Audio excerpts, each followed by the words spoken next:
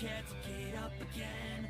But I won't spend my whole life philosophizing. I just take what's mine and want it.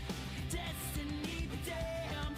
You and I, the walls are free to run, ignoring all the signs. Jump their lines, crossing over, join together, headlines. When I will it be is done on time, and the alpha of the pack will hit again. Yeah, I am the light. I'm riding the sun.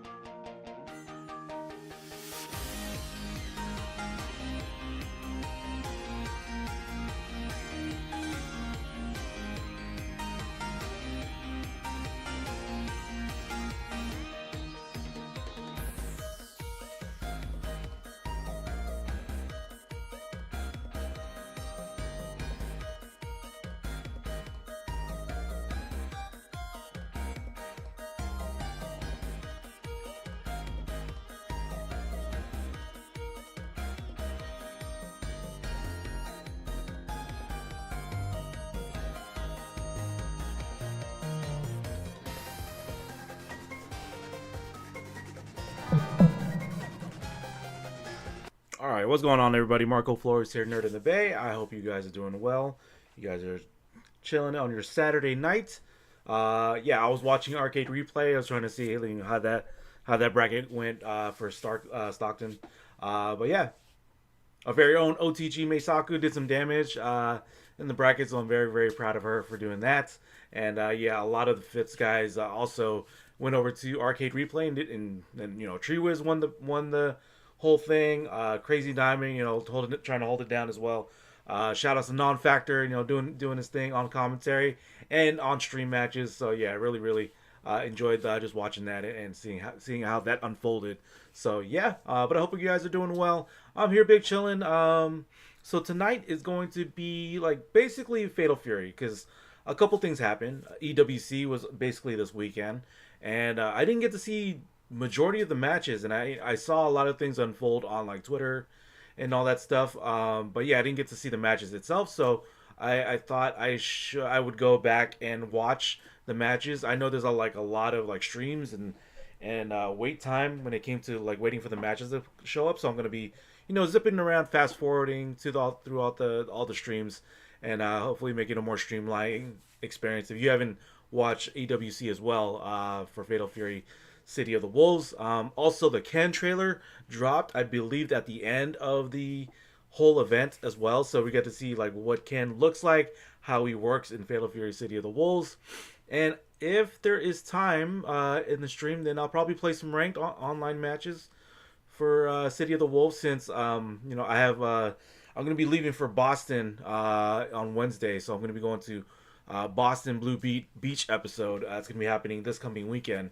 So yeah, yeah, I'm going to be entering the tournament, competing. Was not picked for commentary, unfortunately, but I'm going to do my thing and then show everybody some NorCal strength, right, over there on the East Coast. So I'll do my thing and do my best over there for the events that I am competing in and the games I'm competing in. So basically Street Fighter 6, Tekken 8, City of the Wolves, and CVS 2. So those are my 4 for Boston Blue Beat. So yeah, gonna get some practice in. Gonna watch the matches, kind of like study what's going on. I really want to look at the Dark Angel matches because he was basically the only Terry that was in the event, and it's like an invitational, and like high level players are in this invitational event. So yeah, gonna see how I can get some of the tech that Dark Angel was doing over at the event, and yeah, kind of implement it for myself and try to mold it and make it my own thing. So yeah, let me go ahead and do some things. Death Coast is also streaming right now, so if you're also multi-tabbing, go ahead and watch over there as well. So yeah, shout outs to Death Coast. Let me go ahead and do a shout out really quick, actually.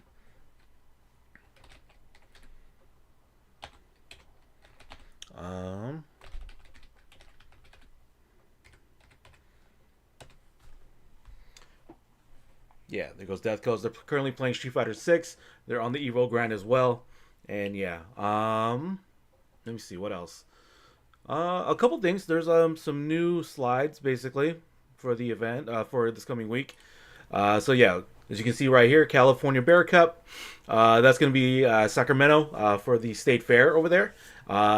They usually hold fighting game tournaments every year whenever the fair time comes around. But yeah, you can see there's Street Fighter 6, Guilty Gear Strive, let's see, Grand Blue, Tekken 8, City of the Wolves, and I believe, yeah, Strive, yeah, Street Fighter 6. Yeah, so those are the games. I believe Spoons and Bocce of OTG is going to be there holding it down on stream production. And I did hear that Reading is going to also be there holding it down for stream production as well. So it might be doing some partnership over there. But it's going to be good. Hopefully it's going to be a good running experience over there, and it's going to be at the state fair. So yeah, if you go 0-2, it says right there, and then you get to enjoy a day at the fair. Eat some fried Oreos and all fried anything when it comes to fair food. Giant turkey legs and all that stuff. So if you're in the Sacramento area or you're going to the state fair, go ahead and go over to California Bear Cup. Sign up for some games. Do some damage in the bracket, and then try to win and do your thing. If not, go get some fried Oreos and giant turkey legs and enjoy the day. So, yeah, California Bear Cup right there. Let me see. I believe, let me look. I'm going through my slides. You know, cakes, crafts as well. Support locals for 15% off. So that's still active. Beast in the East. Yep, I applied for that commentary for that as well. Have yet to hear back. I believe that's going to be around Evo time. Beach episode, like I said, that's where I'm going to be. This coming weekend. So yeah, there's also that, and there's also the side games. Risk is going to be coming back. Hey, come back. Risk is coming back as well. November 8th and 9th. So I'm definitely going to be applying for commentary there. Maybe also compete. Salty Salinas, that's happening. I don't know when the next one is, but yeah, that's gonna be happening. But also OTG Spats in Berkeley, Shattuck Showdown number 7 is confirmed. Let's see. So the games are gonna be Street Fighter 6 and Tekken 8. Let me see. Trying to think if there's anything else. It's happening this coming Wednesday. I unfortunately will not be there because I'll be flying to Boston at that time. But OTG is gonna hold it down per usual with Street Fighter 6 and Tekken 8. And thank you so much for Spats for able to host us for the event. Very, very awesome location. Amazing people, and just very, very, very cool people there. So thank you guys for Spats Bar in Berkeley being able to host the event of Shattuck Showdown, provided by OTG and also powered by Madhouse. And then T-Shirt Mafia by Rude Rudy right there, as you can see. Bay Area Madhouse, of course. Traveling Circus, Triple F shop right there for your fight stick needs. I think I need to mess with the slide properties. These are going kind of fast. And yeah, that's pretty much it. So, all right, let me go over here and do that. I am going to. What are we gonna do first? We are going to watch the Ken trailer because that came out. So let me go over here. Let me put that thing on. I wasn't expecting the Ken trailer to be aired here. So let me go SNK official. Right there. Let me go ahead and set it up for you guys. Actually, I need to actually go to the other side. So BRB here. Okay. Yep. Yep, all good there. So let me go ahead and get to the window. Right there. Full screen. Let me get... There we go. 4K. Let me see. Let me see the volume on this thing.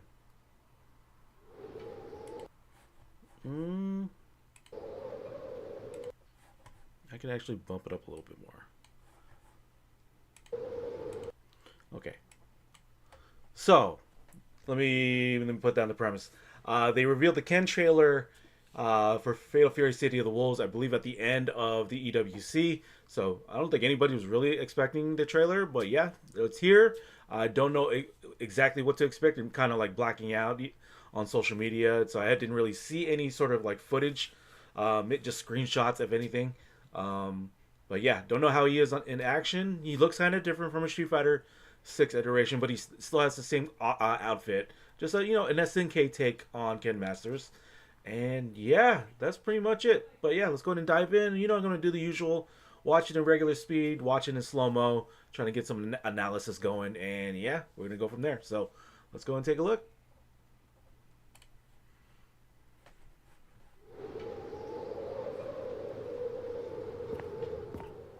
So Ken, fire still burns, I hope.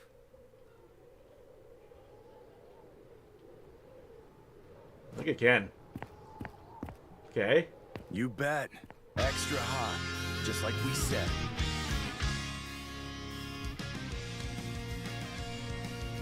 Look at these rivals for a lifetime here. Whatever.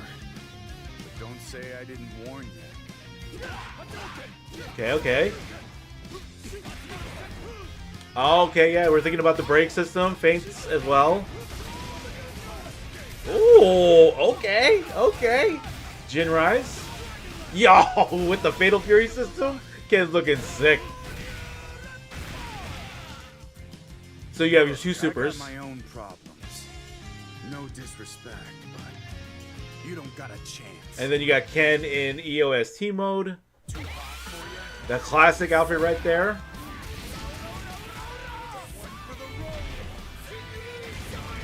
That's the Street Fighter 4 Super. Oh, no, that's Street Fighter 5 actually. Street Fighter 5 Super.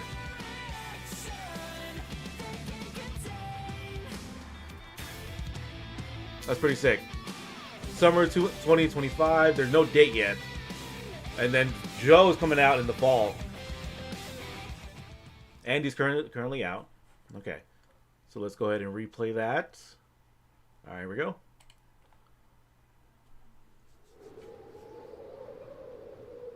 This is the SF2. This is Ryu's stage. So Ken, fire still burns, Like from Third Strike, I believe. 2 and Third Strike. You bet. Extra hot, just like we said.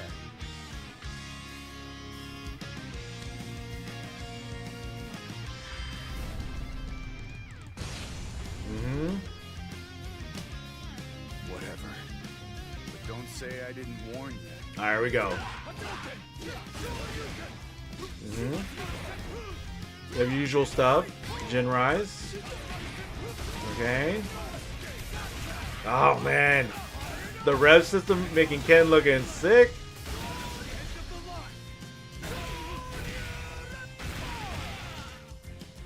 Look, I got my own problems. Oh, man.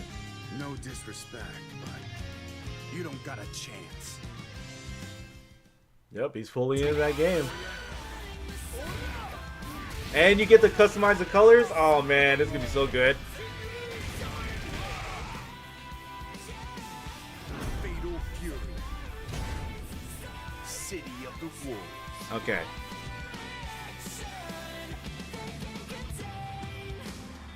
Let me go.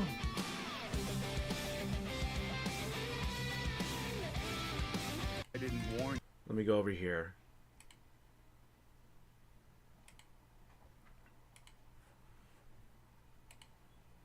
All right, here we go. But yeah, I like the addition of like Ken's beard.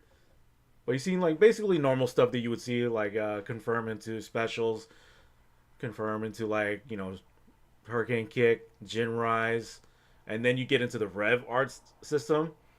So regular Hurricane, and then into Shoryu, into Aerial Hurricane, into Rev Blow. It's like, damn, that's already sick. Jin Rise. Mm-hmm. Dragon Lash. So he has like his Street Fighter 6 stuff. And then this Shoryu Reppa. Mm-hmm. So you have your like regular version and the hidden gear. Right? So let's see. He would have two supers and then two supers and then the hidden gear super. So 3 total. So we didn't get to see the second super, I think. So yeah, that's a reminiscent of like Street Fighter 4, 5 super with a mixture of like 6, 4, 5, 6 basically. All right. I'm gonna look at that one more time because you know it's like kind of like a small hint and tidbit of like what Ken can do. Okay. Confirm into Fireball. Confirm into Shoryu. Okay. Hurricane.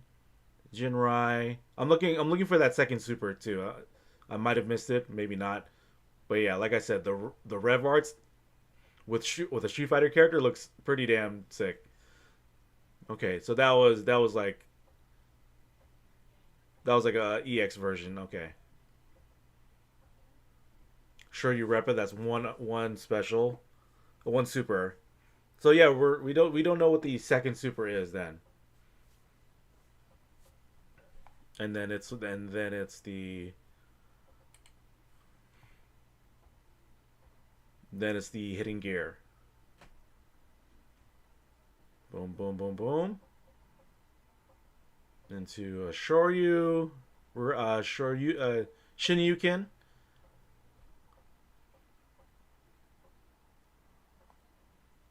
There we go. And that's Ken. That's pretty sick. Yeah, I do like how they... Let me go back.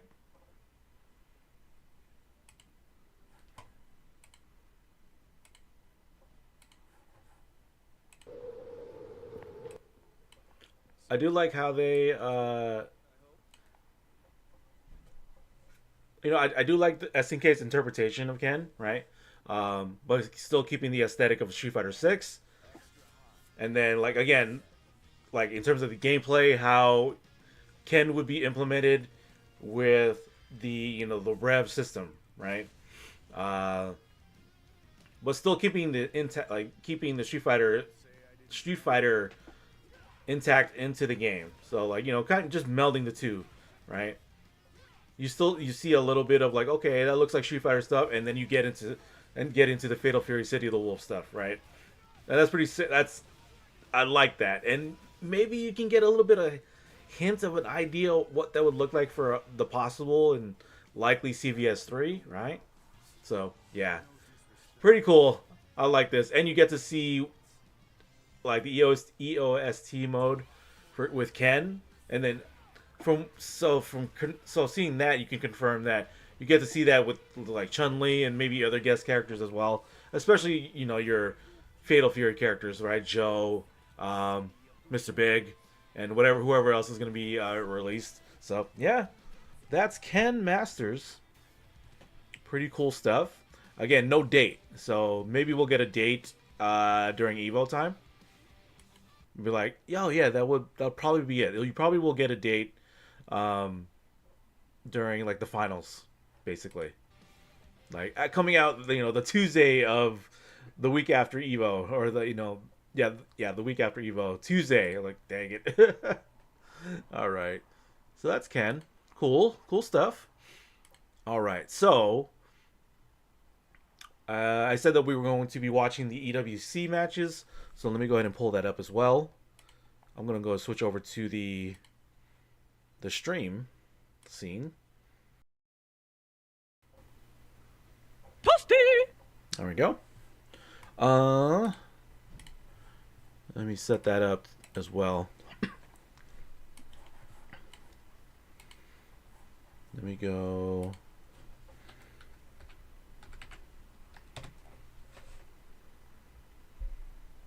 Was it this one? No, it's not that one. Which EWC did I... Oh, that one. Okay. So let me go from there. That's the beginning.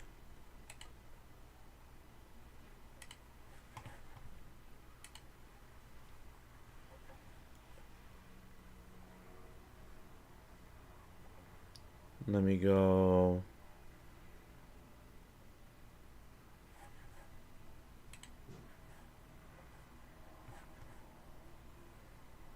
I'm hearing Death Coast.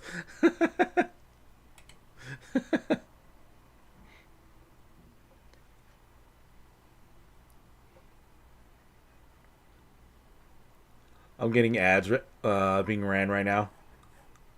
Okay, so boom.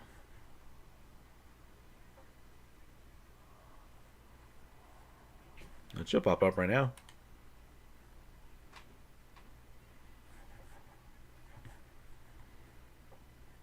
Oh, but the window's not being... Okay.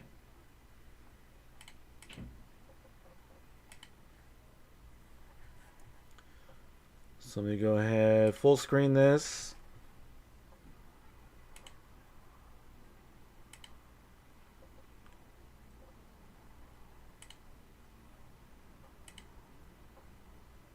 Like I said, I'm streamlining it, so let me...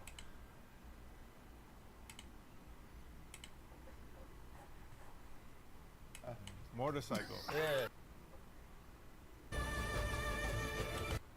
Let's break down how it works. Clubs.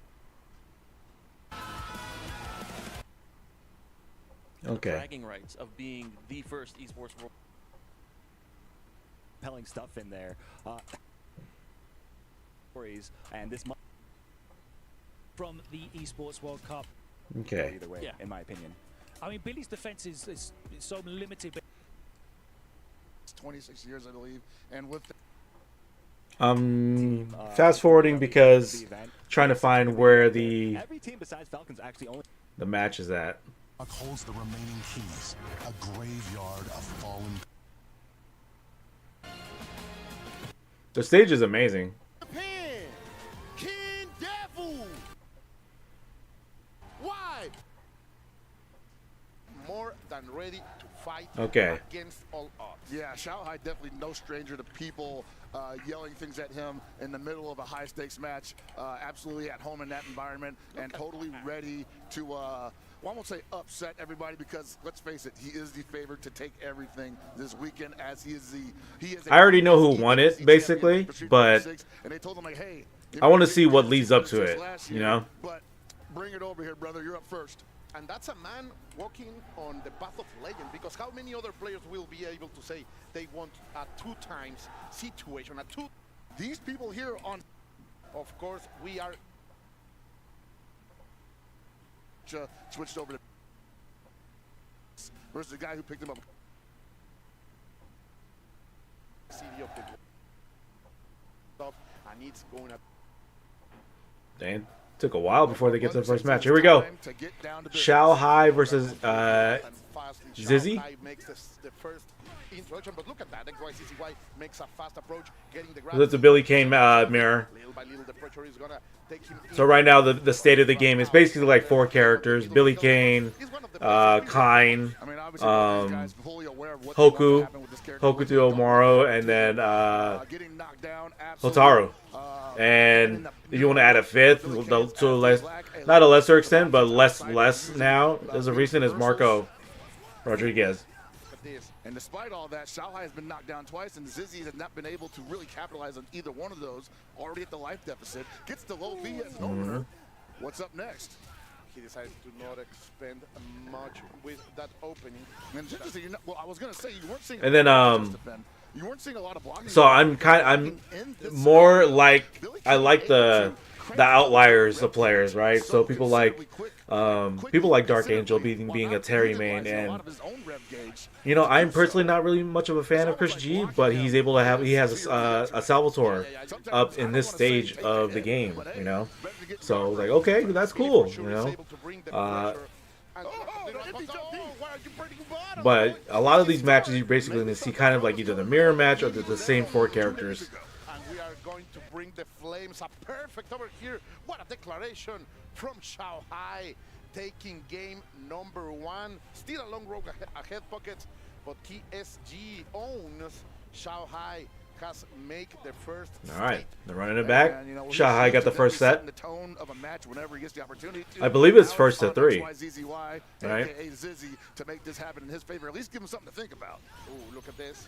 Yet again, Shanghai. I'm getting to a point with this game where I'm looking for just defense on the supers, right? So like Kine's Fireball Super, I'm able to just defend the entire thing. Now I'm trying to hyper defense the last hit. It's going to take a lot of real pinpoint accuracy decisions on the part of the Billy in either what direction. Boom, boom. But now I need to like I need to implement in my own gameplay of if I get the hyper defense to like automatically do like the reactionary like super or reactionary like counter hit. Like it's cool that you get it, but now I gotta implement you know, the offense with it. Punish and of course get the turn. Sadly, the red blow is not gonna land, and we get the cross under low B. We see that low B a lot because it has such great extension on it, and it's super hard to push block him out of range of anything afterwards. He gets the low A afterwards anyway. Billy's really good, Bother to rev guard. and as he should be, because like in 15 he's garbage basically. So Billy as a character needed this. And of course the crowd is gonna Shanghai won that one. reach that roar because his boy, their boy, has just taken game number 2. Yeah, you gotta imagine they're going bonkers in the crowd right now. Zizzy with a great adjustment here in the second game. And wow, there we go. Yeah, they've been waiting for this one. A complete spectacle, the one that we are. Look at that stage. Here. Look at this setup. Let's witness this together with you out there at home. Share the stream. Bring the people. I know it's early in the morning in many places. Other will be very late in the night. But who is not scared or sleepy is XYCCY who comes out swinging.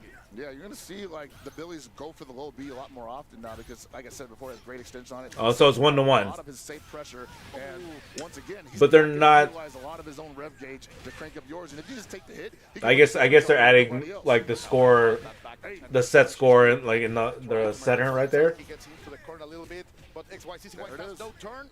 Come here, no, the backdash. Yeah, it's messed up, ain't it? Yeah, you are in the blender, bro. You have to keep defending. They keep on pulling you back in, and you're like, man, I can put a reverse. Yeah, they are. But I don't know if he's reading that. I saw Nemo do that to ET, CEO, and I don't know if that's like the move, so maybe I'll try backdashing.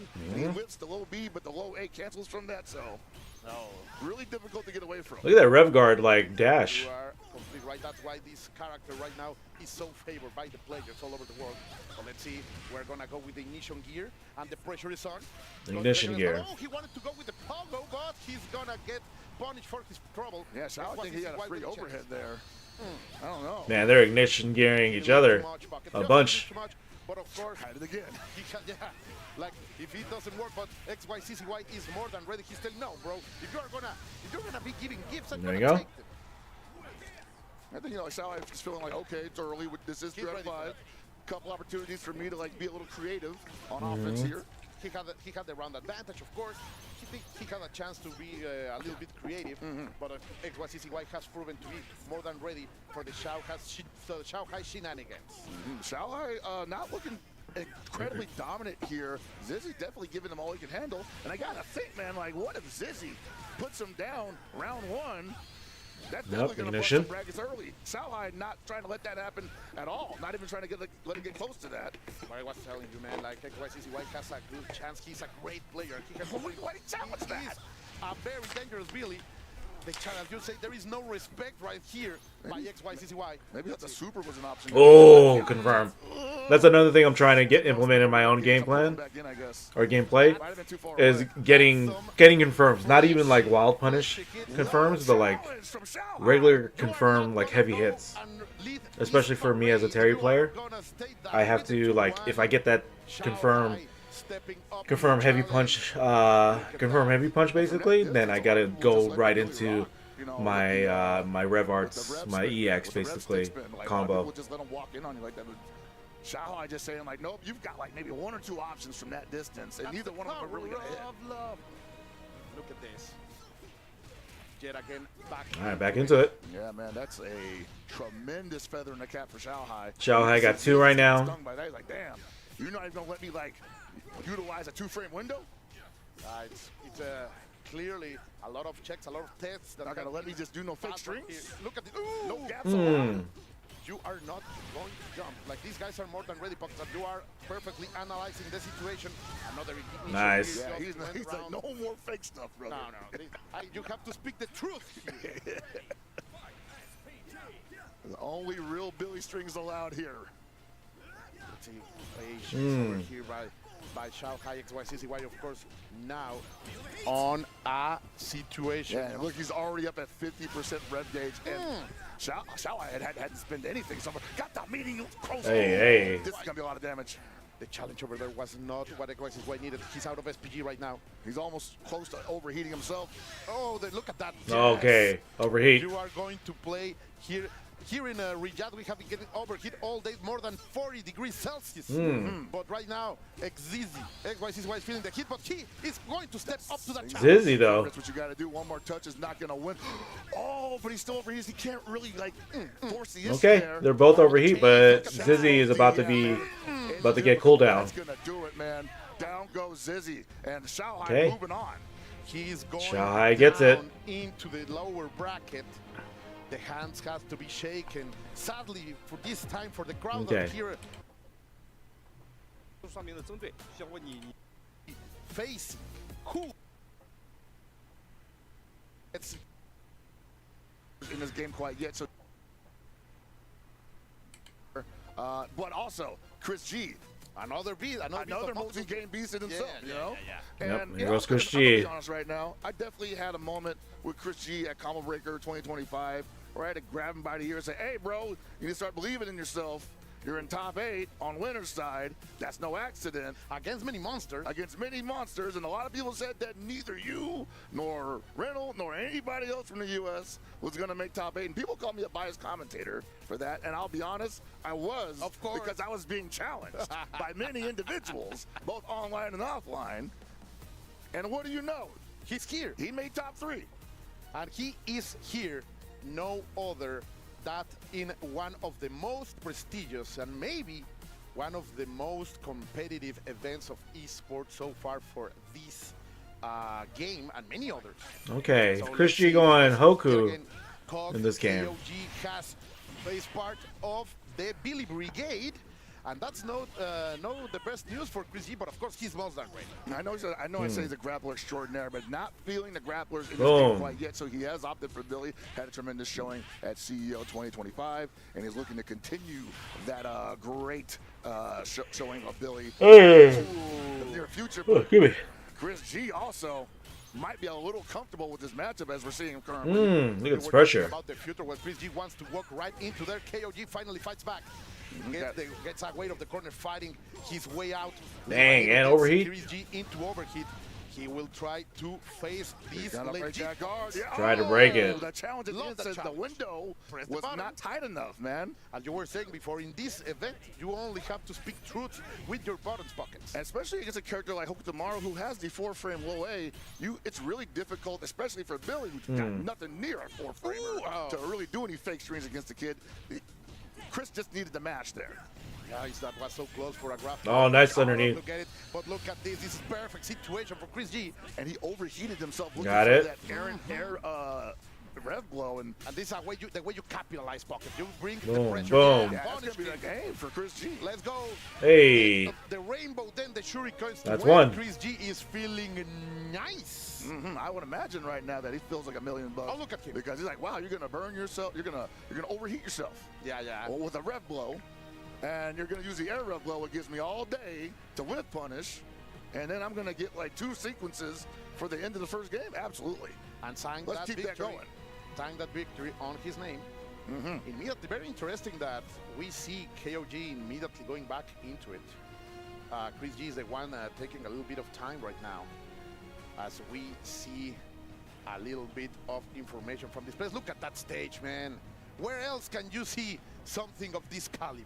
Hey, man, that stage is tight. But what's even tighter is the fact that Chris G played that first round so aggressively that he almost overheated himself. Ended up getting overheated anyway, but did not lose the momentum one bit, and that's good City of the Wolves. Yeah, completely right. Like, when you get into overheat, the best thing you can do is keep going. Good job. Over here by KOG. Yeah, Chris that G. shuriken from Chris G there, definitely too close from a very active Billy to really be throwing that out. And Again. It is again. Got to be careful. And Billy does have a button that can punish that, as you saw just there. And if you get the counter hit from the landing frames on that, you get to pretty much go into almost anything that's available. This is big. KOG is trying to get out of the corner, but Chris G has been making the reads. Finally, he gets inside. The Japanese player is going to have a chance right here as the pressure keeps going on. Keep him And stuck. you're seeing here also, tomorrow also suffering Good job. from a lack of defensive options here that don't require a meter. And Chris G not Ooh. looking for the reversal super yet. Close Look again. at this Guard pressure. again. They are trying Yeah, he needed a super to get out of there. Great reaction, as you said. You cannot allow these Billies to tell lies. Still might get guard. Oh, guard broken. And it just needed one more hit to make it happen. And he spent the bar for the reversal. Could not hold on to the momentum. That was expensive for sure. Yes. Money in the ground, but Chris G can make this back, that's for sure. Of course, KOG has a full Good, set of good whip resources. punish. And now the pressure is on because we know we are getting knocked out of that SPG, my dear Hellpack. Yeah, beautiful punish on the elevator attack there. Not a lot of people swinging on that, but Chris G with the optimal punch with the down T, holding on to the corner pressure, and Koji taking a lot of big risks, just jumping out against this character who pretty much has air superiority over the Billy, in my opinion. Okay, with the ignition gear, we're gonna get Hoku tomorrow against the corner. The pressure is on from Koji. Maintaining the stuff. Neutral jump is not gonna get overheated. Oh again. man, overheat again. Trying to go Crazy. for everything. Trying to get Stay there. Chris G away from his resources. But Yep, get off me. And there it is again. He cannot afford to let go of it. He got Once it again. That's going to be the round for Chris G. And what you were saying, like he is not getting scared in the overheat situation. He's going forward. Exactly, because he knows he can't afford to let that offense loop too many times. The Billy is able to overheat you so quickly without spending a lot of resources on his end. And then once he overheats you, then he can rev dump on you to break the guard. The read using the SPG armor in order to push forward. But of course, KOG. Yeah, off me right there. Is not Hey, Dakota. slouch here. Thank you so much for the resub. Chris G always For 13 months. The strategy in Koji. How you doing, And dude? it's crazy to say right now, but Chris G cannot afford to block here. Hi, Mace. It's crazy, right? I know, but it's like if he blocks, Okay, it's probably going to get a Great job tonight, It's gonna be too. expensive, of course. Here we go. And Koji is gonna get. Oh, okay. You didn't jump over that. So late. Was not ready for the just defend on the end of that fireball super. The overhit is gonna save his life. He didn't have a chance to continue that. Cool but down, Chris G. again, great stuff over there. Okay, Chris punching G. with perfect spacing. We are looking at amazing stuff from NY Chris G. Yeah, man. Like I want to say, Chris G playing this about as well as he can, given the adversity. Fitz took me out, sadly. that Koji Yeah, that I Koji saw. KLG is throwing If as it's well. not OTG, it's something else. And look at this. The pressure keeps going one up and below.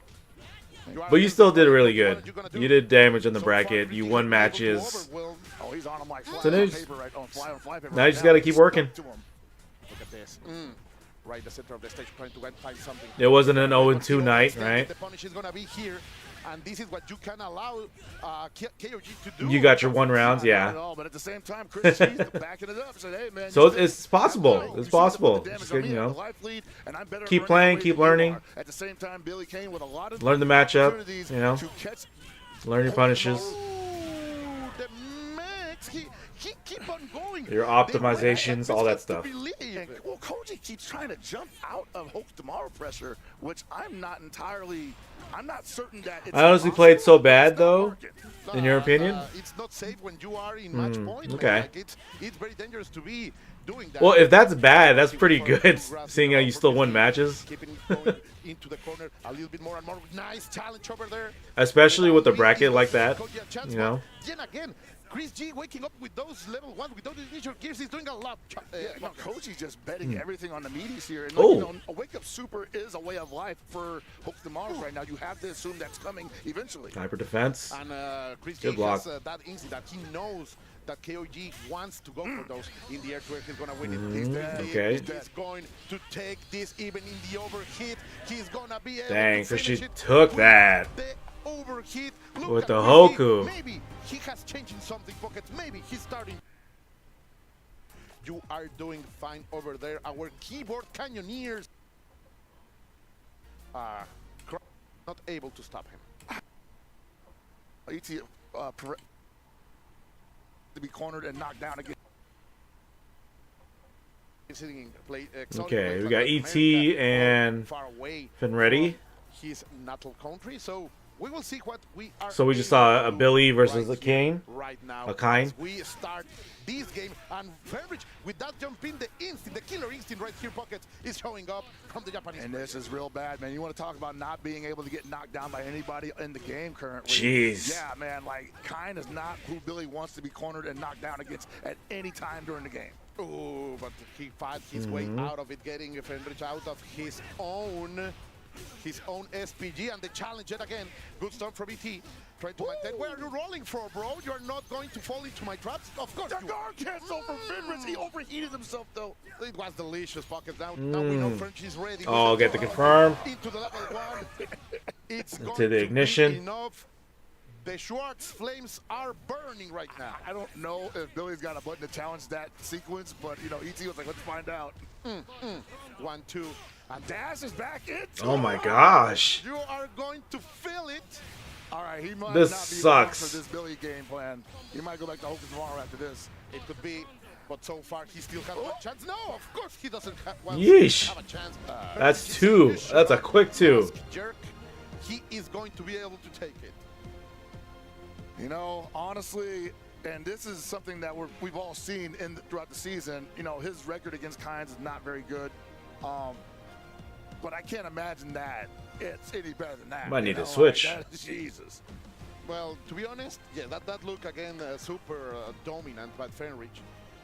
In the end, getting even a perfect over ET. That's something not many people can say in the world. That let not legit perfect. I mean, honestly, like ET. So, and this is something that I think is a fair characterization of ET in his later years of competition, is that you get him cold, it can look kind of ugly for him.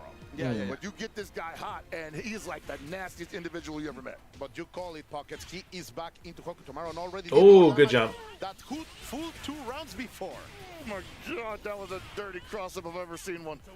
This guy. Oh, man, that is dirty. But French is not already in this defensive side until he wakes up pressing. Damn. I want a perfect 2. I want to play this game, man. Let me play 2. Look at him. I should have trusted the Shiranui style. That's what he is thinking right now. Yeah, he got a game on me on a humbug. Oh, man.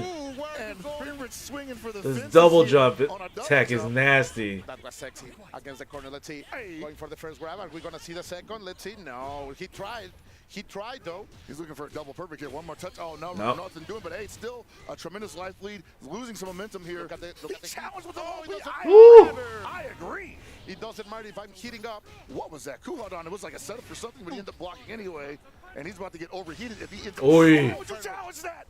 Fenrich is trying to bring this back with a sliver of life, with the magic Good. pixel on his There we side. go. No, That low stop B, it. that low B was coming eventually because you can only loop that pressure so much, especially Okay, in the corner, to the ET. point where ET if you go found for the low B, footing. it's gonna whiff. And that low look at B from that. Hoka tomorrow is gonna snuff it out every time. He wanted to be a hero. Fenrich there, unable to. And look at the Falcon fans. They are really flying high right now with the support of ET. Let's see, trying to maintain. Oh no, you are not going to grab me today, boy. I think that might have been a little bit of an autopilot there because there's nothing really keeping the kind grounded. All right. For the throw Been in the ready. first He's place. back. That's another Back one. in motion. Another flame. And what are these This challenges corner that ET pressure's for, like, crazy, though. That's weird. That's weird. He's trying to play the dangerous game. Of course, it's possible, but very expensive if you fail. But Oh. And this is not looking good for ET, but Finrich, Boom, man, boom. he can see legs here. We can't take anything away from Finrich. He is a tremendous competitor in his own right, and he's getting the great Oh. ET right now. I love it. The challenge, the way to go for the just defense, and look at this perfectly planned punish. Double optimal perfect. as I'm hell. calling it right now. He can get a low B. Yeah, the low B is the only thing he's going to get. He's not getting that momentum back. The kind still has another bar. It's so much that he just can't do. Yeah, still with the SPG, so many options over there. So that's For 2. no other than Fenrich, who is gonna take game number 2. Damn. What a mental fortitude after what happened with the character change. Fenrich is able to come back. I mean, like we were saying, man, like ET is a very momentum-based player. If he gets the momentum and it's solid, Oh no. he is a very tough individual to deal with. But I think he's believing a little too much in Finrich's, not only the throw system, the throw mechanics, but also Finrich's decision-making to stay grounded. Oh, you backdash on the bomb. He made that mistake last round, and Fenrich, of course, is Now gonna you're on get the other that side of the punish. Again, corner. You don't want to block the rondo setups all the time. Oh, but you my gotta, God. you just got to. Otherwise, you eat so much unnecessary damage. I'm not gonna lie, people. I'm not gonna lie to you, Pocket. ET is looking a little bit shaky, like not the usual way that we like to see it, but it's what this stage can do. And Fenrich is stepping up to the challenge. Okay. Yeah, fantastic way, but he got into Hold the on a second. corner. Hold on a second. This Okay, there we go. Good jump. Oh, but nope. And he wasn't ready for it. Why? He didn't believe. Fuck him. Oh, that's unfortunate. And he gives Fenrich a jump into his own in the corner, and Fenrich is not going to drop that. No. You better believe it. And now with the match point on his side. Oh. Stay out of here, kid. That was a guard cancel too, but just once again, ET's Hokusamaru in general, unable to guard cancel Okay. simply without expending meter. What a way over there to use the ignition gear to stay alive. Oh, that's it. No, there Yeah. is no chance. And we'll see you tomorrow, ET. Wow, another Falcon who has to fall down. Before he was ready to serve to weird muscle memory. Damn, that Kane is nasty. An incredible weak so an incredible how much more heated it's going to get in here past the first round. Especially when people start fighting for their livelihood. Toothless competition. The only No, Tito. Previously at the Button Smashers, and we're watching. They took a little bit Fast. Yeah. Kine is on the board, man. Like, There we go. saying that I thought he was done playing Reynald with the character, Kine. but I definitely had seen him commit. ZJZ heavy with the to building Hotaru. recent weeks, don't and I thought approach this me. was going to be the major debut. But we're sticking with the Kine for now. The challenge over there when Hotaru was trying to approach with CJC. Made it. Good Was dash-up harsh. jump. And now CJC is going to feel the pain because AG Reynolds is here to play the game and he's going to bring the sun out. Look at that damage on that, just from the jump in into all the sequence. And yeah, this guy is Final boss energy, bro. absolutely brutal, man. Immediately CJC tries to go against those dashes. And now with the Jeez. wild punish, Reynolds is showing CJC that he will not be able to play this game for free. Yeah, you have to play fast against this character, especially Reynolds' Kine. Otherwise, Oh, you're gonna nice. ran Nice over. rip blow there. Remember, guys, SPG is a resource, Nice not a challenge. strategy. And Reynolds is showing that, using it perfectly to stop CJC's momentum for once. But of course, now the Taiwan player playing all for T1, one of the biggest teams in the world. He's trying to do something that Reynolds got over. Counter hit meaty close D, and this is probably Oy. going to take the round. Just love Yeah. this. With the ignition gear is gonna be enough. Call emergency room because we have an electroshock in your chest. We got a real match as well, though. It was looking like it was going to be on Reynolds' side the entire time, and just the momentum shift into the overheat puts Reynolds into a bad situation.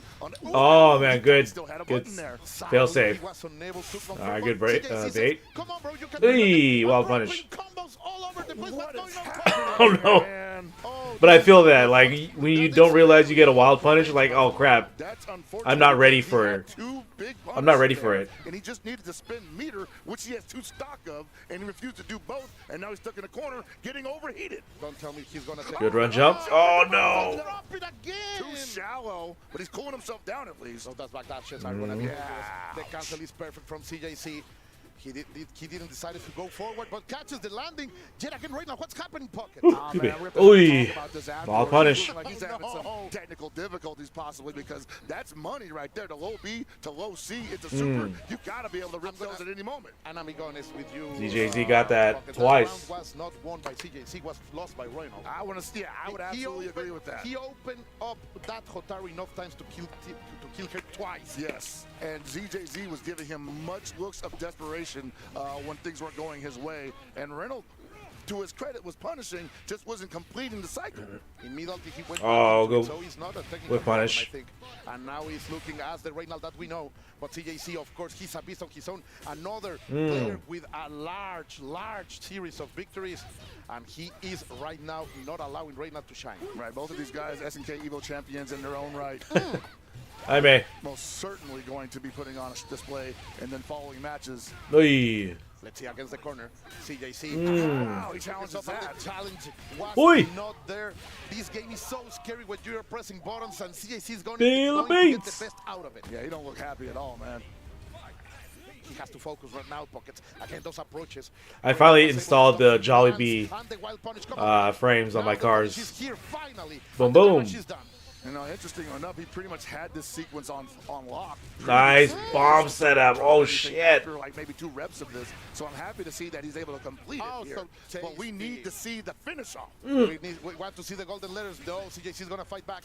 The SPG is not going to hit on the earth where he's losing the perfect.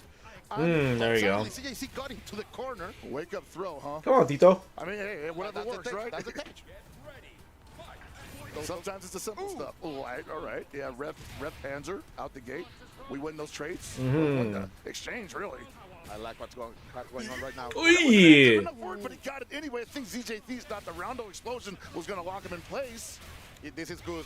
Not Yep. only because Reynald is going to show us the hidden gear, el secreto, el oculto. But of course, the stars are gonna fall down, but this also shows that Reynald has shaken those mistakes from the past, and now he's playing on There we his go. prime. We are going to see. at Reynolds least got 2 on the games. board now. Yeah, tremendous adjustment there, and you can see it on Reynolds' face. Like, he is relieved that the adjustment came through when it needed to. I think maybe he was playing a little too quickly in the first game, and he had to slow down just the physical execution just to be able to. Wow. Oh. And then a big mistake from Aye. but Reynald is Spaghetti. unable to capitalize out of it. There is money now on the floor, and CJC is going to deliver a full punch. Oh, wow. What a Crossing follow. perfectly that roll, and it's going to be enough for CJC to get round number 1. CJC followed Reynolds very with the reason. tech Like, when you roll. try to roll on her, she does have the chase tech available, and she can put so much damage on you, especially with the counter hit. And once again, ZJZ getting caught by the exploding Rondo, just being a little overzealous on offense. Yeah, getting out that grab perfectly. CJC, what Challenge is fighting to keep him on the corner. And once again, Reynolds finding just so many straight hits and not able to complete the cycle on the damage strings, not spinning the Oy. meter when he has the hit, getting overheated, and then gambling on the Lanze Oy. reversal. That, I mean, honestly, one of the worst reversals. That in the hurts.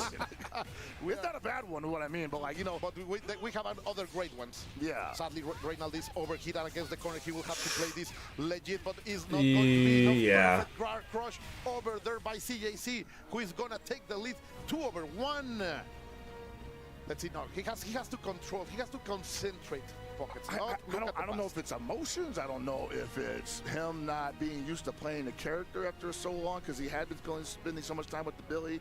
But ZJZ is not showing him a ton of scary scenarios. And I'm going to be honest, CJC is also looking shaky. We Yeah, have seen I'm him gonna drop say, like, combos. yeah, there's something on both sides. Those empty DPs have been all over the place. Like, it's there's a lot of pasta in the floor. There's a lot of pasta on the floor here and like that. Reynolds' logo, his image right there, is definitely representative of the headache you're feeling right now. Like, dang, can't get anything right now. I'm getting a little bit of headache, he says. Like, where are the bills? Oh, I almost made a mistake there. Ooh. But what we are enjoying indeed is a full roller coaster or emotions as CJC from T1 is facing AG's Reynald Hell Pockets. Yeah, no, I want to see. Oh, Reynolds going for the Billy. If I had to demand anything from them, is for both of them to believe in their options that they are choosing, rather than abandoning them or just doing them half-heartedly. Oh, that's just what Reynald needed. Not only the character change, but the damage that he's placing on with the grab. He's still working on a perfect spot. He's gonna get check back that crouch C. And now CJC is not gonna get the damage, but also the corner. As Reynald tried to get out, he's gonna stay there, grounded in his corner. All right, once again, you see Billy not with a lot of defensive options. Oy, well punished. That was delicious. This is, he didn't want to finish off. I don't think he could have finished off the Billy there, but still let him roll out of the corner. That's not the best scenario. Nice counter. Oh, delicious challenge. This is some taste. Oy, yeah, that's it. Fury, but CJC is gonna march over to the match point right here. And this is once again like Billy. This is Reynolds' last chance. And if he wins, he's stuck with the Billy. Oh, and we're gonna see the now Oh. only level 1. He didn't want it to go with the hidden gear, want to stay with the resources. Reynolds has, of course, a full bar of border, and he's gonna spend one with the ignition gear. He needs to win this to CJC survive. that SPG. That was a great poke. And then you saw, like, it's really difficult to push him out of there because his extension on his attacks are so far that even if you push block, he's probably still going to tag you. The challenger again. Okay. Finally Reynald is detecting those moments where CJC is trying to break their approach. Of course, the shorter range from Hotaru is a risk, and he is finally... Oh, nice hyper defense. Just say, hey, man, you know, you shot me 5 times. I got to find an answer to it eventually. And with Billy, that answer has been found. CJC still on match point. What a read over there, come. We're going to have a parade. He's holding on to that, though. He spent a lot of rev meter on that. Didn't do a lot of damage. It's revving up right now, 66%. Closely caught him backwards, or jumping back. Is he going for the ignition here? Not yet. Not again. No, with the hard knockdown in the corner. One more touch is going to do it for the Hotaru. CJZ smelling blood in the water. The cross. The confidence that you have to do that in the brink of elimination. That's right. Nice low. And he's revving up on top of that. He's finally back in threat level green. He can't afford to block. Oh no. And that's gonna do it. CJC. Yeah, that's it. No, I can't believe it. It looked like he had a mistake, but picked that right up. CJC is going to move forward. Reynald is still Good stuff from ZJZ. He will be able to survive later today. But I like the adjustment from Reynolds. Here from T1, from 1 CJ.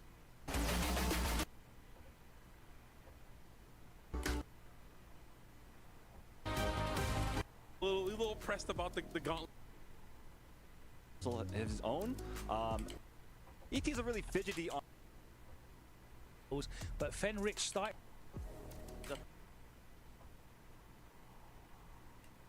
Actually popped out and reminded us, yo, this is who I am, right? I might have been away. Fenric was ahead of the curve. Reynolds Looking for the next match. Here. It was basically the same defense. And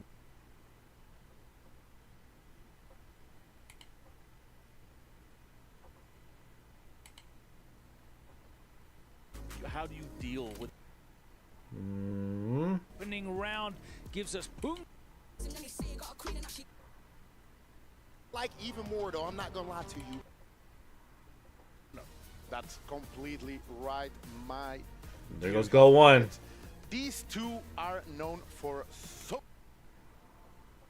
Previously, but we've also you can see here produced of the world. Please, the one who is doing this.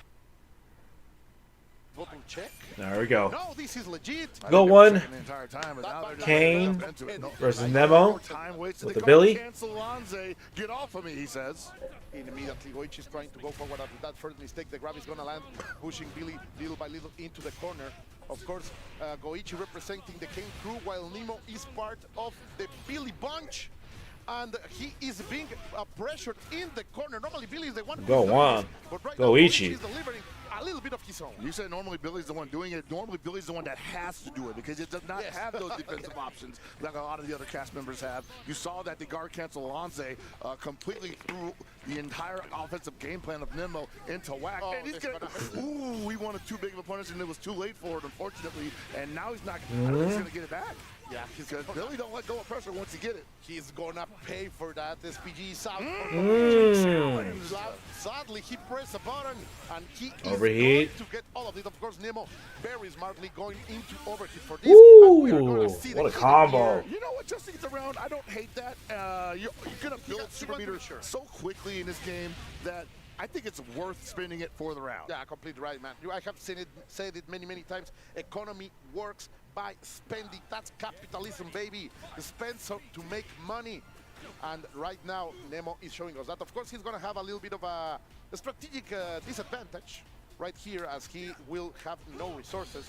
But still, as you say, it's about who gets the first opening pockets. Yeah, and I think right now Goichi thought he had the first opening when the booger ball almost got hyper defended by Nemo, but it exploded on him anyway. But still hasn't been able to hold on to the offensive pressure there, and Nemo's circumventing a lot of what is normally Kind's bigger hitboxes. You can't circumvent that. Oh, good check. High dodge attack. If you're jumping in, you got to just defend it. Completely right. But Nemo Nice. Goichi, sorry, was unable to capitalize out of it, and Nemo has getting the advantage. Oh my gosh. Over here, a last mistake was a little bit. No. Yes, that's gonna be punished. Nemo, after 2 mistakes from Goichi, is gonna take one out. Look at that. That was unnecessary roughness, my friend. Hey man, you that know that pogo was on the dead body. Where is that? Where is that? Where the yellow? Hey, yellow he just had to make sure, you know. You never know, man. He might pop up on you. Let's see, because Goichi is going forward, not a slouch after that. First defeat, only the first one. And I'm gonna say I liked how Goichi was playing that because he was just defending the offensive strings from Billy, and he had shown the aptitude for the guard cancel to destroy that offensive pressure. But you've got to be sharp and on point of that every time. Billy forces that. Completely right. Now with the operation session on the side. Oh, we're going for the guard break. He got a little too green. And Nemo, I don't know if he recognized that was a short hop, but he was like, whatever, we're going for the reversal super either way.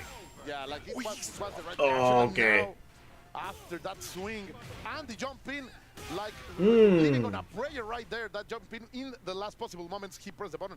Goichi is not feeling himself pockets. We see a little bit of a shake for him. Let's see if he can maintain a gameplay that satisfies himself. Yeah, Nemo finding a pretty pivotal hit at the end there, but possibly not looking at his own rev gauge there and spending a lot more than he had available for the damage string. Lost it all entirely. Immediately going for the flash lead, saying, no, you are not going to pressure me. I need to get the turn. I've been challenging that string repeatedly. That's not gap. There's not a big enough gap for that, I don't think. Is not going to be what Goichi looked for. Oh, waking up with buttons, my friend. That's dangerous in this game. And again, looking for the punish there, just not close enough for the close D and too slow for the far D. Goichi is playing a little bit more than needed for that refined kind of punishment that he wants to bring. But when he finds it, he can cook like these pockets. Oh man, 2 bars available too. Yeah, I like it. Okay, go Get him out of Goichi. there. Game. Optimal stuff, dropping the stars. That's what you want to see from Goichi, no other. And the crowd, of course, with the heavy analysis. Yeah, look at these guys right now. They feel like there's like 1,000,000 tons on their shoulders. Not a million of green. Of green. It weighs quite a bit, man. Indeed. And one bad decision could take it all away. You are completely right. As you are pushed against the corner, Goichi is trying to get out of there. Normally known for his defense, but here doing a fantastic job jumping up that grab. Sadly, not able to get a lot more out of it. Yeah, you see right now, like Goichi's trying to make it really difficult the counter hit. to find a solid hit to get anything started, and finds the counter hit. Lanze put him into the corner. Backdash. Nope. Caught him on the ascent of the jump, so he couldn't JD that. Very, very smart over there, Nemo. Getting into the track one. Good confirm. Far-reaching hit. He is able to get all of this damage. A little bit of advantage and maintaining the pressure. Because as you have said, Pockets, Billy has troubles in this situation. He does, Good man. block. He's not going to be good on defense. He doesn't have Hey, turn it around. Finds the hit at the most crucial Ooh. moment. Nemo's got to be looking up at the sky saying, thanks for that one, buddy. Trust for treasure. Dude, my brother was looking for something and found a life over there. Oh! There we go for the dodge strike, and we are going to deliver a lot of damage. Nemo is playing sick right now. Yeah, that was a high dodge attack. That was challenging a mid. That's going to win every time. But Goichi non-plus said, hey, man, you didn't finish off. You didn't take the momentum back. I'll take the super here. Wake up super. I like it. But he's still going to wake up with the Lanze. Like these guys are cero miedo, my friend. No respect at all. Trying to go for the overheat. Goichi is going to have to pay in blood, but he went for a challenge, going for the pogo and gets punished for it. Oh, I like the odds of Goichi. Jojo, thank you so much for the raid. How you I doing? think that was supposed to be an attempted frame kill that just How was your stream? timed and gave Goichi the window to just start matching the close A. I'm watching EWC Fatal Fury matches that happened this weekend. Oh, but look at the Yeah, pressure. you gotta be good decision making. You have to be on. Trying to like grasp like A little lucky sometimes. player strategy We are and going all the way to the and west anything, side any of tech that this I can use corner. for like as a Terry main Goichi is trying to get Nemo over. He gives a little bit of space. Nemo is going to find to get myself ready for We are gonna head Goichi for EVO overheat. Now in August, and then I'm gonna be in Boston for Boston Blue Beat this weekend. Nemo putting himself in overheat, looking for the guard break, didn't find it. She was great. Still Cool. the That's live good. lead available. He has What to were play you this playing? to his advantage? He cannot. That is huge for Nemo. He found another delicious dish and he's eating well Stream right so now. far so good. Still Yeah. momentum and over. Just Wow, all the way over there. I'm watching. Basically, I'm watching tape. No. What a madman. Oh, and that's gonna give him a chance. But I'm trying to gather any sort of strategy that I can use and to get ready for my tournaments that are coming up. These guys are prodigies.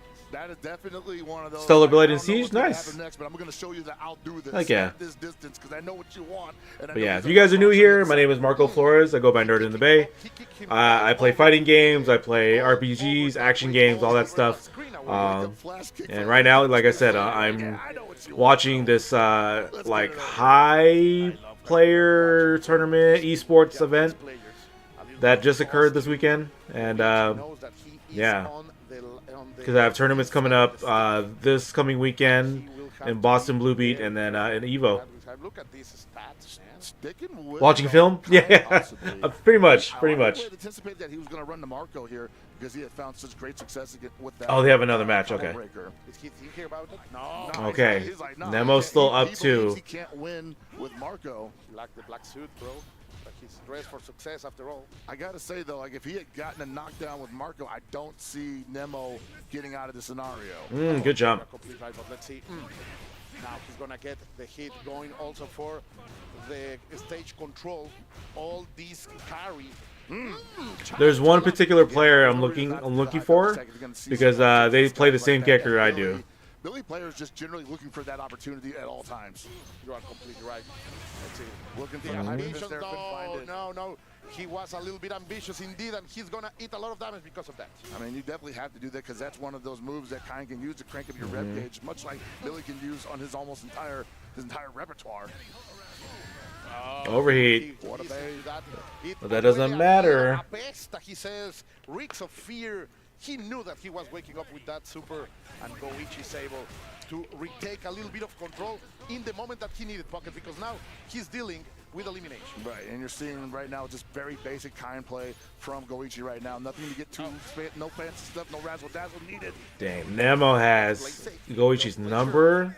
This entire match set. Knocking my SPG. Oh, the big hop. Oh, there we go. Confirm. The big hop D gonna get decent damage off this. Gonna push towards the corner. Rondo setup. All the damage and Oh, you can't jump over. Guarded on both sides. and it's so hard to Good neutral jump. Man, okay, that's something to think about is like wake up neutral jump. Game number 5. This is what we wanted. Over here on the backstage, we were saying that this could be the best game today, and so far, these two titans have not disappointed. Aye. You will switch over. Yeah. Whenever there's ads, I gotta like switch over because then I get copyright. Gonna head to bed. Keep being amazing. Oh, thank you. I'll try to keep being amazing. But you have a great night. Go get some sleep. And I'll see you next time. Thank you for the raid, and just for hanging out for a bit. But yeah, good matches. Even though like they're the same characters, right? The same like Billy, Kine, Hotaru, like Hoku. But I'm still able to grasp some things from those matches, right? I can think about like, oh, what can I utilize for myself generally? So like the wake up neutral jump, like, oh, dang. Yeah, don't think of that. I never thought of doing that, right? So definitely can do that. I was playing sets with Spoons at King's Cup before it all started. And he was doing like wake up lows. I was like, oh yeah, of course, because they're gonna either be pressing buttons, trying to get me, on the wake up, or like, trying to set something up. I was like, okay, yeah, I could do that. So lots of big and small things that I can, or lots of things that I can like adjust and do when it comes to. It's showing that. Nemo, you can't when it comes to learning this game, basically. Like that. I'm not gonna sit still for very long because I don't want to block you in the first place. Oh, he's gonna eat this. Oh, again! Boom. But he failed. That was a tech attempt, though. 100%.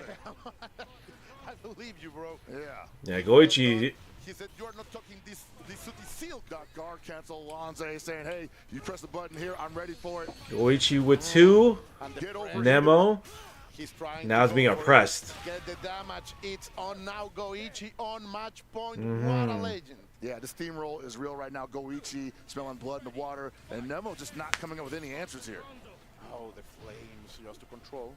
You see that amazing big screen saying perfect bro, that has to get you salty. But yeah, the Raiders from JoJo line. Yeah, if you need a raid and run, go ahead and do what you need to do. I'm gonna be here for. It looks like I'm gonna be here for a while because I'm hitting like an hour and 30, and I still have like more than half of day 1 of EWC to go through. I don't know how much I can get through in tonight's stream, but I'll do as much as I can. Now your wake up is super ring and eating a ton of damage. Oh, Goichi. Eating a rondo setup. Are you going to block correctly? You're trying to dash out of there. You're trying to jump. Got the little bead. No follow-ups there. And Kine still one touch away from death, but somehow holding all the pressure in the building. Okay, good confirm. Oh, yeah. Oh, man, he turned that around. That's crazy. Goichi. He's gonna take that match. Why did Woo. he press the bottom pocket? Oh, man. I mean, you can't block forever. The game don't let you block forever. I get it. But wow. He really had dreams of freedom, but Goichi saying no. Wow. He really came from behind, and because he was like down. Go into the under bracket. Pocket the future support of this. No other. Oh, okay. This is the first Of course, Dark Angel match and we will see Dark Angel versus Kindevu. who has become also a titan in KOF now, fully dedicated to Fatal Fury, City of the Wolves. Yes. I am starting to feel nervous, Pockets. Hold me close. Here we go, man. Terry Bogard versus So he's the Kine. only Let's see Terry if in Kindevu this versus Dark Angel. tournament. Who's gonna get it, people? So this is where I really need to be watching. Oh, okay. People were saying that there is a game plan in the mind of Dark Angel, and he is not falling against that prediction. You gotta understand also, man, like not a lot of people play against Dark Angel in any scenario, especially a Terry Bogard like this. You know, there's definitely a couple things that can fall by the wayside here if you're not used to seeing it. Whoa, that was way too early for the throw. Another one of those. Like this is the second time we see it today. Not both of them for Dark Angel. Now against the corner, the read is fantastic over there by Kindevu. Trying to get Okay, try to go for wake up. That didn't work. Panic over there, and the Falcon fans go nuts. A little bit of patience goes a long way for Kindevu there. Also want to point out, I think this is the first player, that Dark Angel rather, first player putting SBG in the center of the bar, meaning he wants a much more balanced experience with his SBG. High dodge. What a reaction over there, but Dark Angel is going to finish that with a power gas negation. Oh, And the there it is. comes from the Mexican player. This hits hard. Look at the damage that we can do with humbled resources. Oh man, just all those empty feints. Okay. Leading with a close light into heavy punch. Okay. That Dark Angel so far looks very cold. And into like Revart That's what you EX need in a scenario like Burn this. Knuckle. We have to also defend over there. It's the optimal thing to do. Yet again, both another two, and the approaches for that. Getting a little bit nervous that those jumps can be opportunities for Kindevu, but so far the Mexican player has landed well until this moment. Yeah, no, they were definitely swinging pretty cautiously there because I think they Okay, good power geyser. in the previous 2 rounds, and they just could not afford to make any mistakes and just lose a ton of life again because they're both doing chunks to each other. Oy. That's gonna be enough for sure. Woo. Yes, Kindevu is gonna get that game #1, and the Falcon fans are feeling it. There's a lot of They're really Falcon supporting fans, the man apparently. who has his colors, their colors on his hair. Yeah, man, you look at Kindevu now, he's like, man, that was like cardio right there. I'm doing a full body workout. Me too. Playing against, well, that's what it's like playing against Dark Angel, man. Yeah. Playing against guys like Dark Angel is a full body workout because your muscles are tensing and your brain's working overdrive. Dark Angel falling a little bit for fear. Sadly, he's gonna lose that round as the pressure of Kindevu seems to be cracking the patience of the Mexican champion. To say nothing of the pressure of the $35,000 that's Yeah, of technically course. on the balance, hanging in the balance currently. Look at that. Perfect punish over there by Kindevu. Don't touch me now. All right, Dark Angel, kind of on a back foot here. I'm not saying Kindevu has figured it out, but he's not allowing him to run the game plan any longer. Indeed. Nice. the jump in from Kindebu is gonna get punished. No SPG for Kindebu. Yeah, burn knuckle feints. Going for the trick. Yeah, he's like, nah, no more, no more, no more. I can't wake up options, bro. No, not fast enough, sadly, but no Oh. punish either. Okay. The vision is gonna hurt. Yeah, beat the Now, the super overheat. Now he has a corner, and Dark Angel has to respect all of this. And respect he does, Hey. and gets his Okay. punish. Oh, that was so dangerous. Kindebu really let it rip. I think Kindebu thought, this guy's a nut. Let's crack him. He's gonna press a button, but no. Dark Angel showed that he is ready to survive even those baits. Let's go. An approach after that revolution.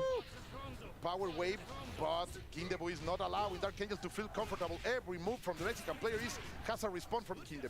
Yeah, no, this game will definitely show you how to play the player. Oy. Because you can try to play Fatal Fury City of the Wolves by the numbers, but at the end of the day, it's about what your opponent's showing you and how you can take advantage of it. And right now, I think Kindebu's hey, this guy's defense ain't the strongest, and if I play a little crazy as well, maybe he gets a little gun shy.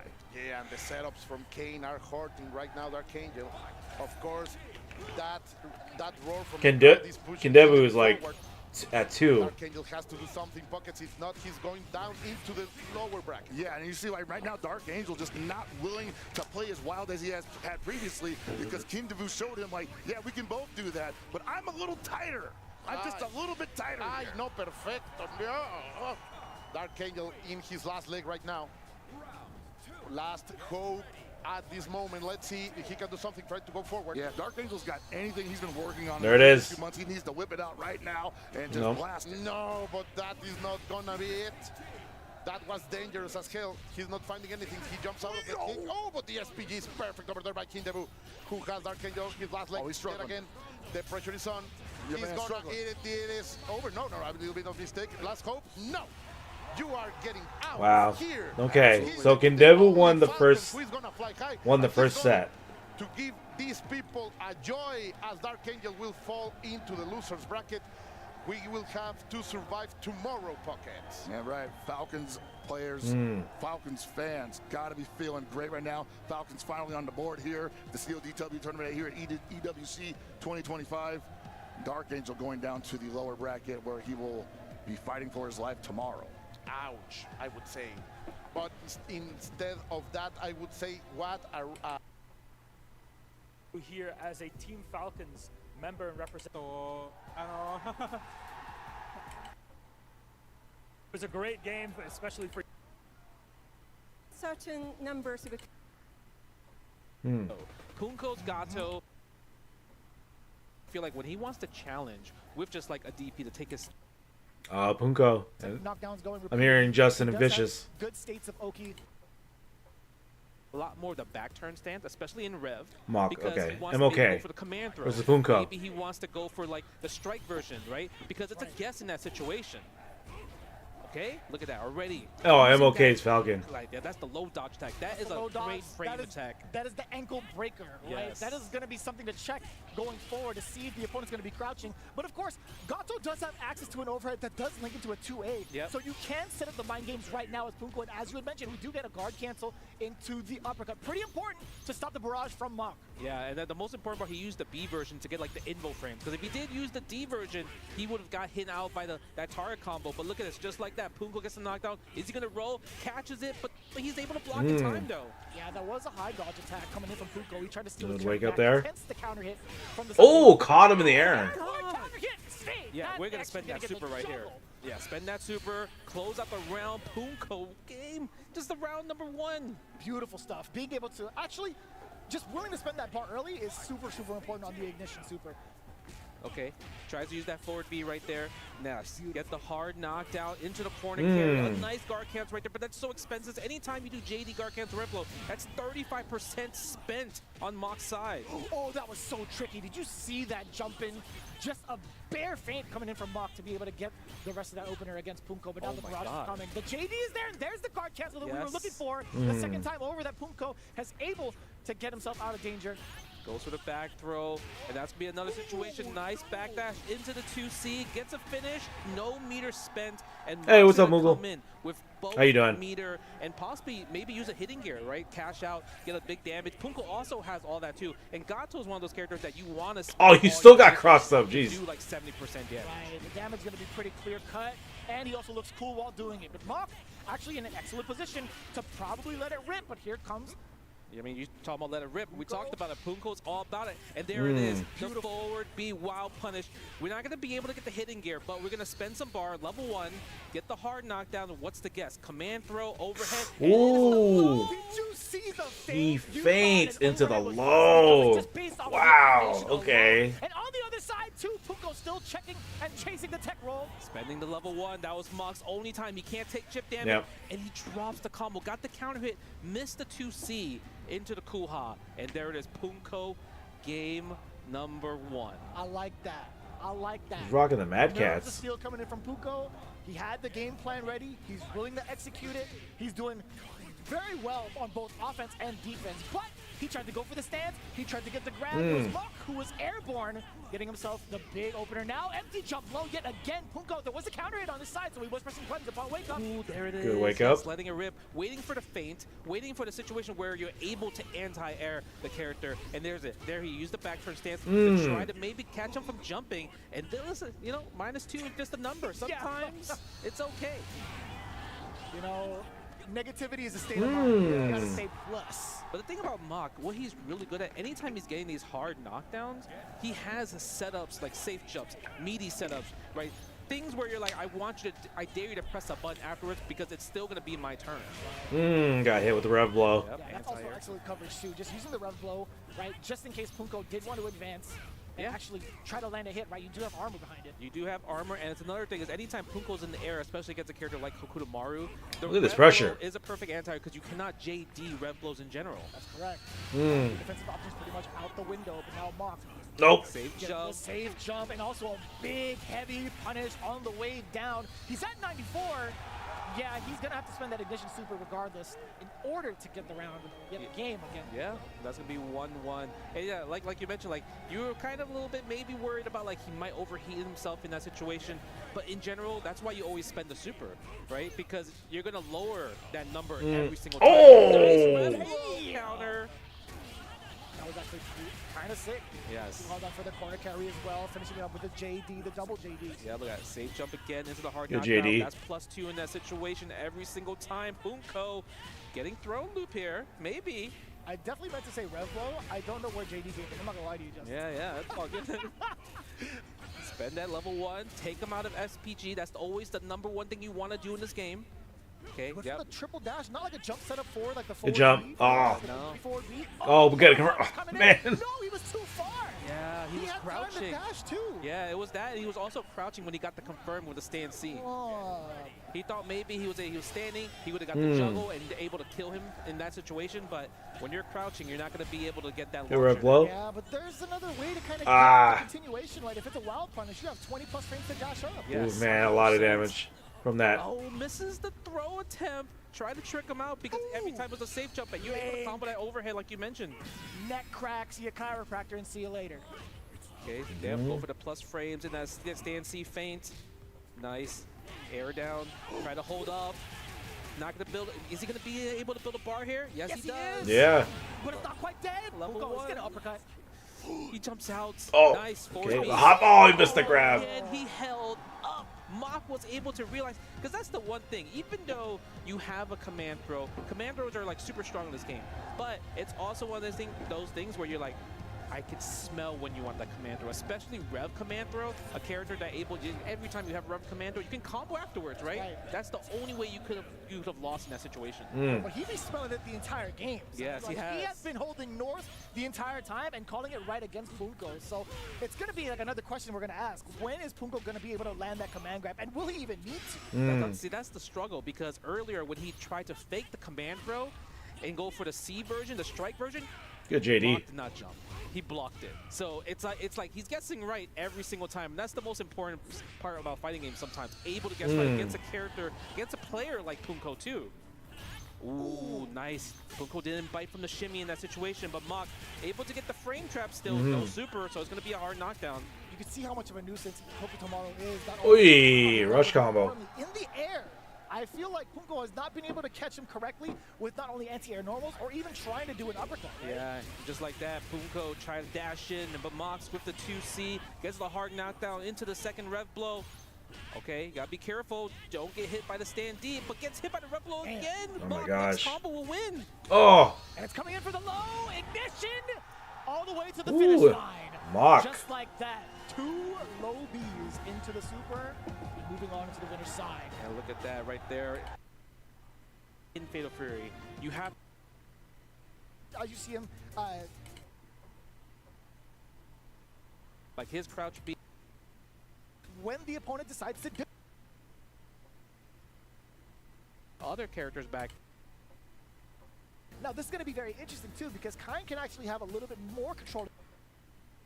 Right, he has to rely on first fireball RB through was right. He has to rely on kind of like that super jump. Kind versus if you can bait it, Hoku. It's so easy to hyper defense and get all your life back and also gain meter at the same time, right?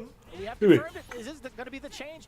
RB pulling out the Kind against the Geo's Hokutomaru. And like you saw, the first fireball RB through was an upwards fireball, right? He's trying to catch that double jump because maybe it's going to put him in that jungle state. And the back dash right there, hard knockdown. And again, this is the second player that we have seen that puts their SPG into the middle, right? For Geo. Flux, right? Yeah, the flux, right? So that in that situation, anytime he does spend rev meter or rev blow, it's going to cost a little bit less. So that's the really good part. And if you see how much damage this game has been doing, right?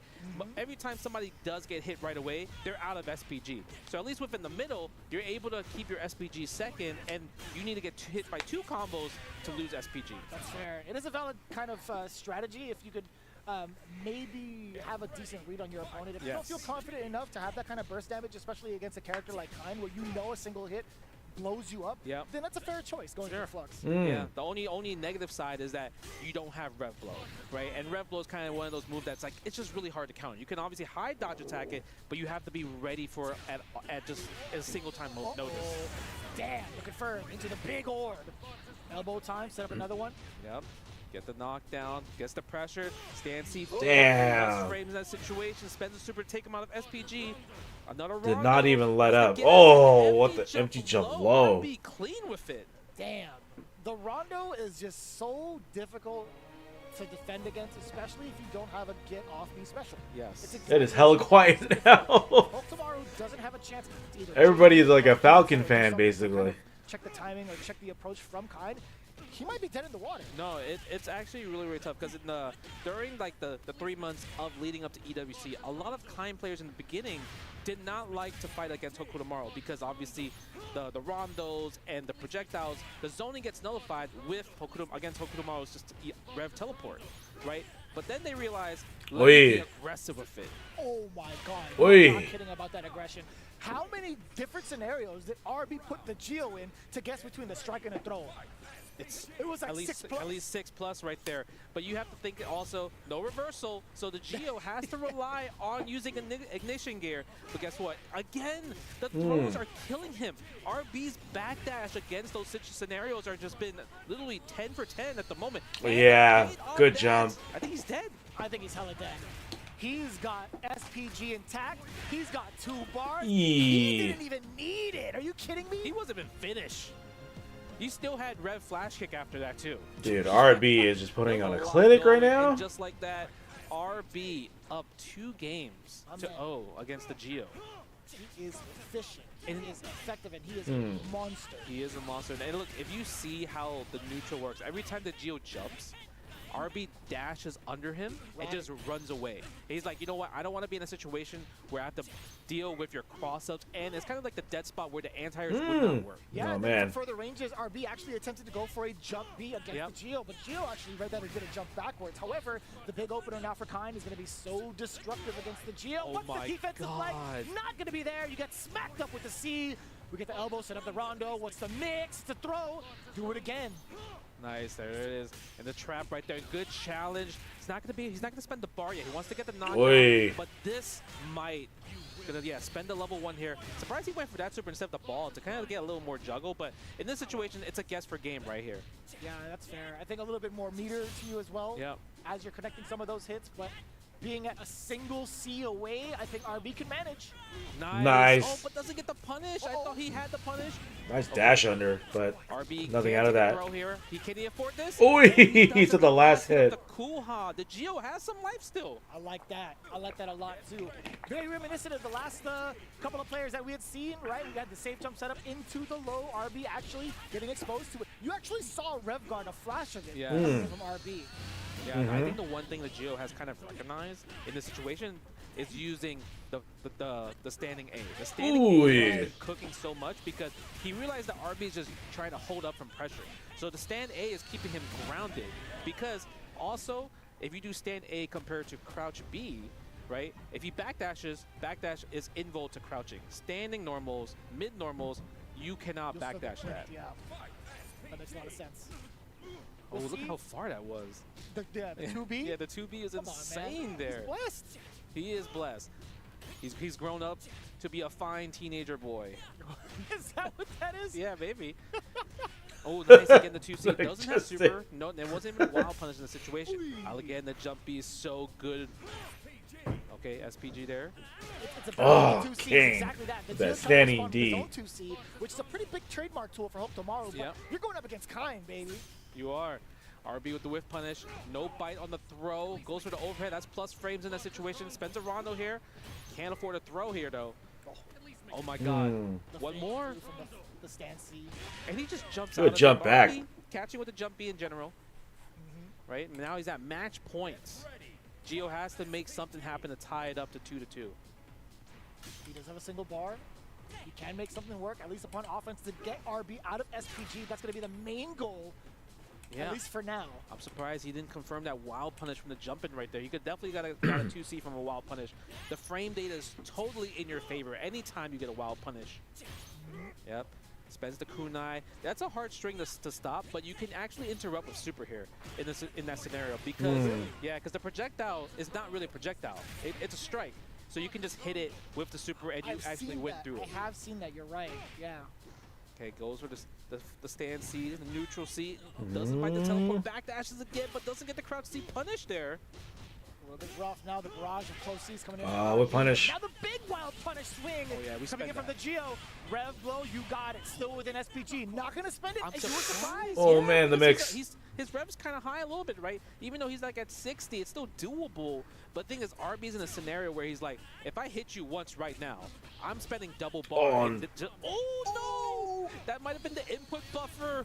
Kind of taking advantage. The Geo got kind of lucky in that scenario there. Extremely lucky. We almost have 10 seconds on the clock. Just about to counter it is there from RB. One more string, one more touch into a sequence will be it. Now the punish. Did not confirm. He tried Did it hit? Defense. Oh, yeah, tried to hyper. Has to spend a super. Just 3 seconds. Throw. Doesn't need to flash kick. The last hit ended. That was the longest match that we had so far in day 1 for EWC. Can I be honest with you? That was probably the longest round of experience. Build in this game. The only time. Just a bit again. Coming up next, Shanghai. Shanghai versus Chris G.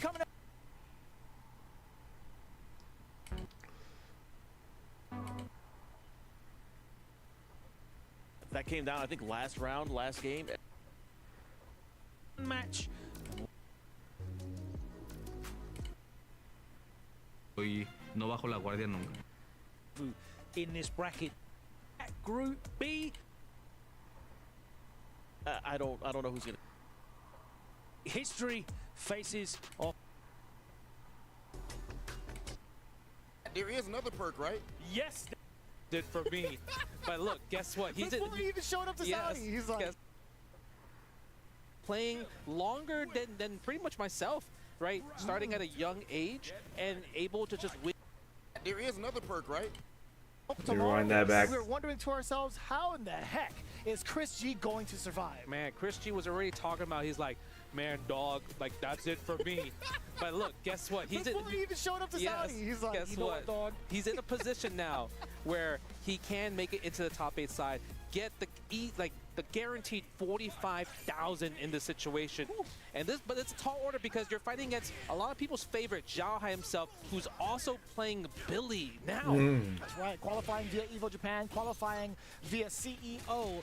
He's been looking rather unstoppable, but let's give it a little bit of a, fine detail here. He did switch up to Billy not too long ago, so there might be a little bit of a chance, but just not in this round. I mean, yeah, maybe not this round, but the thing about Xiaohai is like, he is a master of just playing characters in general. He's been playing longer than pretty much myself, right? Starting at a young age and able to just win tournaments and tournaments over and over. So picking a new character like Billy, especially a person that's super popular in the meta, this is not a big deal. And just like that, using that super right there to take out SPG and the shimmy right there from walking back. Brother, that was at least 3 steps. Did you see how much animation was on that? And he still managed to force Chris G to make a pivotal error. And now, close to the point of no return, plus frames after that, using the Rev Art, the poke and go, I should say, the Pogo. There it is.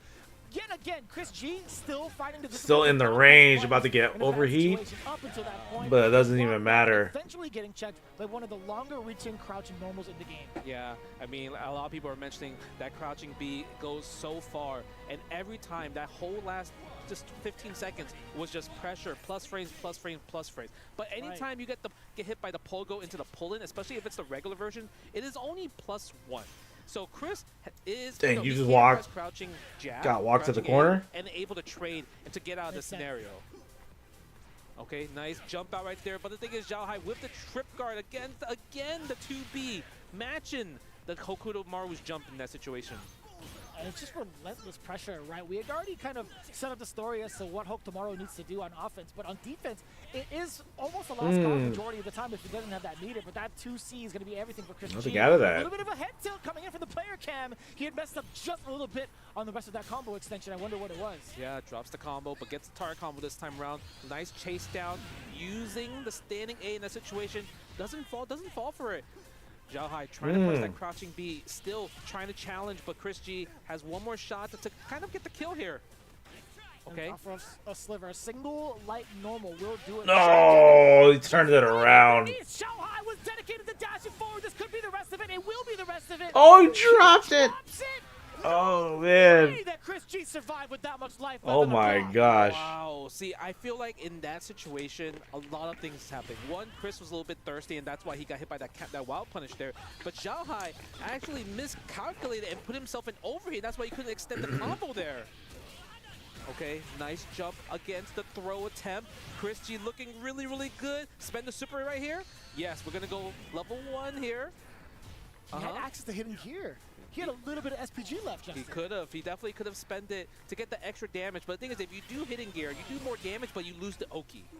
That is fair. That is fair. Having one loaded in the tank. Wow. Okay, but that didn't get all of it. And it's so good for Xiaohai right here, especially because Chris isn't overheat. He's going to be trying to jump. He's going to try to stay in the air to not be in a situation to take that guard break. Oh, but for how long, Justin? He's still at 68%. The guard break could actually. Nah, he's eventually going to get guard broken, but don't even matter. You see him getting torn to shreds at this moment. Chris G had no other option but to try to contest with the button. Yeah, it's either contest the button or try to jump out and maybe make Xiaohai mess up the combo, right? Perhaps, yeah. Right? So, but in a situation like that, Chris didn't have reversal, so he had to take that scenario. You might as well have used the hidden gear, going back to what we were talking about, right? Back to 0. But we're spending that guard cancel rev, 35% already spent on Chris's side. Again, 44, so Chris has to be careful in this scenario, especially against a character like Billy who can just rank up that rev on the opponent's side. Successfully getting out of the way of the pressure. Xiaohai tried to go for a Rev Art Pogo. Oh my god, no nice! Way, dude. Oh, wow. Yes, that was so good from Chris, realizing that he was trying to go for that Pogo, and we're going to get the hidden gear, and we're going to go back to 0 on the Rev side from Chris, and that killed actually. Hella killed, brother. Oh my god. I was about to say, that is raw, unfiltered damage. Yeah, like, the fact that he was able to call that out, it was a scenario where it's like, that was maybe a one-time thing. You know, that was one of those things where you save it for the tank just to get that game on the board. Okay, wild punish with the crouching C. The crouching C is just so good from Billy right there. Look at the damage right here. Doesn't really need to spend any meter there. And he catches with the quick rise. Damn. All over again. Yeesh. Only about 57% on the rev gauge. Yeah. Didn't need to do anything else. That's the power of Billy Kane. That is the damage output you can expect from this character. Yeah, and it's also another thing with like Zhao Hai's like skill of just using the rev dash, right? Canceling rev dash in general, because Billy's one character. If you notice, some characters have runs, some characters have dashes, and you have to input a kind of like a command to kind of rev dash faster, and that is what Zhao Hai is doing right now. You're essentially crouch canceling the rev guard. Is what it is, right? The JD coming from Chris G. Damn, Shy just locking Chris G down. Or at least get himself that opening. That 2C is everything. We're getting the Tatsu super. Yeah, that was really good because good cross. Most people would spend the other ignition super, right? It does less damage compared to that version, so that was really good from Chris G to point that out, to take Zhao Hai out of SPG right here. And we're gonna spend another super to tie it out, the round, one round apiece. And this is such an important game. Like going up 2-1 in this set is so important for both of them. Nice jump in, no anti from Zhao Hai, no high dodge attack. We're gonna spend the bar, still an SPG for Chris, so Chris can use Rev Blow, and that cheeky overhead. That was fine. That was totally fine. For the objective of getting somebody out of SPG, you know what? You got it. He might be dead, actually. Yeah, if you spend the ignition for the punch version, that baby. No. Don't do the overhead again. Oh, we called it. Good call, but good block from Chris. But no matter what, he wasn't going to survive the barrage of chip damage there, right? Even if you held the Rev Guard, like Rev Guard, yes, it now do you nullifies go the damage and Salvatore it now? Increases the Rev Guard damage by so much. So it's so hard, especially with a character with Billy just multi-hitting specials, right? Yeah, at this Nope. point, you want to try to like. It's gonna commit to maybe that comply for with, this like, a hyper match. defense Yeah. Back to JD. If Yeah, you, it's but just that's tough. just so hard to do it in that Oof. such moment. It is. In a moment like that, as we just saw multiple JDs, Chris can do it. I mean, you got full life anyway, right? It's just, there's less to worry about in that scenario. Yeah, less on the mental for sure. Okay, Chris still in, and I love the bait right there. Nice. Sometimes you just have to not attack too much, especially against a character like Hokutomaru, who has the best rev blow, the best counter rev blow in the game. Okay, do we spend level 1 here? No, we're not going to spend it. Maybe a little bit too far, especially with the combo that he pushed out there. I love the fact that he's doing jump A. Jump A is just so good to kind of like lock characters down. Hi, Meeches, how you doing? Gonna jump forward A, right? It's just a Oi! jump to maintain that space. And Bill if they land, Bates! nothing happens. Billy will still be in control. Yeah, that's the type of character when it comes to long reach characters. Long reach characters gets these advantages. Whoa! The thing is, Billy is a close range monsters as we've been seeing this whole tournament. Good, chillin'. Been a minute. So he's How you been? claiming himself as like a mid to long. How's range everything been character, going lately? But then next thing you know, wait, look at his rev cells. Yes. Look at his whole routing. Look how many plus frames he got, Yeah. right? Yeah, he's pulling me in. Wait, I thought Damn. that was the opposite of the objective. Yeah, right? the crazy part is like Billy became popular more towards the later, like kind of like half the 3 months of since this game's been out, Oi. because of this character Hokutomaru, who has just been causing a menace, and Zhao Hai probably gonna close out with the hitting gear right here. No, using the red line super. Yeah, and that's gonna be it. Zhao That is it. Hai, the person that everyone has their eyes This past on, week's the one been that fucking can make ass. What history. happened? I mean, everything okay? Getting there so close, one step at a time, making into Or top just a eight. string of bad events? Wild. Back-to-back EWC events. The big weaknesses of this character. And amazing cross-up. To be the perfect choice for that type of playstyle, right? Yeah, she has a special. So on Kind can do damage.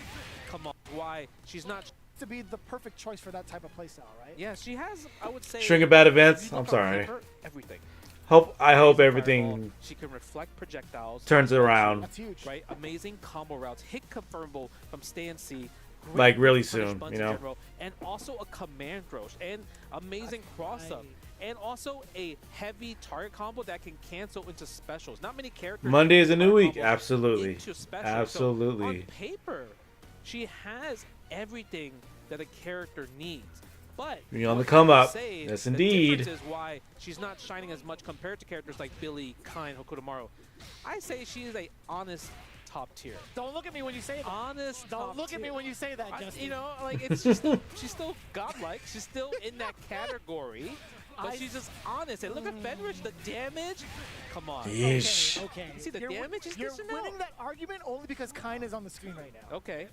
And that's a W you'll But the thing take, is, right? I actually like this matchup. If I fought against a Kind player, I'm cool. All right, be lurking. All right, no problem. Go do your thing. Appreciate you I would lurking. say that it's kind of hard is obviously Kind can play the same play style against every character in the game. That is fair. You know? Yeah. He doesn't need to change his routes, right? He doesn't need to Boom. change, any sort of approach, right? As soon as he gets the knockdown, I think the Rondo is going to be a big deal.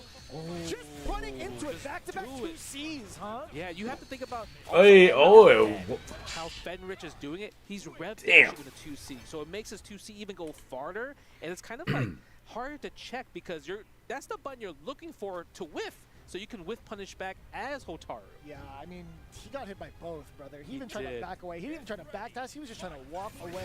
So that's like one of the... Are you kidding me? Dude, that's the second time he did round start elbow. I'm going to be honest with you, you can't stop that move. Like, it's one of those moves where you just have to just respect, and that's cool. Because if you think about it, if he just does round start rev dash, right, into rev flash kick, it puts him in 40% already. So I'm cool with that. You can skip neutral, but you have to spend resources to do that, and I'm cool with that. If I feel like ZZ just needs to respect it and let him put himself in a 40% scenario where he has to fight after that. I was going to say, there's no way he does it a third time, right? He might as well. He put up the stop sign. He did 2C. Nice. He's starting to change the opening gambit a little bit. Oh my god. That is so interrupted the super. Oh, damn. Your meter and your health bar, brother. Yeah, I wonder if he did the wrong super possibly, because that super does not have strike invo frames in that scenario. Nice, using the tar combo. Again, the dash. And I like the fact that he didn't cancel the red flash kick because it's really expensive to do. Okay, spends the combo, spends the hard knockdown. Double rondo. Yep. Extra block strings on that. Let the orb out. Still plus. A lot more pressure coming in from both stand C, both stand C. Okay. Nice. Again, And Reedy with the pressure. But now ZJZ. ZJZ is going to need to spend the super there. Yeah. And he had to because he was in overheat, right? Exactly that. But it's not too bad. Like spending a level 1, getting the ignition super for the round ender, that is totally fine. Because look at how much bar he has going into the next round. I think being able to stock at least 1 is fine. If he's able to get started, which he is, the first time ZJZ has been able to open up Fenrich at the start of the round. SPG still intact as well. We're going to spend that. Ignition super. Look at the damage already. We're going to see a rev command throw. No, Fenrich is like, get out of here. I need to let it rip sometimes. Good guard cancel. Beautiful. Yeah, and he tried there. He tried to command throw, but Fenrich just let it rip again. Again and again. Oh, look. Oh, he drops the super. Don't have to worry about the orb. Yo, just keep uppercutting through He ran away. It's good, just running, right? The Run dead out run of it. past the body is actually kind of funny. But the thing is, Fenrich was able to call out that he was going to throw a fireball and get some jump. Oh, that was crazy.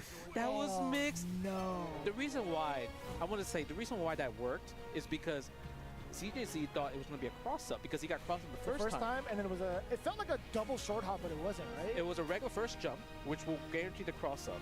But the thing is, if you hop jump, you cannot be a cross-up. It's always same side. Yeah. So ZGC was just kind of like, he's like, it's going to be a double cross-up, but it wasn't. No, that's just unfortunate. Really unlucky. Yeah.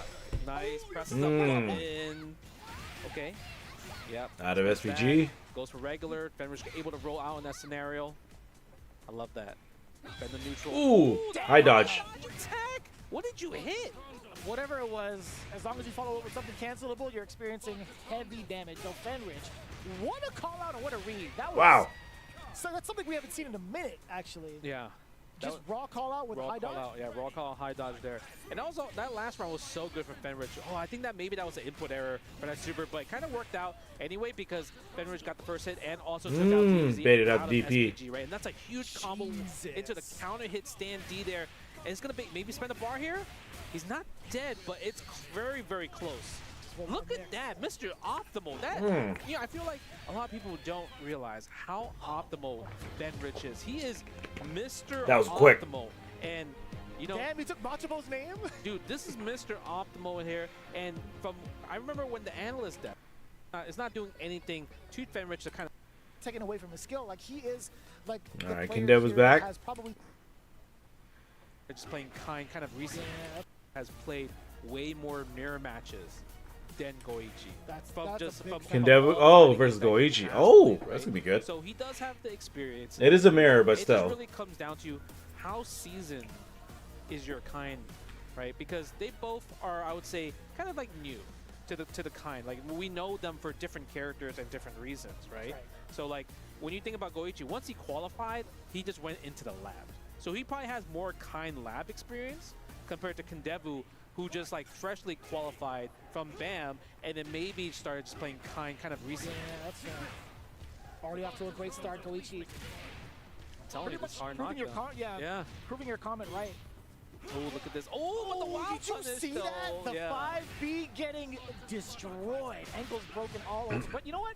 We like the wake-up uppercut. Yeah, you know, sometimes you just gotta let it rip.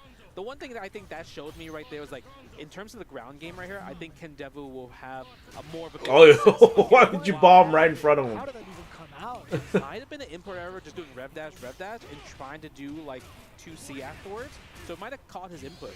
Not a bad recovery. Like, you would think to yourself, like, after 2 big wild punishes against you, you would think maybe, like, damn. Like It's over, right? The round's over, and that's the scenario.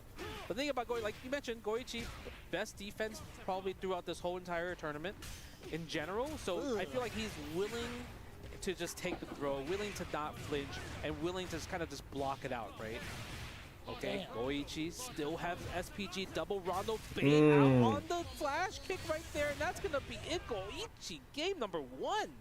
I love the efficiency of the round ender too. He let the orb rock and it killed on the final hit. Yes, that is pretty efficient. It is very efficient.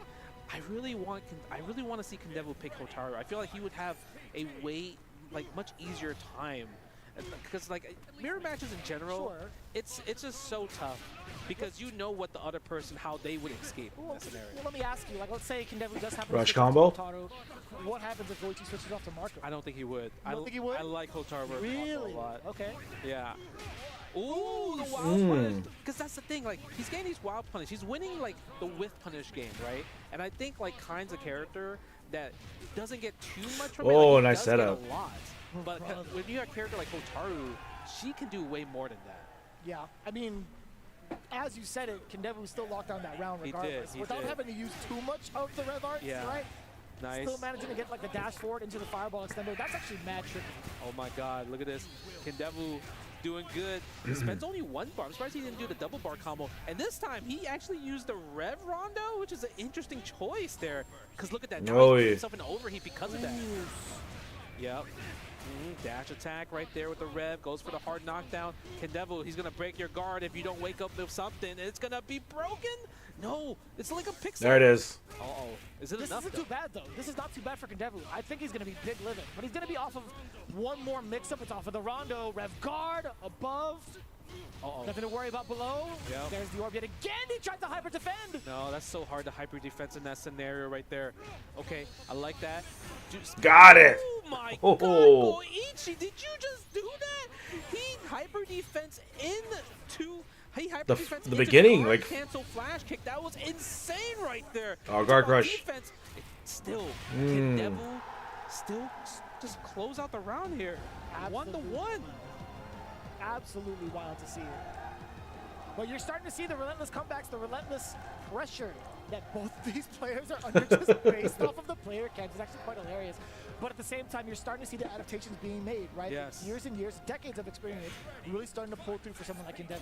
No, that production, I need that replay of that. That was so beautiful. The fact that he hyper defense, guard cancel, flash kick lives rent-free in my head still. Okay, that's so good right there. Nice little combo in that scenario. Again, the challenge from Goichi for the defense. Oh, Kendevu able to flash kick, but still gets blocked out of it. He's going to spend the bar here. I don't think it's going to be enough. It's close. It actually will be enough. No, it will be enough. Orb, the optimal city, Goichi. It's kind of wild to see it, man. It's been purely back and forth between these two competitors. And you know what? I feel like it's making the Kind mirror match a little bit more interesting. No, dude, they are, especially like, I feel like Goichi in terms of like his offense or his defense, it's really been showing. But Kendevu just guessing right and winning kind of like the whip punish game, you could kind of like tell the 2 different styles that they both have. Okay, nice. Goes on to see. And I love that jump reset out from the side of Goichi as well. Not being forced to handle the orb, not being forced to put himself into overheat, right? Uh-oh, and that's going to be it for Goichi right there. 2-1, taking the lead in the scenario. And the thing is, this is pretty competitive still. No matter what, I feel like Kendevu does have a shot to make a comeback here.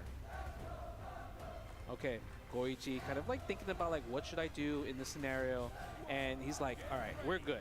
We are completely fine here.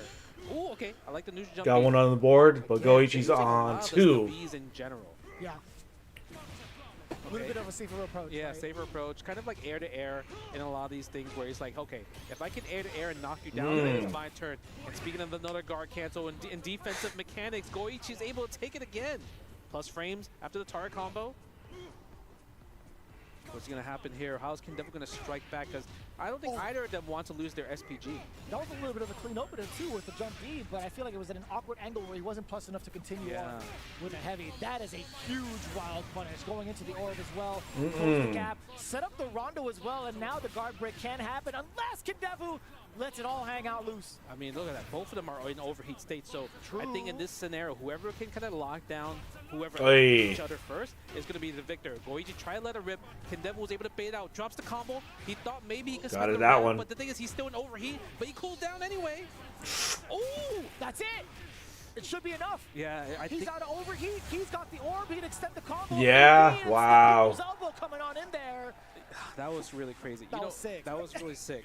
That was so sick because on both sides, like obviously Kendevu finished the combo. Goichi flash kicking through the super was really cool because it's like if Kendevu did dash, the flash kick would have connected actually. So big shout out to Kendevu for just like realizing to chill out, let the orb do the magic. Yeah. Okay, no guard cancel from the 2C in that scenario there from Goichi, just blocking it all. And the thing is, Kendevu, look at his rev, it's so high. So if he blocks 1-2C into super, he's an overheat, but he overheats himself in his own terms. Oh, not able to really extend off of the rondo connection with the orb. I feel like that's just more so to keep Goichi off from. Oh my god, that was so sick for Goichi right there. Defensive mechanics, just defend, able to just defend the fireball and the pop at the same time. Okay. Yes, using the two. Oh, gonna break. Yep. Gets the guard break. Wow, Goichi was able to smell that. That was mad optimal too. Having the elbow be the one to break the glass and also be up close for the heavy continuation. Kendevu. Oh, good jump. Fire. The wild punish coming in for the jump D. Goichi. Man, that guy is feeling it. I have no idea. Dude, that guy was. He's like, oh my god. Going through it. Not that guy. I'll tell you what. But the thing is, Kendevu does have bar, but he's not going to be able to use the hitting gear at this point. Even from he has 2 meters, he has to kind of rely on the double super combo now in this scenario. Okay, yeah, spend the block string. Goichi keeping the pressure. Again, the early jump D doesn't get a combo from it, but it's kind of more like a stop sign, kind of more like I'm gonna steal my turn in the scenario here. Yeah, Kendevu completely under fire right now. He has to make it out. Okay. Rush combo. That entire statement down the drain as soon as Goichi was able to thread the needle past the offensive pressure that was potentially going to come out of Kendevu. Dude, that was so good because the whole time Goichi is doing early hop jump D. Right, 3 out of 4. Traveling out to them outside of. To set up the stage for our top 8 right here.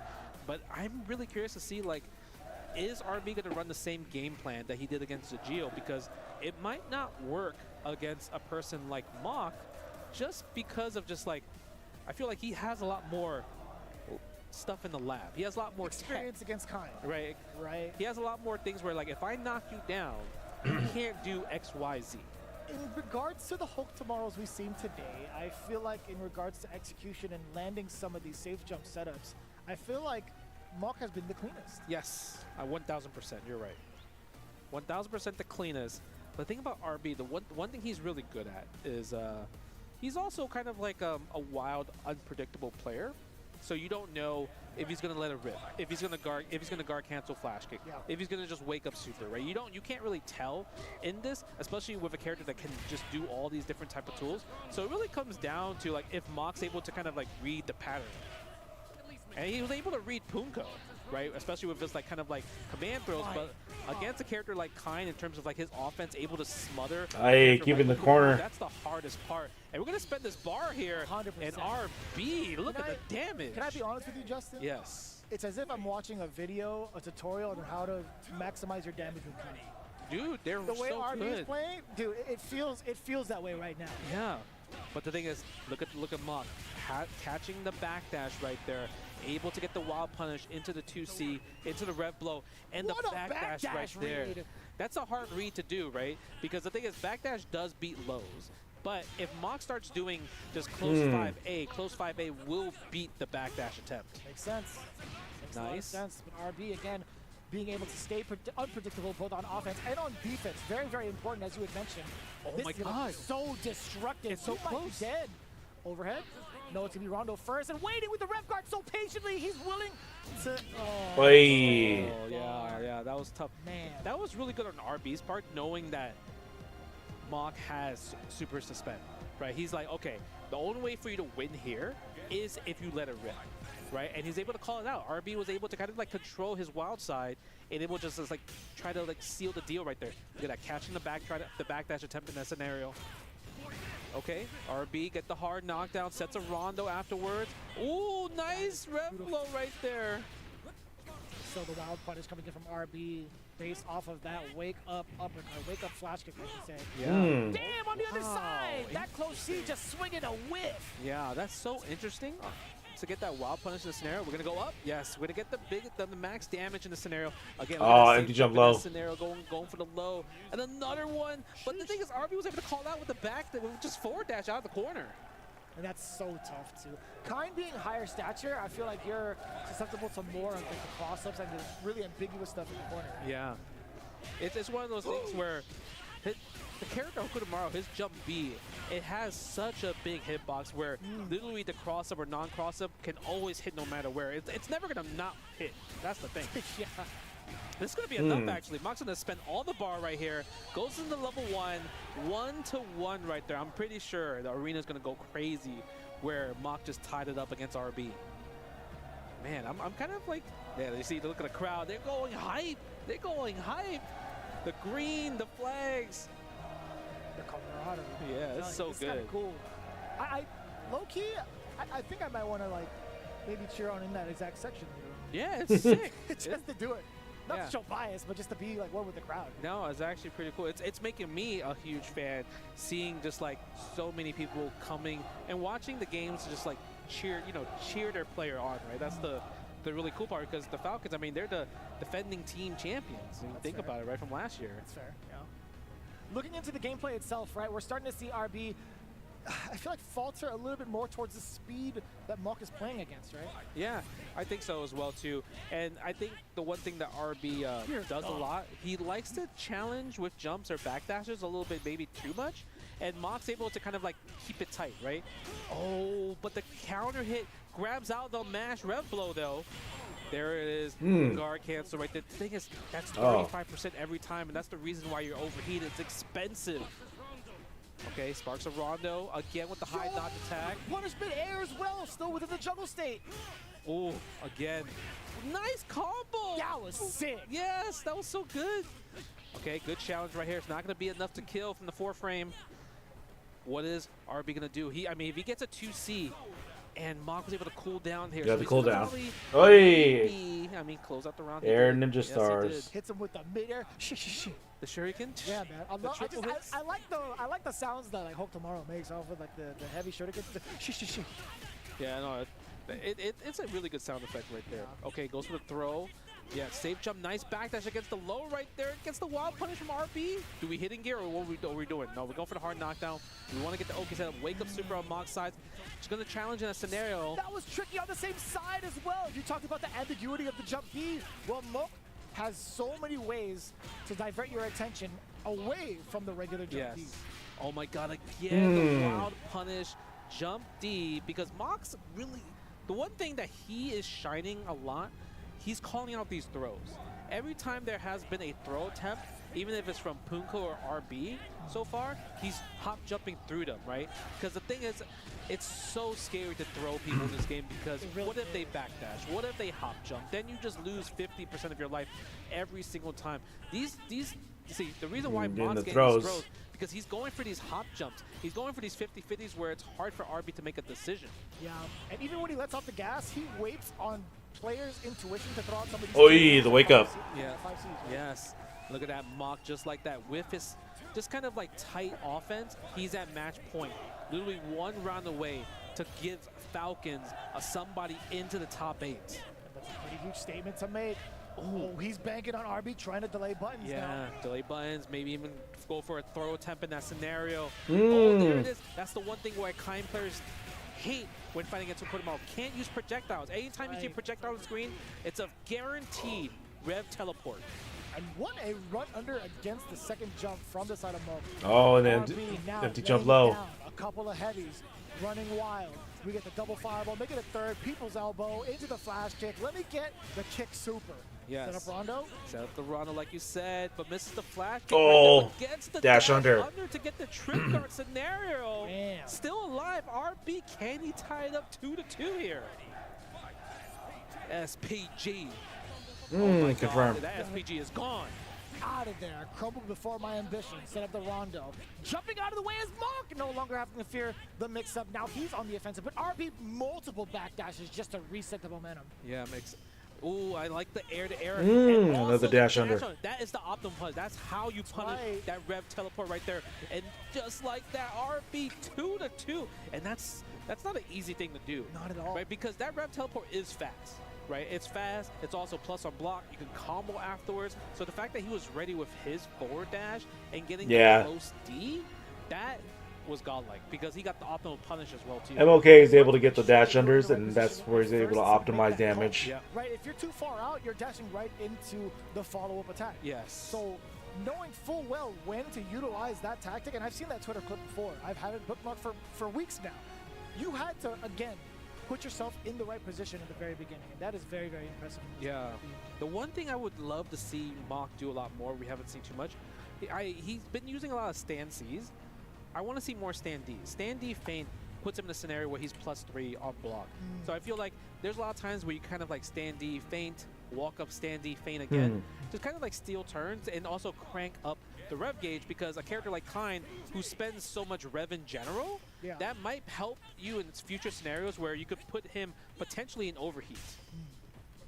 So I thought he might have been doing that, like maybe in the earlier stages of this set, but maybe he could start to use it a little bit more, right? But it's just a matter of catching Muck on the ground first. Yes. Uh-oh, here we go. Nice. Well done. Mock's doing a great job right here. Gets the hard knockdown into the rev blow. Again, look, he tried to catch the backdash, but RB did not bite, and that's why he's able to. Press the button. Press the button. I thought he blocked that. Oh, and it's crumbling all before RB. Safe jumps, man. He's got to be feeling really great, at least securing that round in that fashion. Yes. Forcing RB to crumble. Oh, surprise into a wild punish though. Oh no, he dropped the combo. He pressed sweep instead of standing D. That's unfortunate, and that's huge because he takes him out of SPG here. Plus frames in the scenario. Okay. Again, using the pressure of the stand C feint. Again, that's plus frames, and RB had to make an executive decision of just letting it rip. That's right. Okay, nice. Nice JDs. Just defending the rest of that orb, getting some of that life back. Oh, but look at the overheat. He's plus frame there. Yeah, he's definitely gonna guard break here. He can't stop that. Oh, but that's actually not too bad. What the hell? Right? And only 250. All right. Well, it's an ad. So yeah, but lots of good stuff watching right now. Let's see. But yeah, okay, I'm noticing, with that Kane or Kind versus Hoku match, you can't really throw a fireball. So, like, I'm thinking in terms of Terry, I don't really throw that much, actually. I throw it just kind of like to set up pressure, if anything. But, if I decide to, I have, like, tunnel vision with it, then, that could spell trouble for me. Because Hoku can just teleport and then just be in that range of, just drop like the elevator teleport and then just dropping in and just doing the string, stuff like that. But when in terms of the Dark Angel match, I didn't really see anything much out of the first match. But I think once he gets to the loser side match, then I'm gonna be able to see a bunch of things. So like, because he had a hell of a run throughout the entire event. So. Yeah, that's what I'm looking forward to when it comes to, like, Dark Angel and, anybody that's playing playing the other characters like that are outlying the four, basically 4 or 5, right? So Billy Kane, Kain, and Hoku and Hotaru. That scenario, that's huge. Spend level 1. Yep. Guess for game here. It's going to be empty. Jump low. There you go. Oh no! Standing low, catching the backdash. That was right. That was standing B. Being able to link Mock. off of that. That is his main starter to get into the heavy links. That was such a call out against RB's backdash. Good eye, Justin. But also more impressive with some of these players and interactions. So, this more of the players.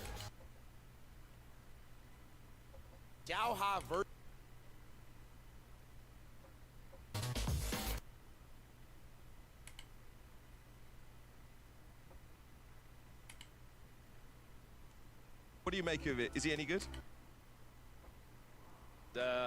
Spreading. It's one of the great dynamics. Is that it? For this day 1? Very excited.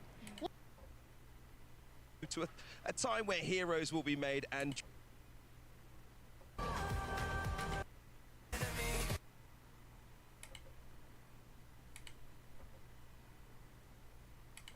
out was what it's all about.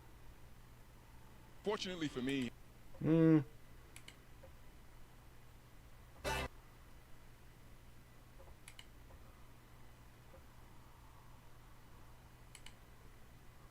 Looks like it's a concert.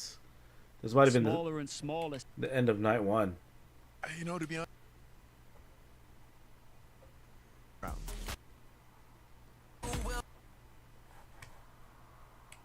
Okay, yeah, that's the end of night 1.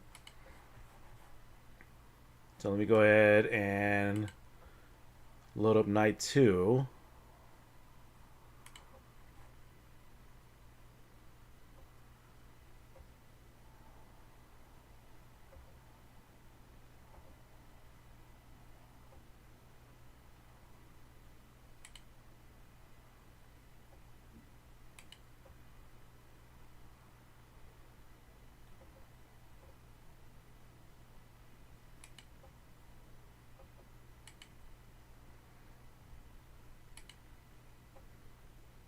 Okay, I got it load up.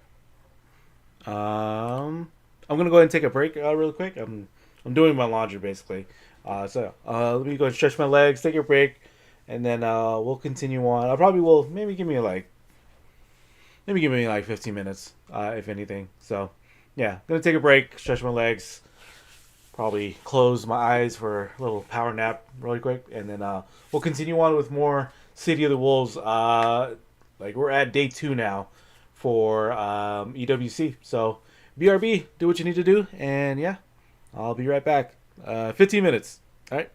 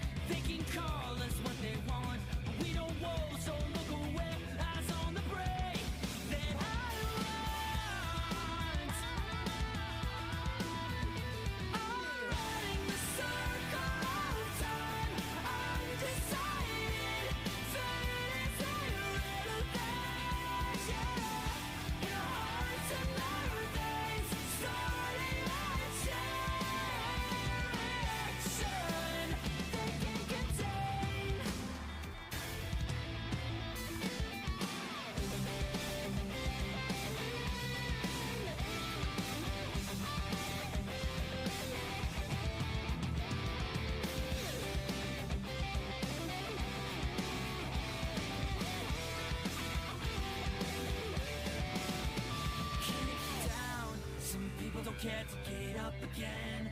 But I won't spend my whole life philosophizing. I just take what's mine, I'm on it. Destiny be damned. You and I, the walls are free to run, ignoring all the signs. Jump their lies, crossing over, join together, headlines. When I will it be is done on time, and the alpha of the back will hit again. Yeah, in the light, I'm riding the circle of time, undecided.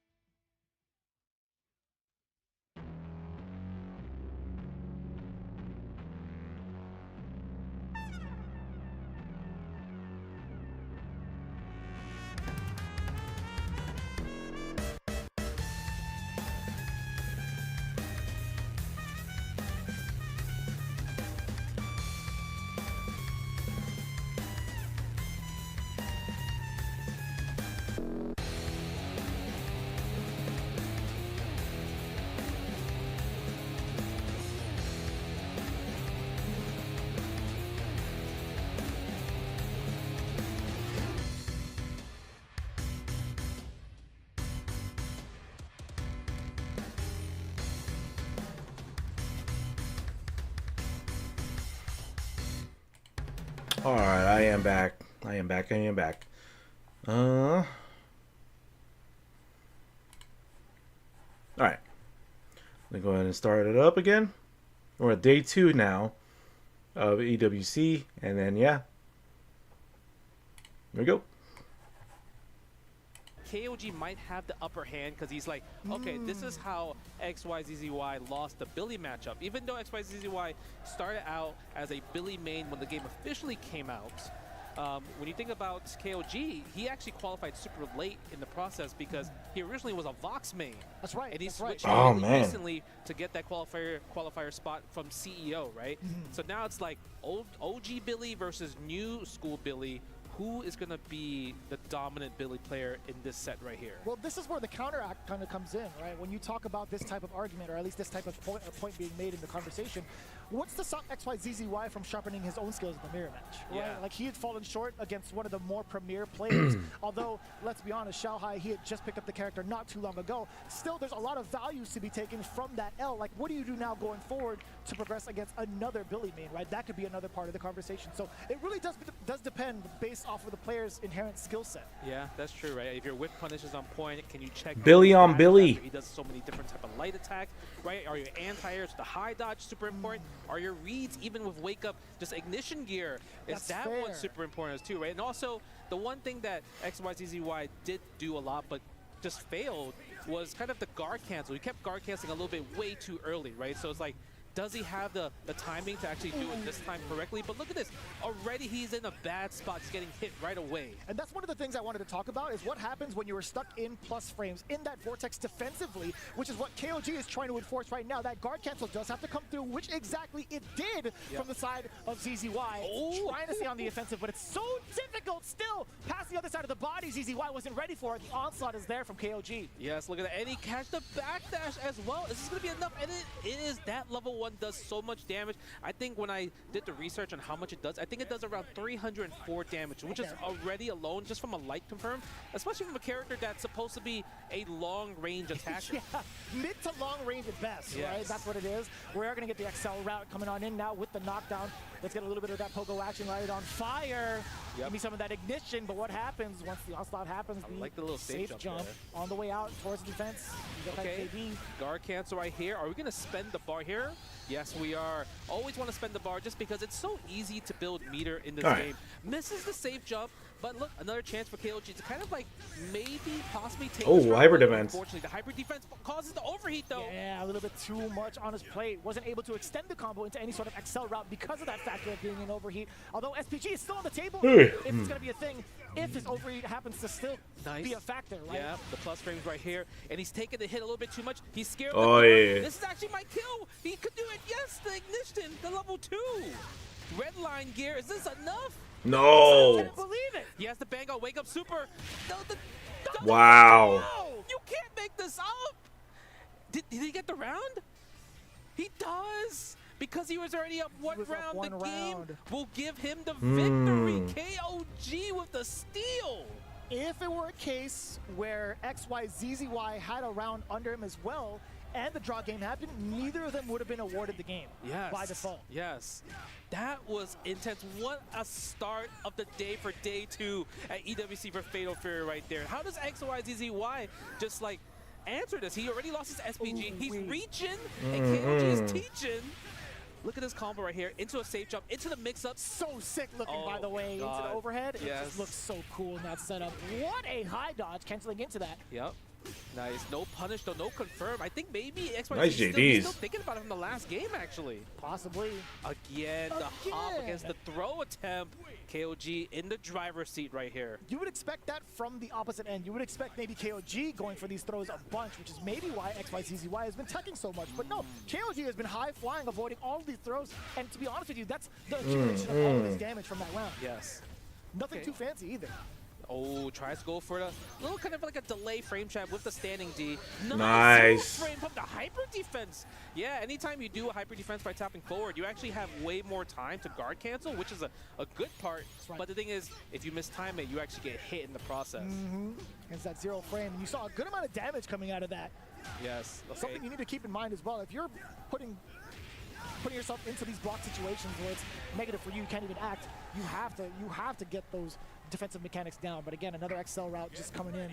Another round tied up actually from both ends. It actually really feels like because of that zero frame super, like XYZZY kind of put himself back into this game number 2 right here, right? Yeah. Look, now he's getting hit. He's in a position where he still has full SPG. Just took out KOG's SPG. Goes for a throw right here. This is a guess for game scenario. It's either throw or get hit by the strike for the next combo for the kill. No anti-air possibility. He just didn't even want to try to go for it. SPG still intact on the side of ZZY. Okay, plus again the zero frame super. Oh, but it's too far. Unfortunate. That was actually too far for the rest of the super to hit. Yes, and now he's gonna go for the side switch. Tries to go for another frame trap, chasing down with a standing D +3 into the feint. Another hyper defense, but it's not gonna work out because he doesn't have meter this time. Kind of tough. Oh my God, this is do or die. Nice air to air. Goes for a throw. Is that enough? No, Pixel. Chip damage on the table to the overhead. Did you see that coming? No, I didn't see that coming. I was over. expecting just blocking special moves, and that's what KOG was like saying, right? Because if I block the special moves with Rev, I don't take the chip damage kill. Right. But XYZZY is like, well, you can block that, but you can't block this overhead. Yeah, but going for the Rev dashes as well, just adds even more panic to it because of how fast you can cancel. That's true. Like you said there, XYZZY is so good with the Rev dash. They're already taking out the SPG. And the one thing I'm surprised that they're like, both Billies are not really abusing too much when one is in SPG versus the other. They're not using a lot of Rev Blow in particular, especially against these guard cancels. It's like once you guard cancel the last hit, it's kind of a guarantee Rev Blow in there. Right, it makes sense. That's something you have to have in the arsenal. The counter hit is there, actually opting to go for the very close A.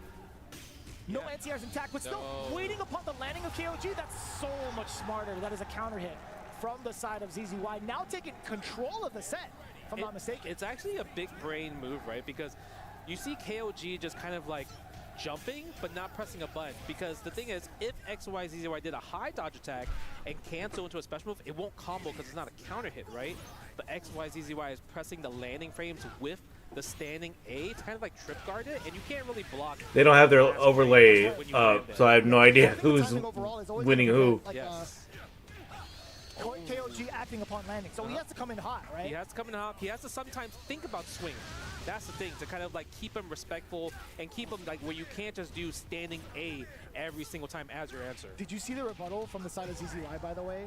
Or at least from like KOG. So KOG came in swinging and immediately got bodied with like a super. Yeah, that's true. The way sometimes you have to do, like, this is a character that doesn't have a reversal besides using Ignition gear. Yes. So it's like you kind of have to really spend it. Ooh. Nice, go for the feint right there. Ooh, a little bit too far for the pull. Wanted the plus frames and just poking away because look, XYZY, he could close it out. And Got it. Does with the level 1 right there. I think he expected, KOG expected him to dash after the light. I think so. Right? But the thing is, he frame trapped with another light instead of a dash. I think it's the first time we actually saw a standstill between the two Billy mains. Yeah. Where we actually saw them play to the potential of what we thought initially of them being like a zoner, right? That was actually kind of fun to see. Oh, okay. God, Jumping so seat again. Tries to just defend all of them. Again with the shimmy though. Onto the corner. Look at the damage right here. We're gonna go for the hard knockdown, or we're gonna just like finish the combo, give him a chance to roll. And he does go for the roll.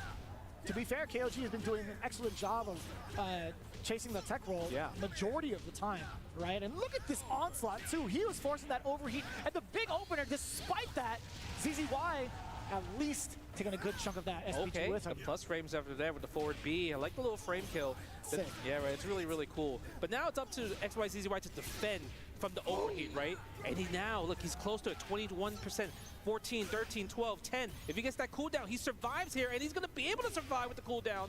But is it to anything worth of it? I mean, is there going to be a way for him to actually get a lot of damage and the kill? Not quite yet. Watch this overhead. Oh, the slowdown. Look at that. It's like we knew. It's like we knew. Like he was backing up and trying to telegraph it a little bit. Yes. But it's like, sometimes when it's too obvious, you still don't believe it. Sometimes you just have to let it rip with the super. Because I get it's hard. Yes. Because the thing is, oh, I could go for chip damage. But the thing is, if he read that you did wake up super. Nice. Both at the same time.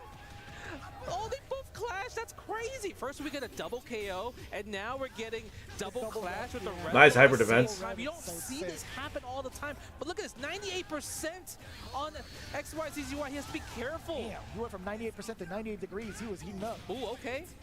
Go for the fire right there. Is that gonna be no way! Yeah, that super is really good. Hits from both sides from a high angle. You can't really hop jump out of it, actually. No, and even just defending it is kind of tricky because you do crossover and then go back Woo! to the side too, or cross up, I should say. Oh my god, he overheated. Even with all those just defend attempts, still gets overheated, but it doesn't Lights into matter. the super Justin. Yeah, it doesn't matter. XYZZY eliminates Koji Cog.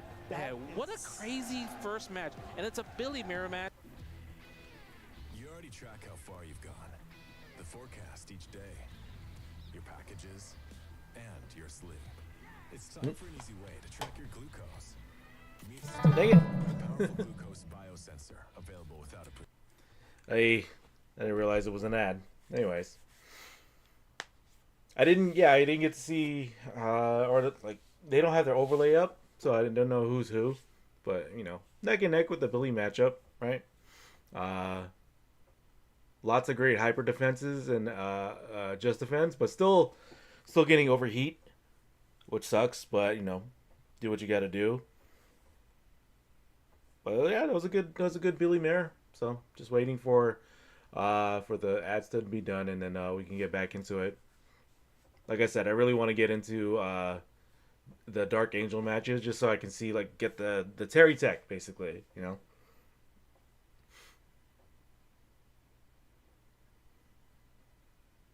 Oh, man. Superman. I'm ready to watch that. Hearing a lot of good things about Superman.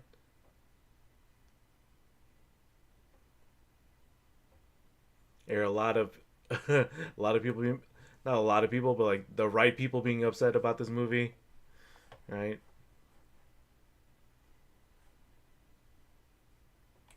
Okay. That was an amazing display from both different parties and having similar answers with double KOs, with the same time rev blow where it just clashed amongst each other. Like, it was beautiful to see. I couldn't believe he was.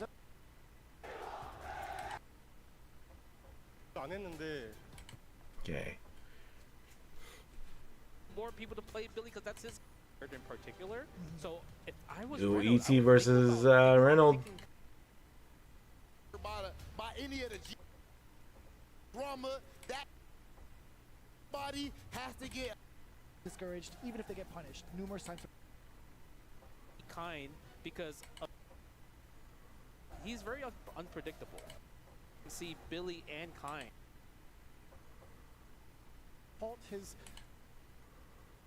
ET is willing There to we go. Rip, right? It doesn't have to be just like wake up reversal. ET going with the Hoku. Challenging reversal. What a high dodge against the Zonikin.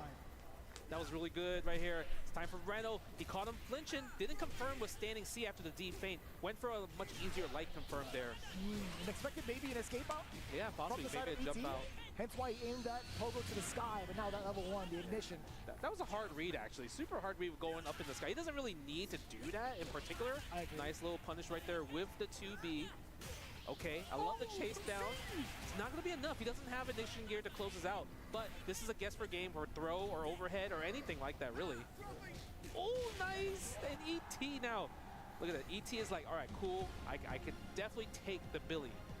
But do we switch to Kindo? Oh, he doesn't. I would love to see it. We don't see that much. Oh my God, the rev blow immediately out the gate rebuttal. But we haven't seen the Reynolds gameplay that we're so used to just yet, right? ET is the one putting him upon defense more often than not and dealing the most damage. But now this is the lockdown we were expecting from Reynolds. Perhaps from the side of ET. Man, the close A is just such a menace because it really puts you in a position where you have to take so many lights. And because you're thinking about all these lights, you're like, let me hold up, let me backdash. But the thing is, you're just jailed. You're locked into this position right here. And this is the first time throughout this game in particular, ET has a chance to attack. Okay? The bullseye. Nice little wild punish right there. Because I think at that point, Reno's just willing to kind of like, I just need one hit. I just want some chip damage, or maybe this randomly long-range move will hit to close up the round, right? Yeah, they were definitely read-based. You saw two of his actions prior when he had ET in the corner, trying to go for like a random rev blow or trying to go for an upper Pogo in general, right? Reno holding up, it seems like right there. Nice, using the rev guard to push away. What a dash under against for the ET. side switch, yeah, so good there. Uh-oh. What is Reynolds going to do? Nice tech from ET, though. Good challenge. There we go. Break on the Daniken to kind of like get a cheeky mix-up right here. Steal Boom. That was very Oh, good. not a kill. Up to one more blow against Reynolds at a sliver, a pixel of health. There it is. A lot of the Nice. You know, every time when I see like Okurumaru's use the ninja stars like this, I think of that as like that's free life, because because of just defense. you only right. need one I just agree. defend, and you just defend all 3 hits, right? I agree with It's like free life, right? So that's the thing you have to worry about. Okay, nice challenge right there. High dodge, didn't get a counter hit. We get the light confirm. Still both an SPG here. Super important here. Think about Sonic Hen with the fakes. Yeah, hence we saw the read, right, and the empty jump throw for the side of Reynolds to get past the armor potentially. But ET, he was cognizant of it. Snipes him out airborne with the shuriken. Now thinking the throw is coming. Reynolds was the one to reach first. ET with a full XL round, level 1 coming. That's the hard part. Like, if anything, if Reynolds had, if we had to say what was one thing that's standing out where like ET's taking advantage of Reynolds' defense, it's the shimmies. Literally just dash up into hop jump. It always forces Reynolds to kind of Billy Kane's not working for Reynolds. He's always thinking about, oh, he's going to grab me, right? And it's hard to stop that because of just human habits in general. That's right. Because you're so used to doing that. And we're going for Billy again. I'm just really surprised at this. This is a lock-in situation where Reynolds has to win 3 straight. We're not going to see Kind at all. So this is literally do or die for Reynolds right here. Yeah, which is really, really tough to imagine because you were talking about the stats earlier, right? ET, the reason why he's in the loser side to begin with is the fact that he fell short to Fenrich. Yes. But look at ET with the guard cancel, right? Throwing more of the kunais. Nice. I like that crouching B ender. A lot of people were talking about that crouching B this whole weekend from Billy. It just hits from a mile away. But Okurumaru is another character that crouching B hits from really, really far. Yeah. They both have similar, like in terms of light normals, in terms of crouching Bs and how do you confirm from it, they're both very similar in many ways.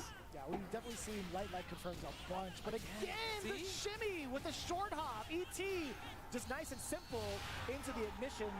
Looking at match point against Reynolds. Is this going to be our match of the day 3-0? It's tough, you know, because everyone was expecting kind of like this huge back and forth, but ET has found what works is the shimmy, right? The shimmy, I feel like even after this, after the sequence, if ET gets a chance, he's going to go for the shimmy to try out to close out the game. Okay, spend the super. Nice. Doing the optimal damage, most damage, safe jump right here. No reason for ET to spend any bar here. And I think this is okay because he's up 2 games and match point.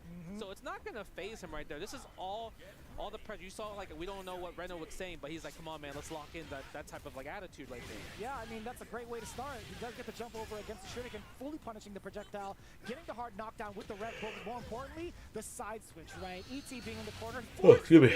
The ignition. Reynolds now on the defensive end, or so we thought up until this point. That jump just hierarching over Reynolds for the position. Nice from Reynolds. He adapted from the shimmy right there. That was so good because you saw how ET really wanted that. If he had that, it would have been him in such a hard position. But the fact that Reynolds was like, no more, please. And he jumped back. That was huge game changer right there. Huge game changer, huge adaptation right here, especially this is survival. And this is kind of what you think about, right? Reynolds a person that lives on, like, if I have 1 more HP left, I play better. Like, all my the senses are heightened at this point. Again, with another similar start as the previous round, that big jump to initiate the punish on the projectile against ET to start off. And exactly how we prefaced it earlier. For a back grab in the previous round, and now getting a shimmy out of the book of ET to get a big punish. Look at the lead that Reynolds has right now. Yeah, I mean, right now the momentum is definitely going towards Reynolds at this point. He just wants to trade with any type of light to close out the round. Nice dash under. Against the teleport, that's amazing right there, because that's not easy to do. It's such a fast rev teleport there. And it's plus on block, get a free combo afterwards. Something you have to be careful about. Okay, get off of me, he says. Very delayed. Yeah, one of those things where the tech window for throws is pretty high, and that's why kind of like the hop jump shimmy does work, because you're preemptively trying to late tech. You see Reynolds actually taking a little bit of a, I want to say like a more patient approach. He's the one that's trying to like back away and force ET to kind of like chill out for a little bit. But ET, again, the way that we preface his playstyle, he's very, very aggressive, and he's showing that off right now. Oh my That god. was delayed as hell. Yeah, with the air rev blow, and it's something we don't really see too much Oi. air rev blows in general. That's I feel like we see a lot more ground rev blows, but air rev blows are still kind of unexplored. I must have to say. Armored dive kick. Armored dive kick. Yeah, I mean high dodge attack. It's one of those things where everyone's so scared of high dodge attack. Okay, can Reno close out right here? I mean, oh no, that's a counter hit, gets the crumbled, huge. I think we're gonna spend it. We're gonna cash out. Yes, we are. Hidden gear. No, wow. No, not hidden gear. 67, pretty high. I guess we want the Oki. Ah, we want possibly the shimmy yet again. This is actually tournament point. Sorry, match point again. Wow, that was so good. What a chase down. ET, can he close it out right here? And he eliminates Reynolds. The fact Reynolds is out. Oh man, and you look at the emotion. He's like, just feels bad for eliminating his rival, his friend. Like, you could see how much passion.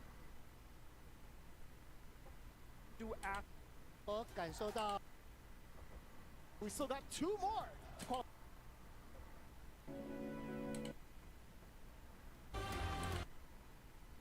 He was punishing the anti-air.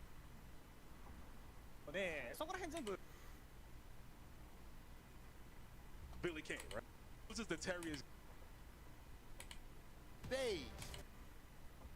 The shimmy game, catching the jump back world, and All right. Get up to our next match here. like the way he approaches, the way Dark Angel, let's go. Rev power wave. No other Terry player does that.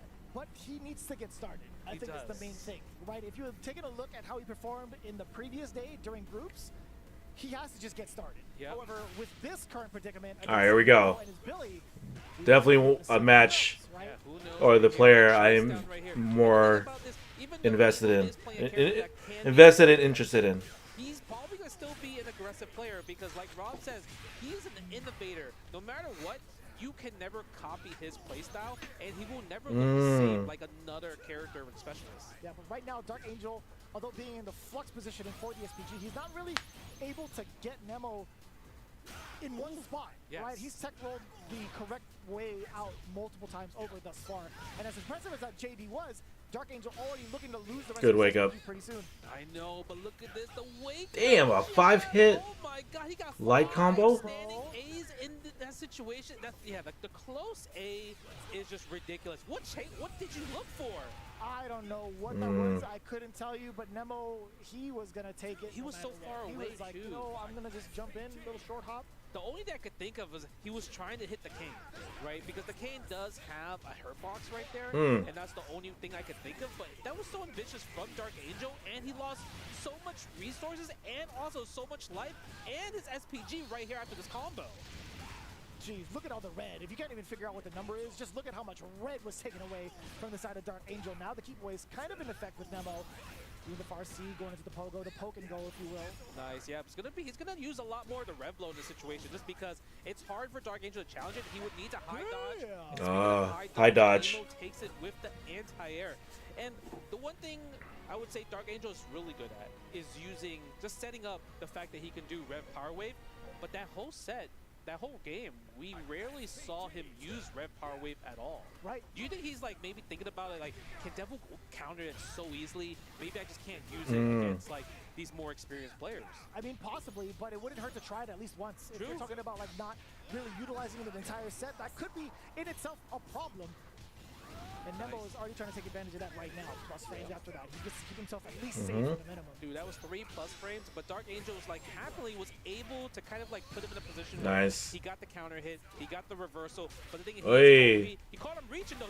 Yes, and he was able to kill there just in time for overheat. Kind of like took into effect. I think that's the first round we've seen him take thus far here in the tournament. Yeah. It's going to be a huge confidence booster for Dark Angel being able to make fighting game gods bleed to get a guard cancel. And that's so good. Oh, he broke into DP. The standing C's into the break right there, the power dunk break. That's so good. Look at the damage right here. Dark Angel's like so close to taking this game. Whee! Damn. The damage coming in from him from multiple Axel routes. Yes. And all coming in from the startup of that guard cancel initially. Guard cancel, burn knuckle, getting that big opener. That was a huge play for him to get all of the momentum, in that game. Yeah, I would say now Nemo might have to think about, okay, if I do the red version of the pole, maybe I don't end it, right? Because usually you're going to guard cancel the last hit. And so if you kind of just let it just chill and not go for the fourth hit and just stay for the third hit, the guard cancel won't come out because you're guessing at that point, right? Possibly. We saw the utilization of the air rev blow coming in from Dark Angel, intercepting Nemo midway through, but the high dodge coming in, that was a punish. That was a punish right there. There is the rev power wave, and Nemo's just willing to block it out. He's like, you know what? I'm going to block it out because in this situation, even if you throw me, I'm down to just take the throw. And the power dunk was huge gamble there. I don't know if it was a gamble or a slight hold to the input as he was moving forward, genuinely, because I don't know what he could have gotten. Maybe like a far stand C, perhaps, maybe a poke. It's just tough because like a lot of people have been calling out his power dunk. FFCOTW did call out a lot of that, so it's kind of like when the players here at this caliber are going to do research. Damn, what a confirm. That's fair. Nice. Oh, the side switch. And this is okay. Even though you get hit by the super right here, like Dark Angel has SPG right now. That's right. But the problem is he's going to lose it right here as well, too. Yeah, as soon as the hit happens, I feel like that conversation goes out the window. Still sitting on level 1. Gonna go for the knockdown instead and the damage as well. And I like that he backs away initially. Oh! Trying to press a button here. Do we go for the power geyser? Yes, we do. Dark Angel, nice. Using the low dodge attack, going for the Rekka right there for the power charge. That plus frames after the red power wave. There's a lot more emotion from Dark Angel's face, I feel like, right? A little bit more, right? We saw a huge sigh of relief there. A little bit of emotions also from the side of Nemo. A little frustration coming in from his side. Yeah. Pressing the button right there, using the C version right there of the round wave. Oh, but drops the combo. But not a great punish from Nemo, so it's not too bad on Dark Angel. It could have been worse. Yeah, and he's just about to get himself into SPG so long as he keeps blocking some of these barrages, which he will just a bit. All right, overheat now. It's such a problem now. You have no access to any of your defensive mechanics. Nice wild punish. Okay, go for the power dunk. Huge gamble right there. I love using the rev guard to get pushed back. Minus. Try to challenge after the power charge. Can Nemo break his guard? The hidden gear, the challenge from Dark Angel. That's going to be enough. Puts him in the lead. Yeah. When there's gaps, I can do that. Super hitting gear. Names, like, over time. Like, it's not going to be like the same ones over and over again, especially for something as important as a hidden gear. I'm glad they add more names to it. Dude, the fact that he was just so ready to hidden gear, like, he could have, you know, he blocked a lot, right? There was a lot of block on Dark Angel's part, and he never just challenged reversal with the hidden gear until he saw the pole vault extend. I don't think we've seen that from a lot of our players today. I think this is the very first time Dark Angel has shown that example of it's like, hey, you don't necessarily have to fear the repercussions of the guard break if you have super on hand. Right? The challenge right there, using the plus. Oh no, wrong one. It was a good attempt with the guard cancel, but maybe burn knuckle might have been the better option. Yeah. Power dunk. I understand the power dunk just because if there was an extra hit of the pole vault, the power dunk would have won there, right? Because of the invo frames. See, that's the guess of the game when it comes to guard cancel. That's what makes Billy so strong as well too, because you have to decide: do I guard cancel, burn knuckle? Yeah, he has the hyper defense down on Billy's last hit. Just too far out for the rev blow and a full whiff punish from Nemo. Able to get the full combo right here to take him out of SPG. Another power dunk from just Dark Angel in general, but another challenge from Nemo. They're both scrapping and it ties to 2-2. This might, right now, this might be my match of the day. It might just be in terms of how close it is thus far, but it was a pretty significant error coming from the side of Dark Angel, which is kind of uncommon, right? The way that he's been performing and dominating in a lot of online circuits, you rarely get to see him miss this type of opportunity, right? Just a meaty, you fall short to getting counter hit by your meaty. Exactly. And it's also like maybe he's getting frustrated because he's missing a lot of his meaties right here, and that's what's forcing him to use a lot more power dunks. All right, a lot more power waves this time around. Reversals that we're getting from Dark Angels, it's a lot, and that gives kind of like the opponent data, because now we know, like, okay, you're gonna keep good small hop reversals, and if I block it, I'm gonna get a lot of big payday. Nice chase down. Again, the crack shoot missing, and Nemo going for the low crush right there with the crouching B. I love that. An immediate guard cancel for the jump. And I like that, jumping out of the way to get the air reset against the standing target combo. Nice work. Nice. Oh, but takes the throw out of SPG. Super dangerous for Dark Angel. But if Dark Angel could get one hit, and he does, and he's going to be Got able to it. get the round with no meters spent. Huge win right there, because he's going there with 2 meters, and hitting gear is on the second for SPG. So even if Nemo gets the hit right now, he still has SPG available. Man, how many times has he punished that Rev Fireball multiple times over against Dark Angel? Because most people, the way like Oh, nice. normally, if you mistime it, you actually get juggled, and he confirms right there, right with the power dunk D version into the brink. Drops to confirm. Okay, we get the plus frame again, and we went for the ender instead. I wonder maybe that was a call out because he thought maybe Dark Angel might do a power dunk there. I think that's fair to assume. Right? I think it's very much so fair to assume. Dark Angel got hit by it as well. Oh my god. So it just makes sense that you would make that call out, but now we do get the ignition for the rest of the SPG. Just about one more sequence away for the side of Nemo to at least tie it up in rounds. Multiple JDs to get some of that life gauge back. Okay, overheat. Oh! Ouch! Empty jump, by the way, from the side of Dark Angel. Oh, this could be it! He missed the counter hit. I don't think he expected it, but this is so scary because Dark Angel is an overheat. Nemo could poke out, but I think Dark Angel's going to fish for a power geyser right here. It feels like one jump, one stand C. Oh, overshot.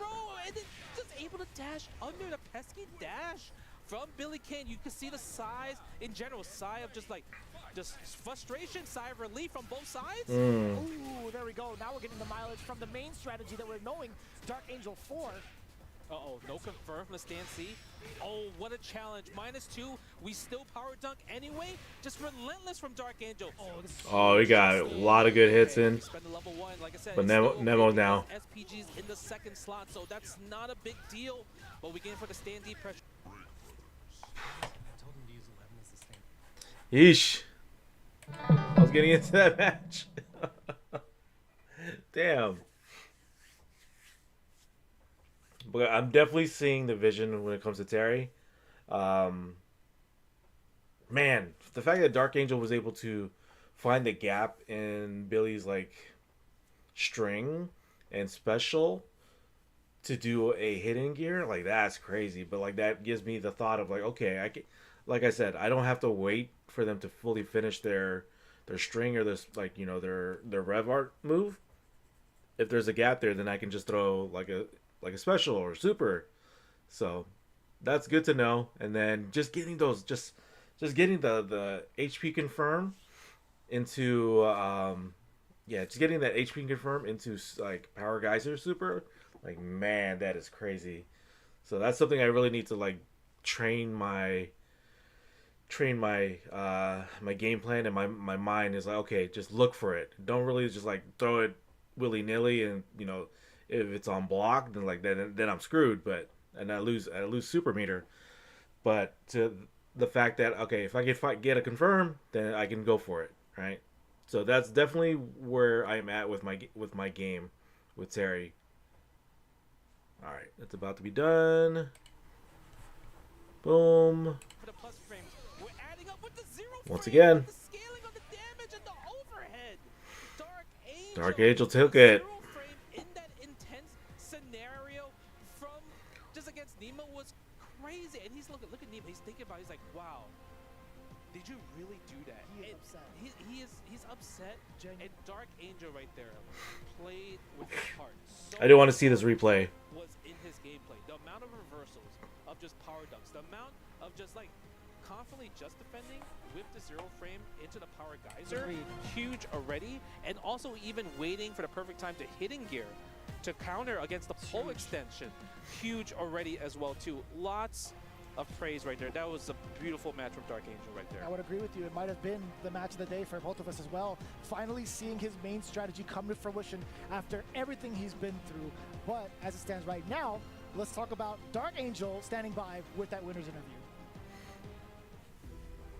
And just like that, Okay. Dark Angel looking like a mexicano de este juego y es honor for me. Principalmente es okay, and she used to y pues goes up against the fighting game. Rev power wave. But one thing to note for certain, oh my god, that is destruction. A piece of it, multiple pieces have been chunked off. But what Dark Angel, like kind of a thing where like Punko's been playing for a long time. I wanted to see the replay. Dark Angel as he continues on. Nope. GC. Now we're not even gonna get the replay. loser side power up. It might be time for the match. Came out and he was playing this game. He's still going to do the reverse. Has ever succeeded in mental cracks. It really tests events. That's correct. Significant point to make out on the future, right? Yeah. Busting out with the against the Gato. All right, here we go. Gato and Hoku. We can't sleep on it, right? He's at a full, I want to say like a full night to kind of think about it. What he needs to do against this Gato, specifically Punko. Yeah, it's going to be really hard because Punko is all about the offense. He's going to use a lot of skip neutral tools. He's going to try to steal turns as well too. It really, see, look at that right away, just busting out with the DP, going for the low dodge attack because he keeps trying to press buttons. Yeah, look at that, we're stealing turns. Nice, not just trying to jump out the frame one, and I think that's layer one from Punko to see like if he's going to react to this. Maybe can I sneak for a command throw later on in the future, right? Yeah, he did try that against Muck a couple of times, and Muck actually jumped out of each and every one of them. But now, already an overheat, the Geo had to take a full barrage of the XL because there were multiple frame traps laid out by Gato, but this knockdown is going to prove to be a very, very pivotal point for Geo to recover from this overheat state. Oh, the chase down with the forward B. And look at this, and this is a guaranteed. And oh, I felt like Punko could have definitely do a guaranteed just guard break in general, because Gato is one of those characters that has those scenarios. That's right.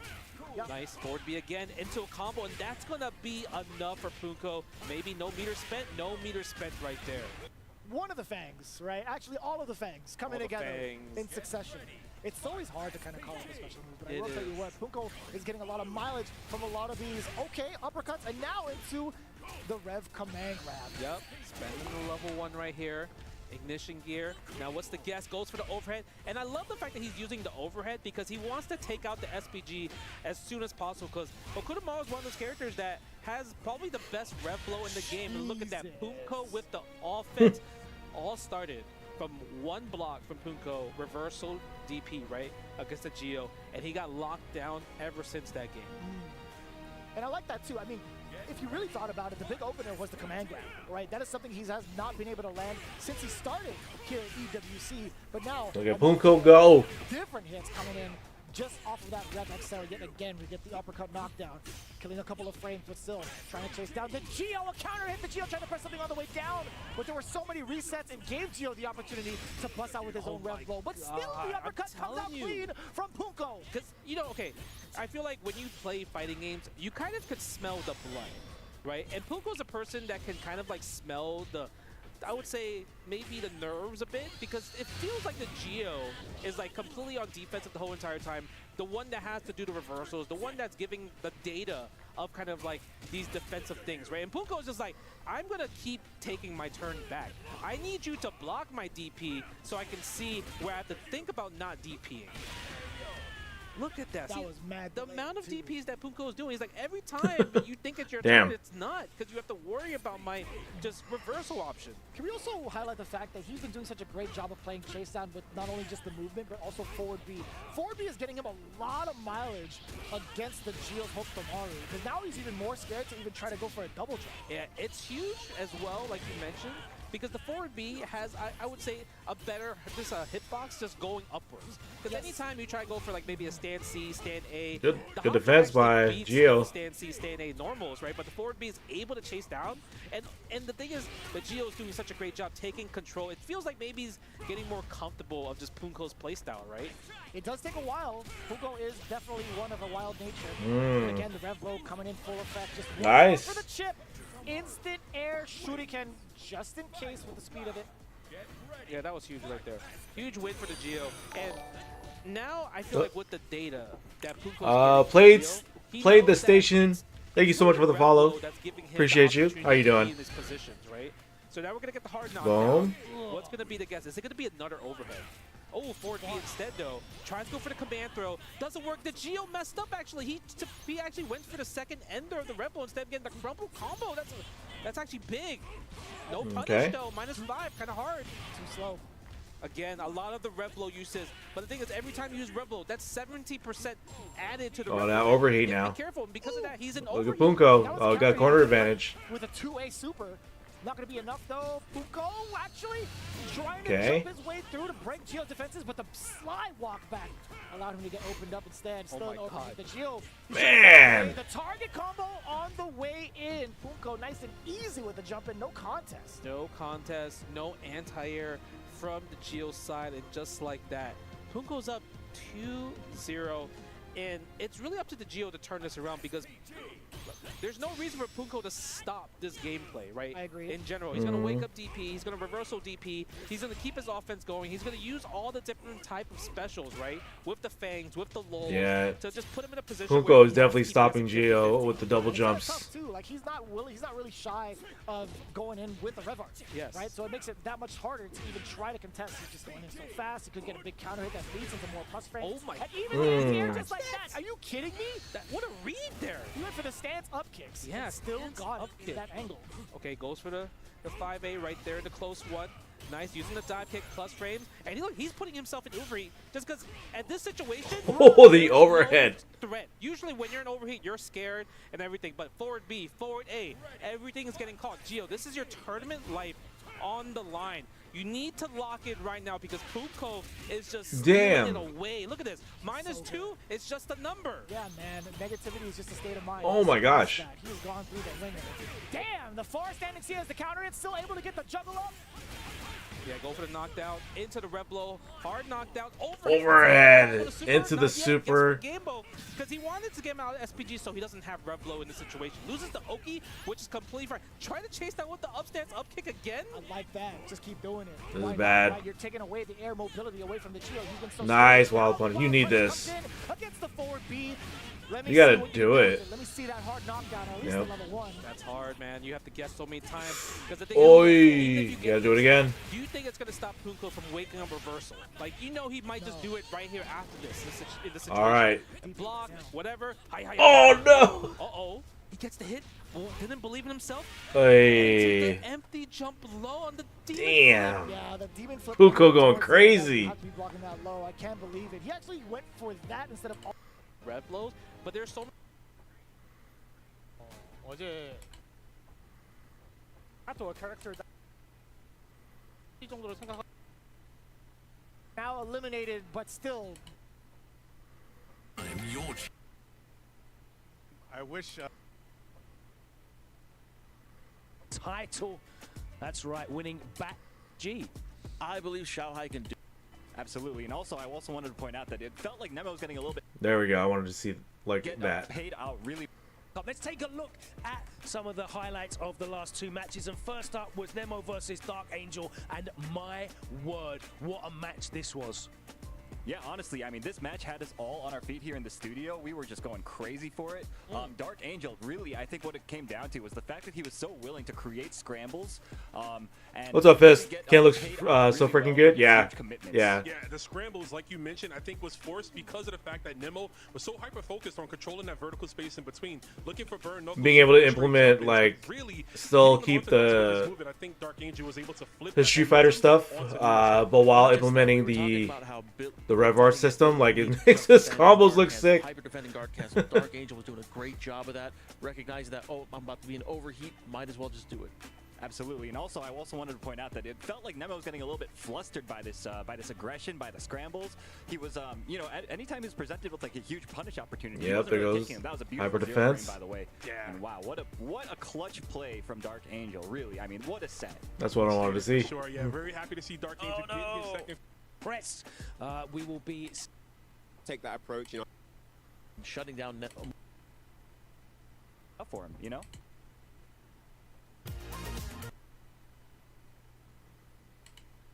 For what is to come, and there. His opponent. XY ZZY versus. Okay, Chris G. Winner moves on in the tournament, and there's. Okay, that ain't that bad either, but you'll want a little bit more if you can get it. This is a money match, magnificent punish finishing, of course, Dallas. Okay. Not to say the fact that your dream will still be alive to become the best Fatal Fury City of the worst player in the world. Everything is ready.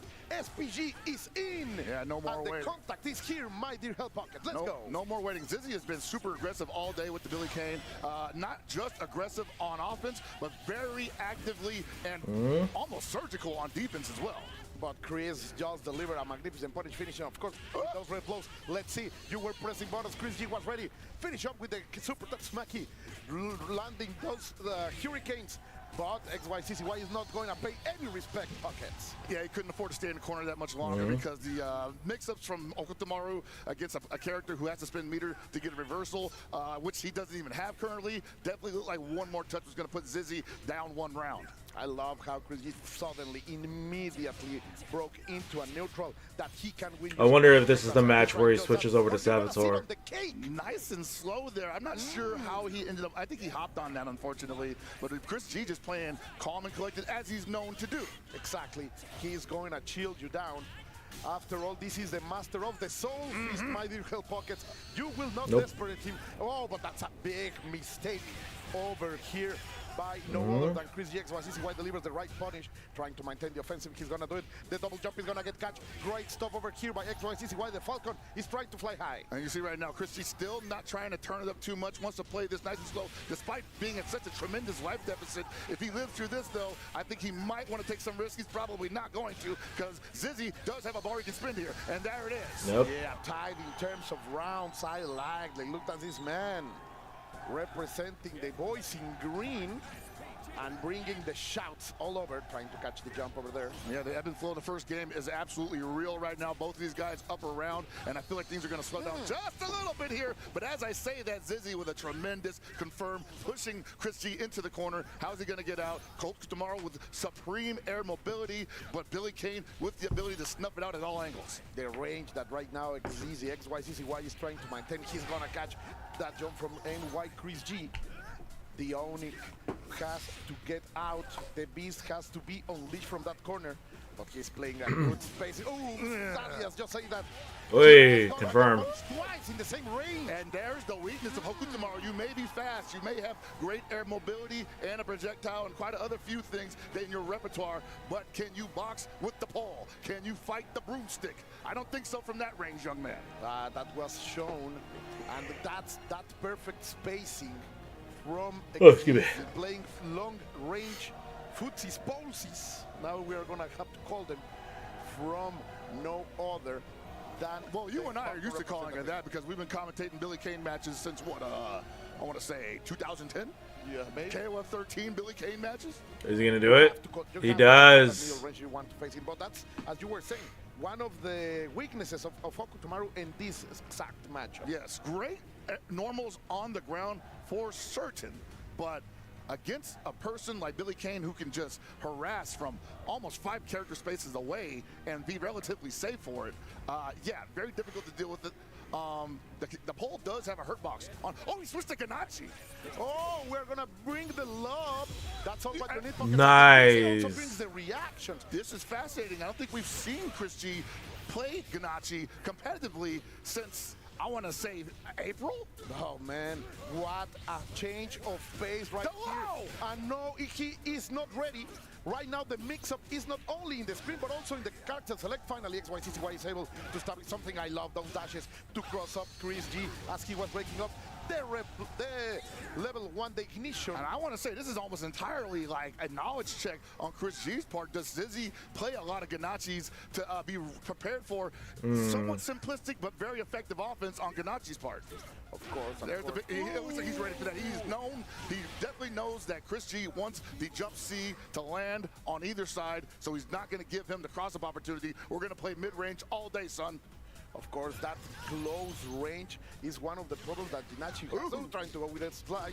Not going to reach it, but the far-reaching pokes of Billy are going to land. Let's see. Coming cover. Don't touch me, man. Yeah, that throw is long and also does a decent amount of damage. And Zizzy saying, I'm not going to let you just... There's a...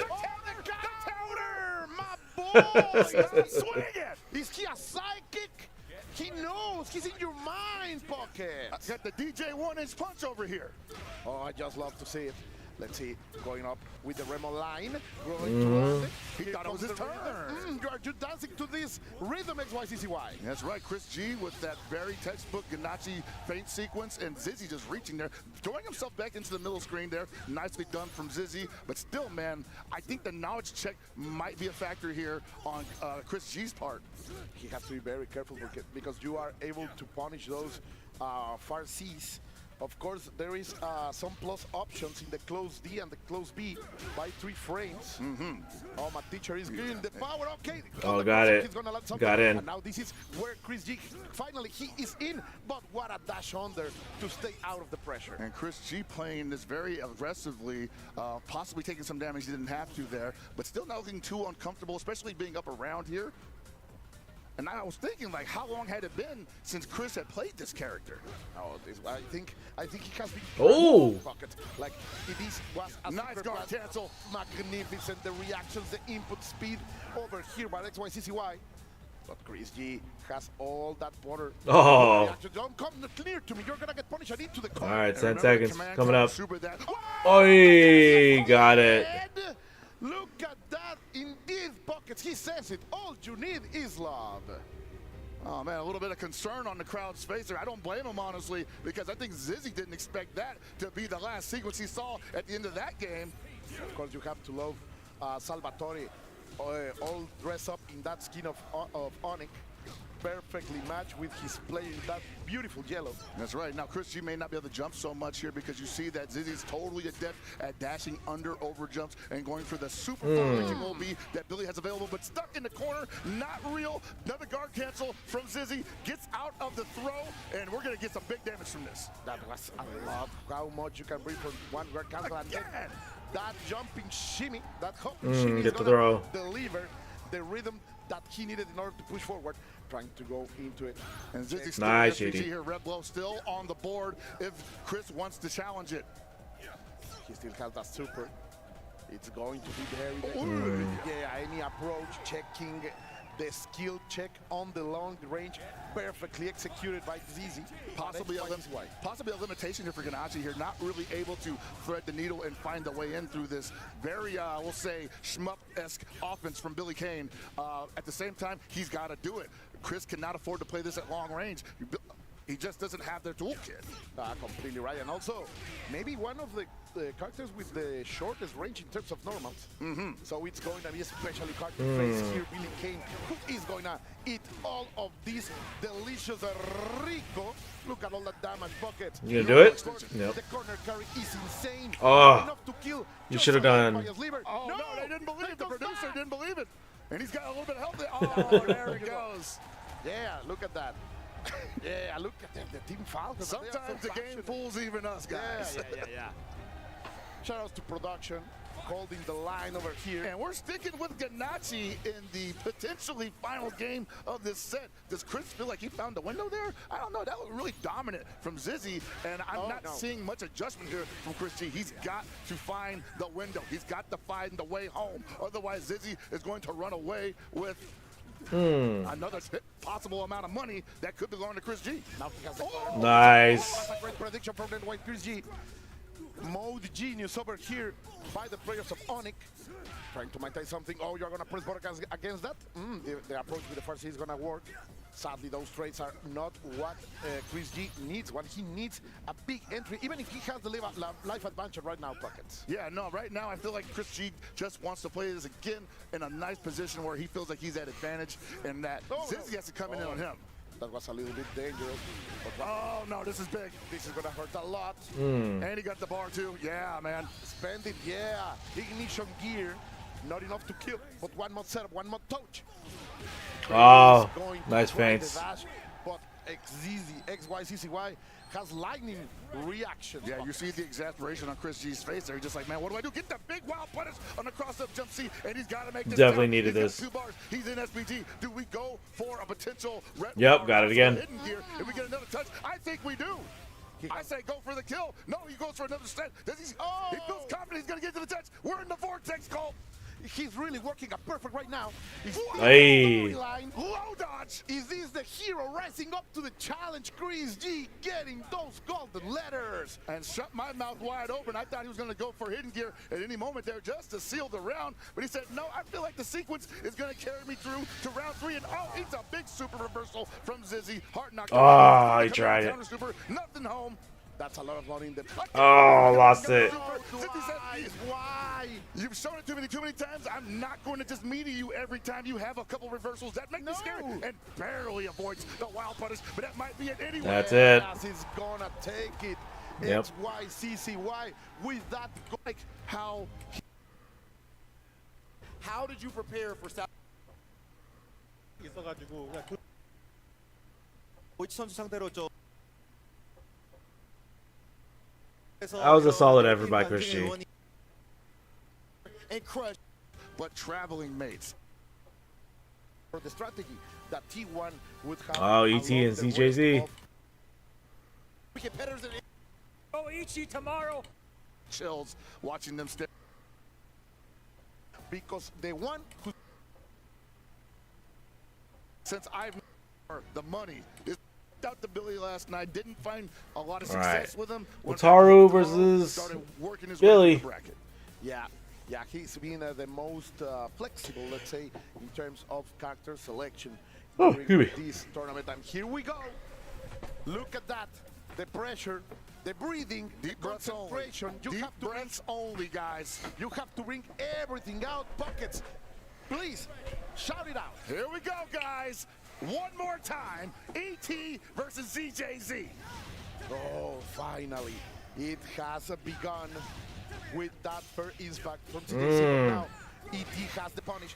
Pressuring against the corner. We are on the left side of the stage. And, of course, the plan is not to get out. Oh, there was not a punish there. Yeah, a little bit of patience there on ET's side, knowing that there was going to be... Oh, no! Oh, the drama! Oh, no, he's already pointing out some issues. The drama. What is possibly going on here? Something in the top and of the... ET said, hey, I was already cooking you in the corner. What's going on, It's something in the top of the screen. CJC was pointing at the two top corners. Of course, all of the team of the EWC is there to support the players. Just a little bit more. What happened? Boys. The emotion really took us over, but it was just the start. It was just a couple of blows hands on my head. You're feeling this drama, Pocket. The adrenaline has sunk to the pit of my stomach after all of that, and I'm just like, man, of course that was not going to be. It was a problem with the control mode at his selection. Oh, he meant to pick another mode. Well, I mean, that happens. Oh, it was on what, Smart Style or something? Yeah, the nerve. This is not just about the money. These guys are feeling it. And if someone is feeling it, it's those Falcon fans. As we are here, the smile that fights. ET is here, as Rom himself called him the extraterrestrial. Yeah, man. His skills is definitely out of this world, but ZJZ, as I like to call him, the most unfun man to play against in fighting games. Like, this guy will make you hate whatever game you're playing. But now everything is set. Of course, this is for real. This is a German challenge, so no points awarded to anyone. It was just in time, and CJC starts going forward. And if you want, as you say, to play about the control, the press down, cooling down your character, Hotaru is ideal for that. Most certainly, you know, like Hotaru got a little bit of wind taken out of her sails in the most recent update, but still a very dangerous, versatile, and maddening character to play against. Let's see, good just defense over there. Yeah, but still the damage is done. Oh, he just run and press the bottom pocket. Yeah, the counter hit down C, man. And maintaining the pressure here. Oh, but you are not able to punish that in time. CJC, he gets punished for that. Yeah, ZJC could have put a little more damage on the counter hit down C earlier, but kind of abandoned it for a very standard free damage string. And again, like, I feel like the emotions might be at a little bit of play here on ZJZ's part. ET not at all phased at all by all those restarts. Come over here. Going fast, ET not slowing down. Ooh, oh, what he tried to just defend in the right. Yeah, tried to hyper defense at the end, and you have to do that. Hit the guard cancel. In the end, he's gonna land it. Yeah, ZJZ needs to clean it up a little bit. Good job. Saw him play yesterday a little sloppy, but managed to squeak it out against Reynolds. So he's going to be a little tighter than that here. I can see that instinct in ET predicting some moves from by CJC. That jumping was so big and has left the player of G1 at touch. Finally, he's gonna land it with the whole screen poke. And ET is gonna take number 1, making these Falcon fans extremely happy. You gotta believe he just wanted to throw a fireball there, and the pole just extended at the perfect range to stuff it, and gets hit by trying to run up. It eats a low beat for his trouble. Bar D punish, make it hurt ZJZ. Let him know you still out there. Those amazing normals from Hotaru being placed into right order. And still in. Stealing the SPG. Really? How are you gonna use the CJC? He needs to bring it the pain, and he does it. He's gonna get the bar. It's gonna be enough to kill, of course, yes. Call the ER because Billy's down. Tighten up, son. He finally got that counter hit down C that he got earlier and converted correctly in the corner. Big damage combo. Ooh, too far away from that C, and needs a whip punish for his trouble.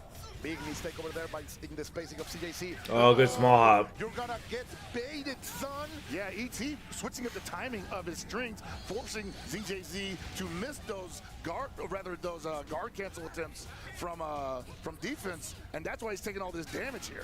He's playing it big in blood. Finally, he's gonna be able to take that SPG away from ET. And going for the prediction, sadly the timing was not the right one. They just defend getting a little bit of life back, but still there. Are you gonna steal this CJC? Oh yeah, and he go for the guard break too, because he's only at 60% rev. He's Oh my God, he thought like, hey, he's probably not gonna wake up super here, but if he does, I'll empty jump and possibly be safe enough to guard if it comes out. Ends up eating a throw instead. That knowledge in between them pockets is being shown. Both of them started with the SPG at what a backdash over there.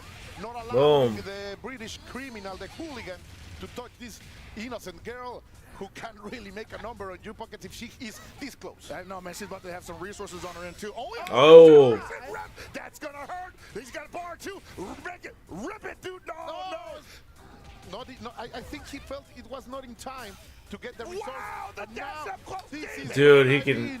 So much resource, so many resources on ET's side. Yeah, red line that. Yeah, not enough to kill yet, but it's on a touch right now. And this is we can just chip out, yeah. What a comeback!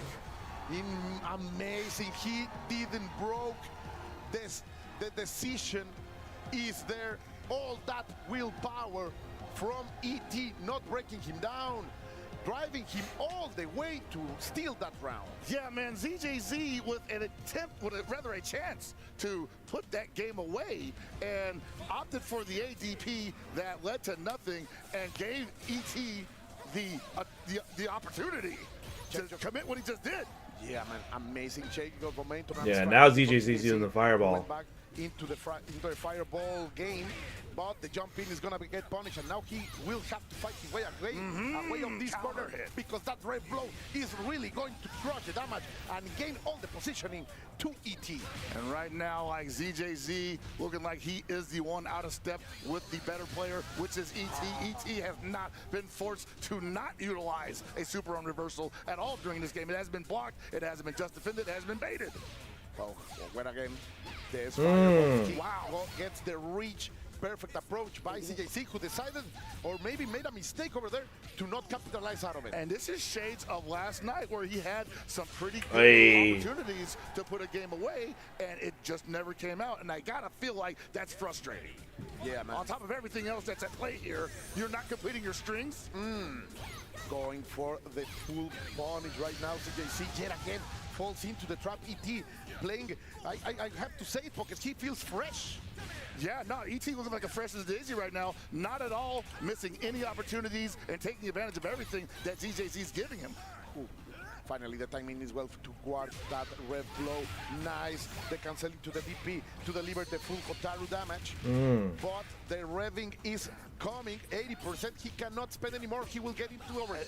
That's not what you want to happen if you're GJZ right now. You're locked down, middle of the corner, middle of the field. You have to gamble on DPs like that. You're not going to get too many opportunities like that, and you're overheated on top of everything.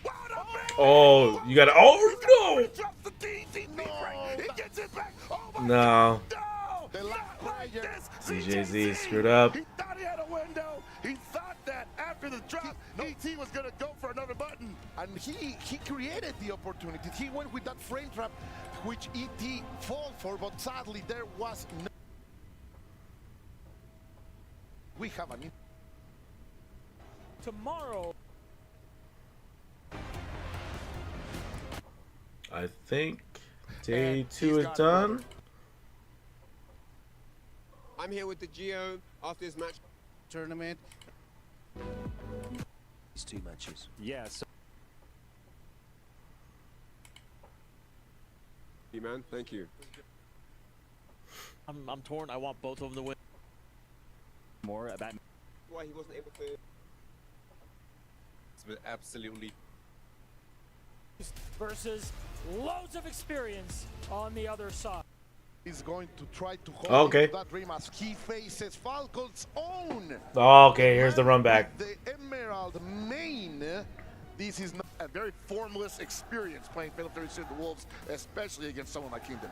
Yeah, man, what a future, what a destiny. Life gives you chances, and here Archangel has the one to redeem himself against the opponent who sent him into the lower bracket yesterday. Of course, now with the emotional boost of having beat one of the Japanese gods of fighting games.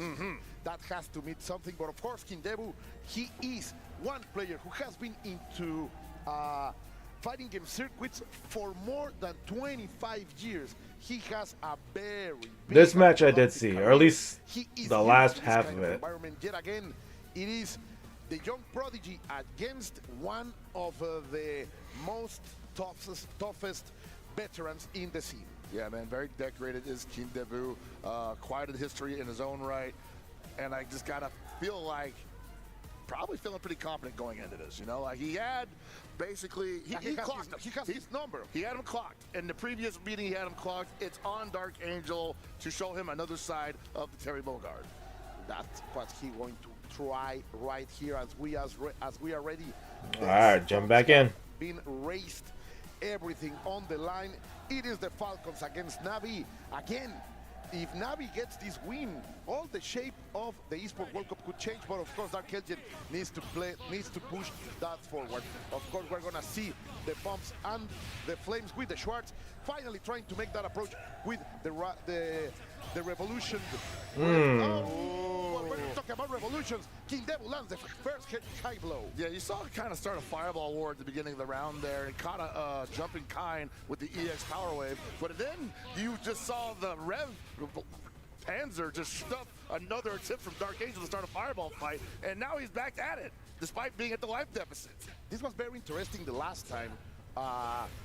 Against Nemo, he was using exactly this, the regular power wave, in order to control the approaches, and so far it's working for a Dark Angel who is still with his SPG, down in health, but still with tools. Yeah, now that power wave, now that's one thing about throwing projectiles into this. Nice, wake up. Geyser, we'll take it. It's the dash back. Round for Dark Angel. Look at that. Wow. The backdash. Over there, Dark Angel is gonna pick that up. It looked like he was going to find nothing but trash pockets, but he instead changed it for treasure. Yeah, no, very interesting to see the way that Dark Angel. Again. Wow, again, the far D into Geyser. As you were saying, Dark Angel is trying to move forward little by little, pressing King Debu against the left side of the stage. No, we're going to stay in the center. Neutral being played by Dark Angel. He wants King Debu to approach and make these mistakes. Finally, Dark Angel is really provoking mistakes on King Debu, something he could not land last time. And this is fascinating because Terry Bogard not known for his projectile pressure without using Rev, and the Light Punch Power Wave is not grounding King Debu, but also giving Dark Angel the time to respond to jumps with anti-airs. Those challenges by King Debu have been godlike. Now that he's not gonna respect anything and just say, power, guys. Bruh. The power of Earth itself is rising, Hell Pocket. All right, so King Dabu has definitely been here before. I don't think that he's going to allow himself to be caught by the same scenarios again. But man, what a way to go out in that first game. They change complete dominance from Dark Angel. Good jump. What a just defense right there. I am a little bit nervous, Pockets. I think you can hear it in my voice. Oh yeah, most certainly. I don't blame you. Oh, okay, 2+. On the throw, still with the chance, Archangel with a good advantage, but King Dabu has the corner, has the damage. Yeah, the setup is here. All right, great blocks, great patience from Dark Angel, knowing that there was not really a worthwhile escape. Hey. Wow, jumping over the far D, getting his own jump D, get the kill combo. Oh, look at that stare, man. Wow, okay. We are in a different kind of scenario here. We are playing a new game. This is not the run back we thought it was going to be. Thankfully, Dark Angel is really pushing this forward. Are we gonna feel those ambitions? Not yet. King Dabu has the two. But yet again, he's not respecting anything, Pockets. And this because kind players love pressing the advantage after making the opponent block the looping pressure. Big damage. Dark Angel's just saying, look, I'm gonna gamble on a pretty damaging reversal if you're gonna keep giving me these fake pressure strings that leave you vulnerable. Beautiful. That's under that cut. Dark Angel. Nice counter. Eat it, not when he has resources. Dark Angel has to get out of this. The overkill is not going to last, but finally he pressed the button. A little bit of a frame trap, and King Dabu gets around. Yeah, look how close that Dark Angel was, basically taking game 2 there after just a couple of well-placed reversal geysers. I don't think it's worth giving up on entirely, but I guarantee you that King Dabu is not going to give him that look anymore. He thought that was going to be counter hit juggle. I don't blame him. Too far away. King Dabu didn't press a button. Let's see now the throw. The exchanges, the changes, the modifications and evolution from the Japanese player can be felt. One of those ganchos volados, as he said yesterday, are hurting him. He misses 3 of them against Nemo, and now the first one is going to cost him a round. Yeah, no, you saw him go for the B power dunk there, just thinking that King Dabu was going to possibly sneak a little dash forward in the middle of that pressure, which is the sign that the pressure is going to loop back into another version of the block string. So far, he's been very successful at calling that out, but King Dabu cleaning up the approach just good cross up. Big cross up. A cross up over there with the little knee. The jumping B is going to be a success over here, but again, but the just defense, King Dabu is a demon, Pockets, but he's gonna get punished for that grab. Sadly, not a confirm. And I can't say that this is looking, well, it's obviously looking good for Dark Angel, but I can't say that King Dabu is looking too bad here because he's been a touch away repeatedly, finds the jump D, holds the corner, another big jump D. He's gonna spend the bar, of course. Bringing the ambitions, all that is needed to go for day number 2. Look at the damage, Pockets, not enough to kill. Oh, he didn't know how to finish it off. Respect me, look at that smile. The whole world was spinning after that reversal geyser from Dark Angel. Oh my God, King Dabu gave him the chance and he took it. But this killer from the Falcons cannot be taken out. Let's see, bring the note a little bit. Those approaches, little by little, drag. Counter. He's got so many resources. It's gonna hurt. Oh, look at that. Perfectly executed Pockets. All right, King Dabu, I think, might be a little shook here. At least, at the very least, he knows that he cannot just press for free against anything that Dark. Got him on the counter. Well, but it drops. Keep the pressure tight. The guard strings have to be immaculate. Our analysts were saying that the defense for Dark Angel will be tested here, and now he had shown he's able to get out of the corner, but gets a little bit antsy against Punish because of that. And it's still anyone's round right now. Swings on the Rondo. Don't tell me King Dabu is going to be able to steal another round. Yes, when Dark Angel looks the most strong, King Dabu simply becomes a hero and steals that for the Falcons. Yeah, no, 2-1 King Dabu right now, and Dark Angel challenging a lot of scenarios that, I'll be honest, they're kind of working out for them. Sometimes they ain't, and when they don't work out, they hurt a lot. He's picking out 40% of damage. But now, Kane has the corner. No, another lack of respect. Cero miedo from Dark Angel. All right, once again, King Dabu off to a very bad start. Good JDs. Not how it's going to end. It's not how you start. It's about how you end it. And once again, finds a hit. Is there going to be another big shimmy? Yeah. Really blocks the reversal. Geyser. Okay, I think that was a little bit predictable pocket, and Kindebu has everything right now to take game number 3. Yeah, the throw. He couldn't keep getting hit by it all day. Oh, Like set he up. block it eventually. Okay. But Dark Angel still has fighting him. Let's check out those shards of flames. Man, he's gonna have a hard time getting in because Kindebu still with access to Rev can throw out those really reinforced flames, and that's not the war that Gonna cool down. has to play right now. He's running out of time. He finds another geyser. If he gets the bar with all those power waves, I finally makes the challenge with that ignition gear, my boy. He's really making me feel it, Pocket. Answers the challenge of a dash-up low B with a geyser. I mean, come on, man. When the opponent's willing to do that, when they call it out consistently like that, it's almost like you don't want to press the button. I don't care who you're playing as. Okay, he is coming close, but of course Kindebu is a complete menace. Still, that DP is gonna say something about it. Oh, great SPG.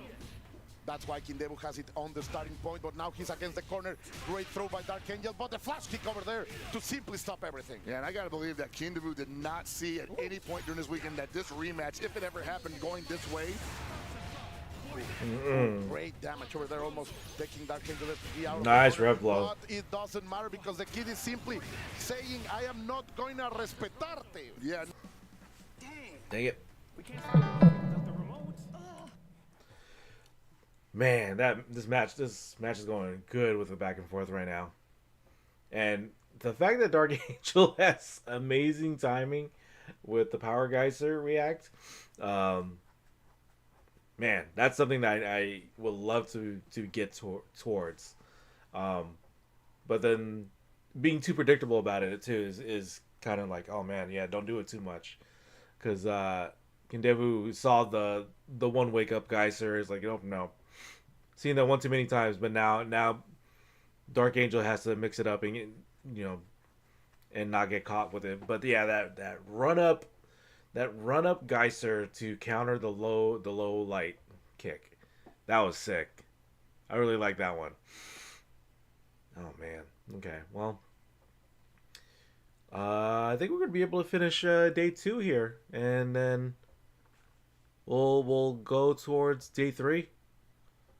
And then see where we're at. Yeah, we'll see where we're at with this. But amazing matches. I kind of wish I was able to watch them live, but this is fine too. I was able to just streamline it, and kind of bypass like all the fluff, the ads and all that stuff. But like again, here we go. No follow-up there. Didn't have the meter for it, unfortunately. All right, Dark Angel back on the low. The red gauge for Kindebu is so close to the overheat that now he has the advantage of health, but not in resources pockets. Yeah, he was. Oh! As long as he had the red dang! Scenario like that, but he overheated himself, lost advantage, lost access to the red flame, and that basically allows Dark Angel to just walk in on him. Could have punished better. Right now, Dark Angel on the match point. Can he really do But it? I get it. Kindebu pressing him little by little into the corner. Finally, Dark Angel finds a one. The wild punish. This is gonna be big pockets. He has the resources. Power. Big damage. I don't know if Kindebu's got it in him, man. He's taking a lot of hits. No meter though. This might be it. That might be it. Not yet. Not yet. The scaling's a heartbreaker. Oh, look at this. Oh, they are so quiet. Trying to maintain the momentum. Dark Angel will have to play the patient. Needless to say, I do not like this for Kindebu at all. There it is. Woo! They took out Kindebu. That is Navi's own Dark Angel. Aye. Oh my God, Kindebu. Yeah, he knows the feelings. He was overheated. He went for the jump B, thinking that the power wave was coming. Oof. He thought he had a punish opportunity there.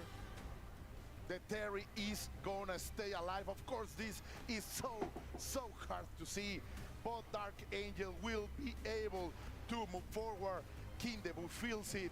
This is the contrast of emotions. This is the esports World Cup pocket. That's a look of a man who got controlled the entire match. Like, controlled by Power Wave. And the game. Yeah. wasn't that much different. You kind of out-zone Kind? That's crazy. Oh, I cannot believe it, Buckets. Kindefu started zoning towards the end, where it's not like he was freaking out, but it's like, oh man, I need to get back to bread and butter, like Kind. To play tomorrow on the finals day. What a moment to witness. And man, as intense as that was, I want to hear what's on Dark Angel's mind. Interviewers, what you got for us?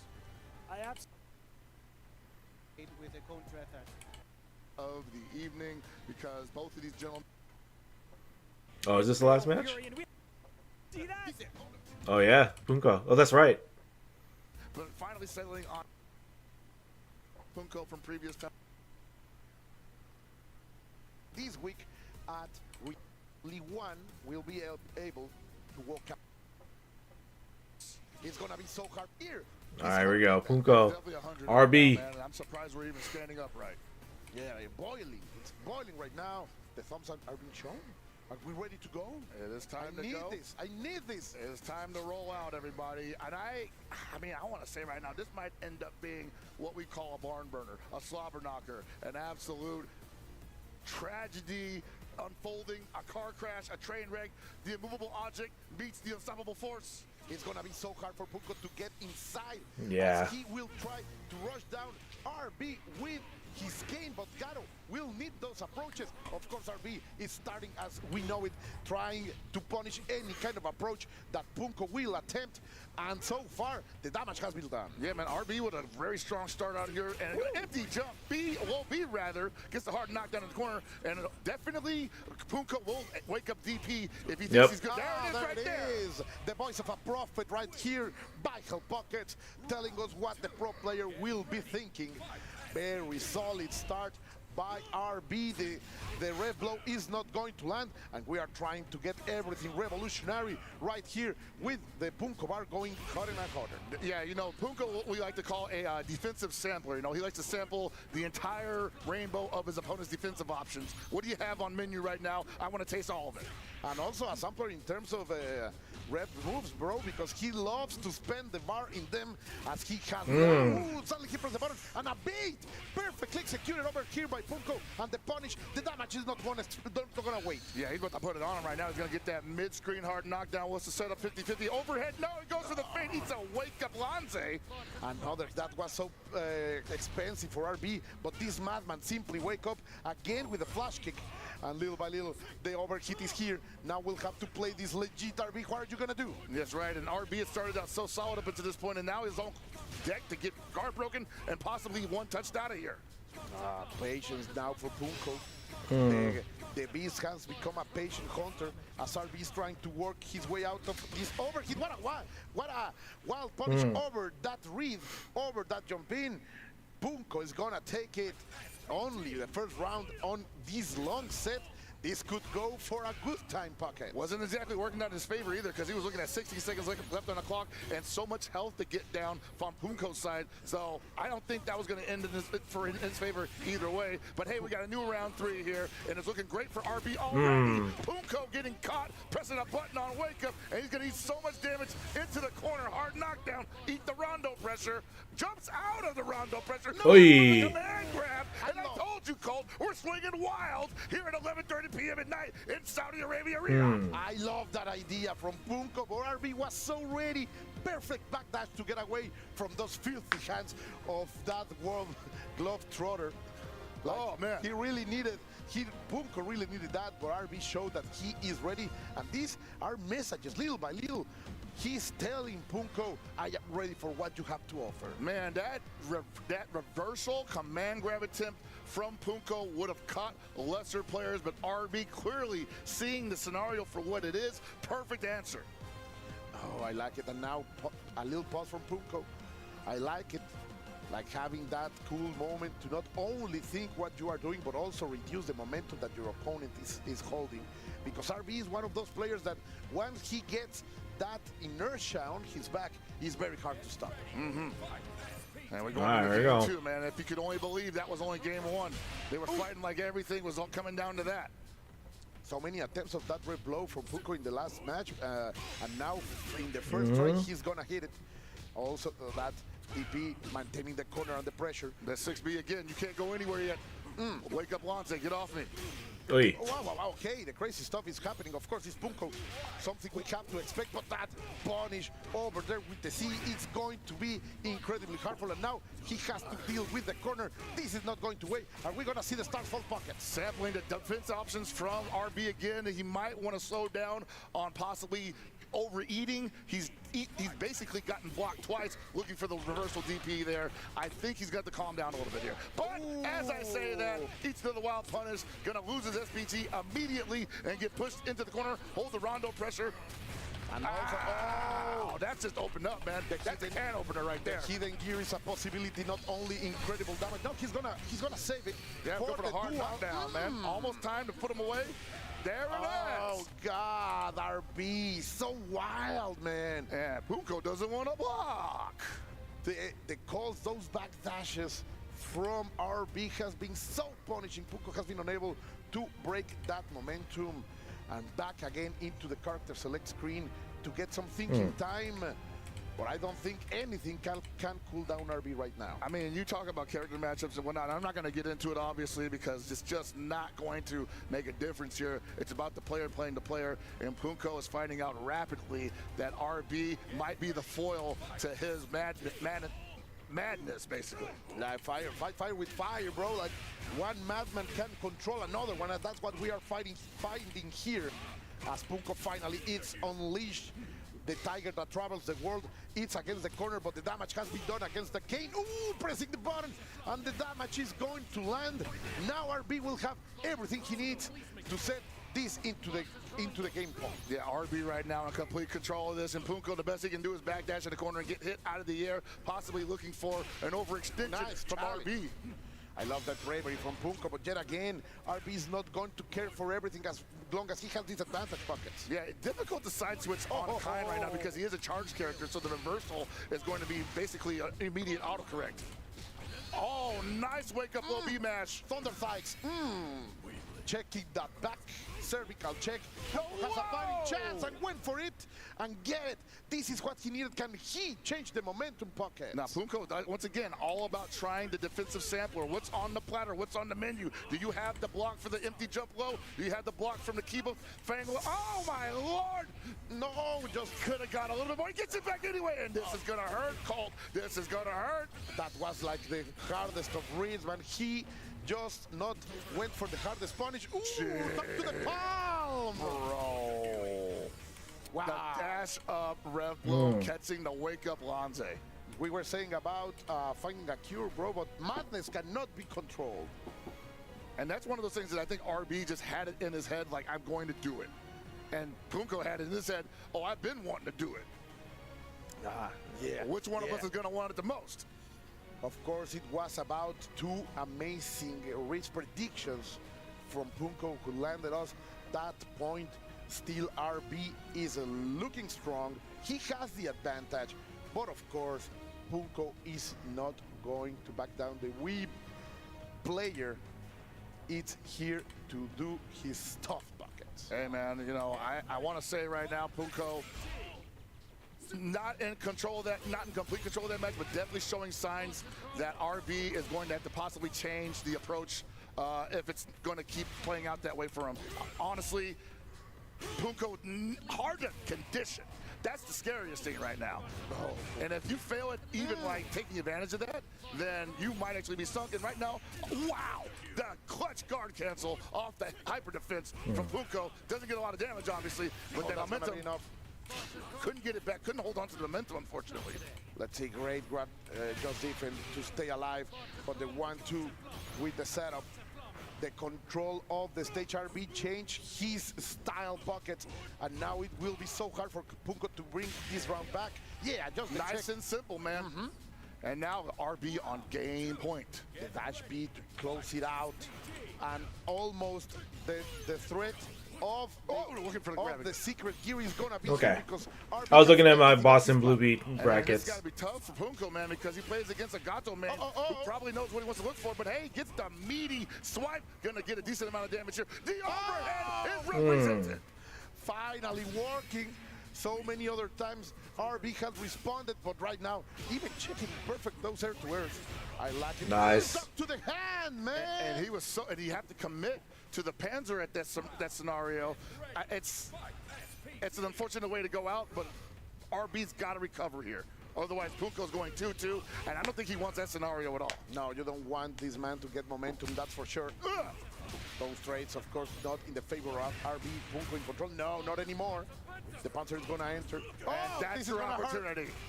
Hidden gear or two supers. Let's see. Going for the 2 series. No, he's going to keep it. He doesn't want the damage because he's going to be the confidence. We are going to have RB going the long way. RB moving on. Sadly, Punko will stay. And one Madman. RB can fighting games.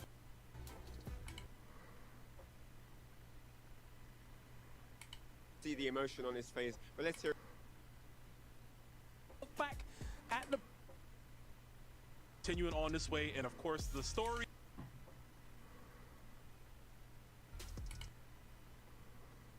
Dark Angel tomorrow. Fenrich, one of the most informed players. Pairings here that are seeing.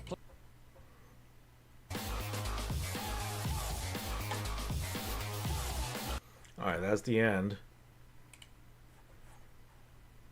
Why is it looking like that? Okay. So that was day 2. Now we're finally towards day 3.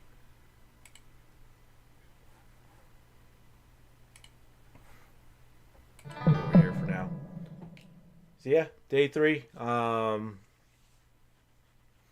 Yeah, like I said, still looking forward to the Dark Angel matches. These are the matches. This day, I didn't get to see anything, so this day I'm very much looking forward to see how it all unfolds. Like I know who won it.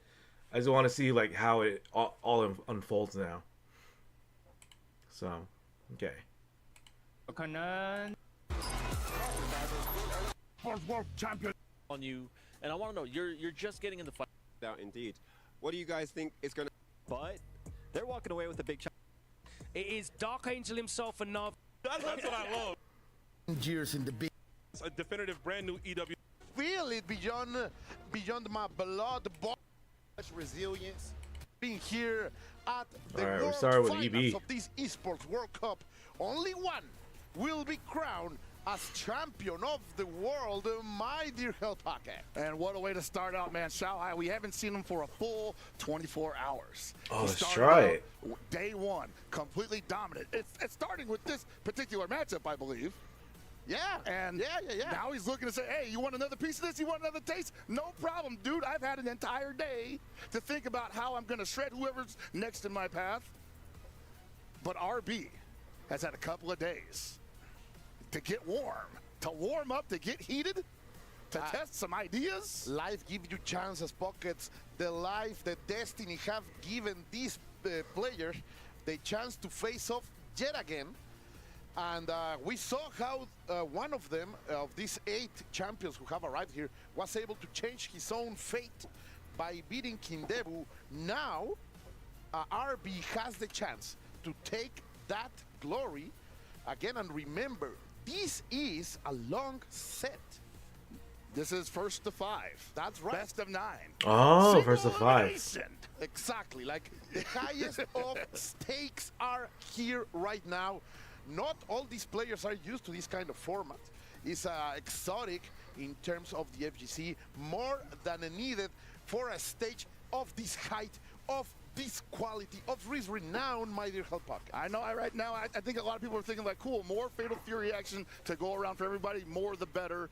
But I gotta tell you, if you've seen Shanghai play any other game in a long set format, you know that gets pretty ugly for the opponent real quick.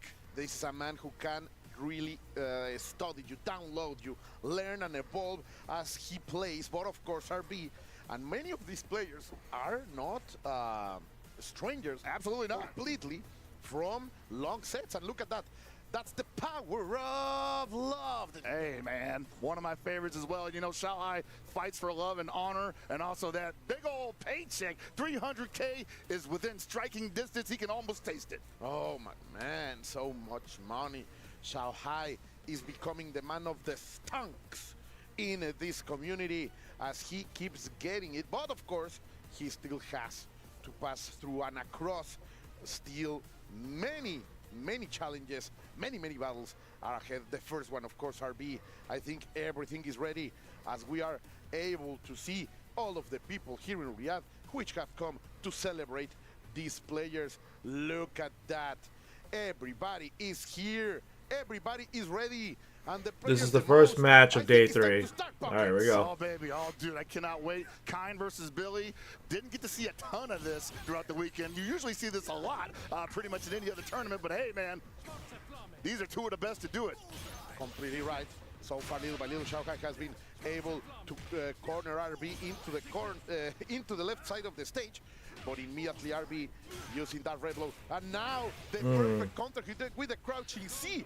We are going to see the rondo in order to maintain the offensive. What a Garrett jump in.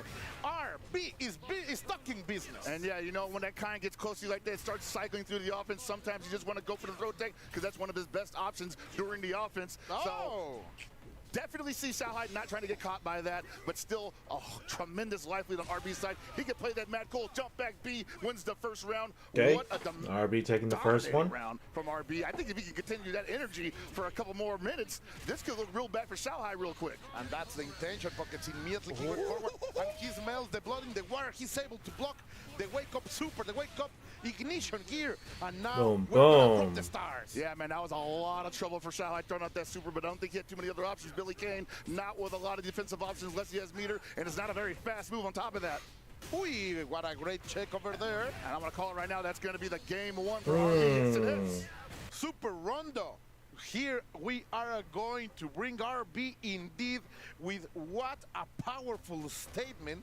Our analyst desk was talking about the possibility of the man who got inside, the one who crawled his way to here to be the one that delivers the surprise. So far, he is bringing it, and the rhythm is not falling down. Oh, no! I thought a button was coming, but RB gonna take a lot of damage here. Not gonna eat a hard knockdown, but still not where you want to be. You had such a commanding start in the previous game, and I want to say that was looking pretty good at the beginning, but one mistake, and Shanghai is going to capitalize completely, and if you can't get that momentum back, say goodbye, brother.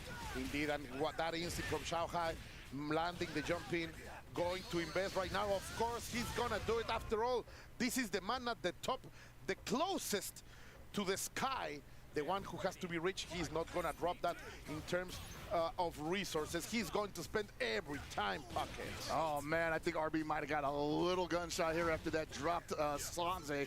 Probably thinking like, all right, got to calm myself down a little bit. Don't want to make too many more mistakes like that because this guy cannot, you just can't do it. You cannot make too many mistakes against Shanghai. Maybe 1 or 2 he'll let you get away with, but 3, forget about it. Ooh, and now he's gonna check him low with great stance and rhythm right now. Shanghai is maintaining that corner. RB patient, trying to find something in order to get out of the fighting. And you see that rev gauge cranking up there right now. He cannot afford to block too much, but he can't get out of the corner either. The patience is maybe being a little bit too painful for RB. Shanghai is gonna capitalize out of it. Oh, the front door jump D. Oh, the mix-up buckets. Hey, man, sometimes it's the simple stuff that gets you.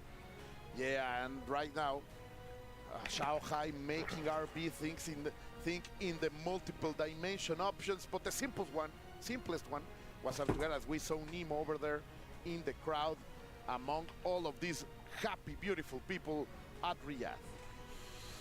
RB going back to character select, possibly thinking about either getting some oxygen in his lungs, probably taking a lap around the building, saying, hey, what exactly went wrong there? It didn't look too bad at the beginning of game 2, but just got away from me 2 rounds straight. You're up against a monster right now, and I can't overstate it.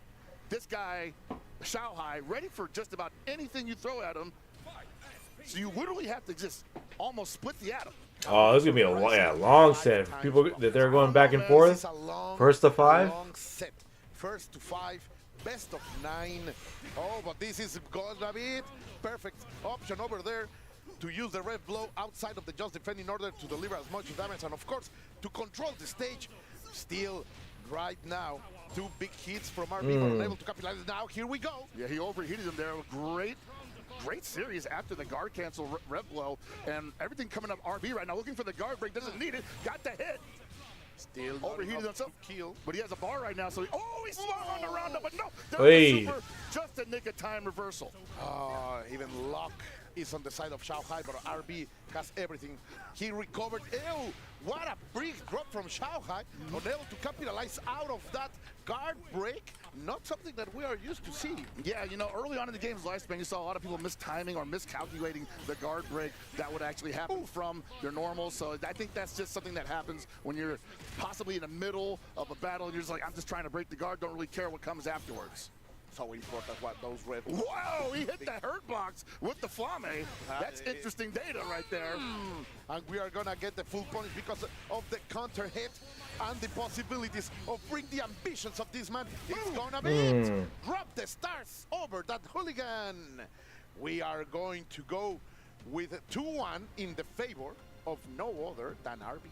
All right, I got to say right now, Rome's prediction's looking kind of good right now, man. The hot take saying, I don't know if he was going to 5-0 him, but still looking pretty good for that, man. Like, to take it over Shanghai, and if he manages to keep up this momentum.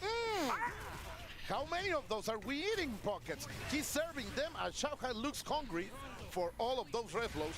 Great throw over here. Well, the thing about it is, like, when the Billy wants to swing with a big button like that, unless it hits multiple times really quickly, there's nothing really stopping the kind from throwing out the red blow from any distance. And then the transfer is gonna hit.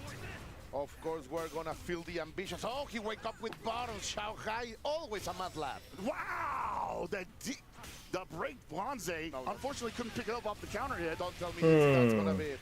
And that's unfortunate because it's going to be difficult for RB to get out of this situation. He's already at 90% rev Wake up with buttons. No. Yeah, he might get guard broken here. Oh no, he expected another series and gets a throw out of the corner. He got a chance. Oy. The perfect chase over there by Shanghai. Yeah, and RB just trying to hold on to the life here, but one more hit's going to do it. That diagonal Schwartz was very, very dangerous. He's going to get going. The patience! Just the right moment. I would love the fans of RB starting to say yes, yes. That's the perfect response. Nice. That's what you want to do when you're throwing out a normal against a kind who's showing you that he's going to counter with a red blow. You still have time to red blow back. Oh, that's going to be big. Bad guess, my friend. He has all of the resources. 1 bar for the ignition gear, and that's going to be enough. Of course, we're going to spend it. Economy move. Don't let floodwater. Okay.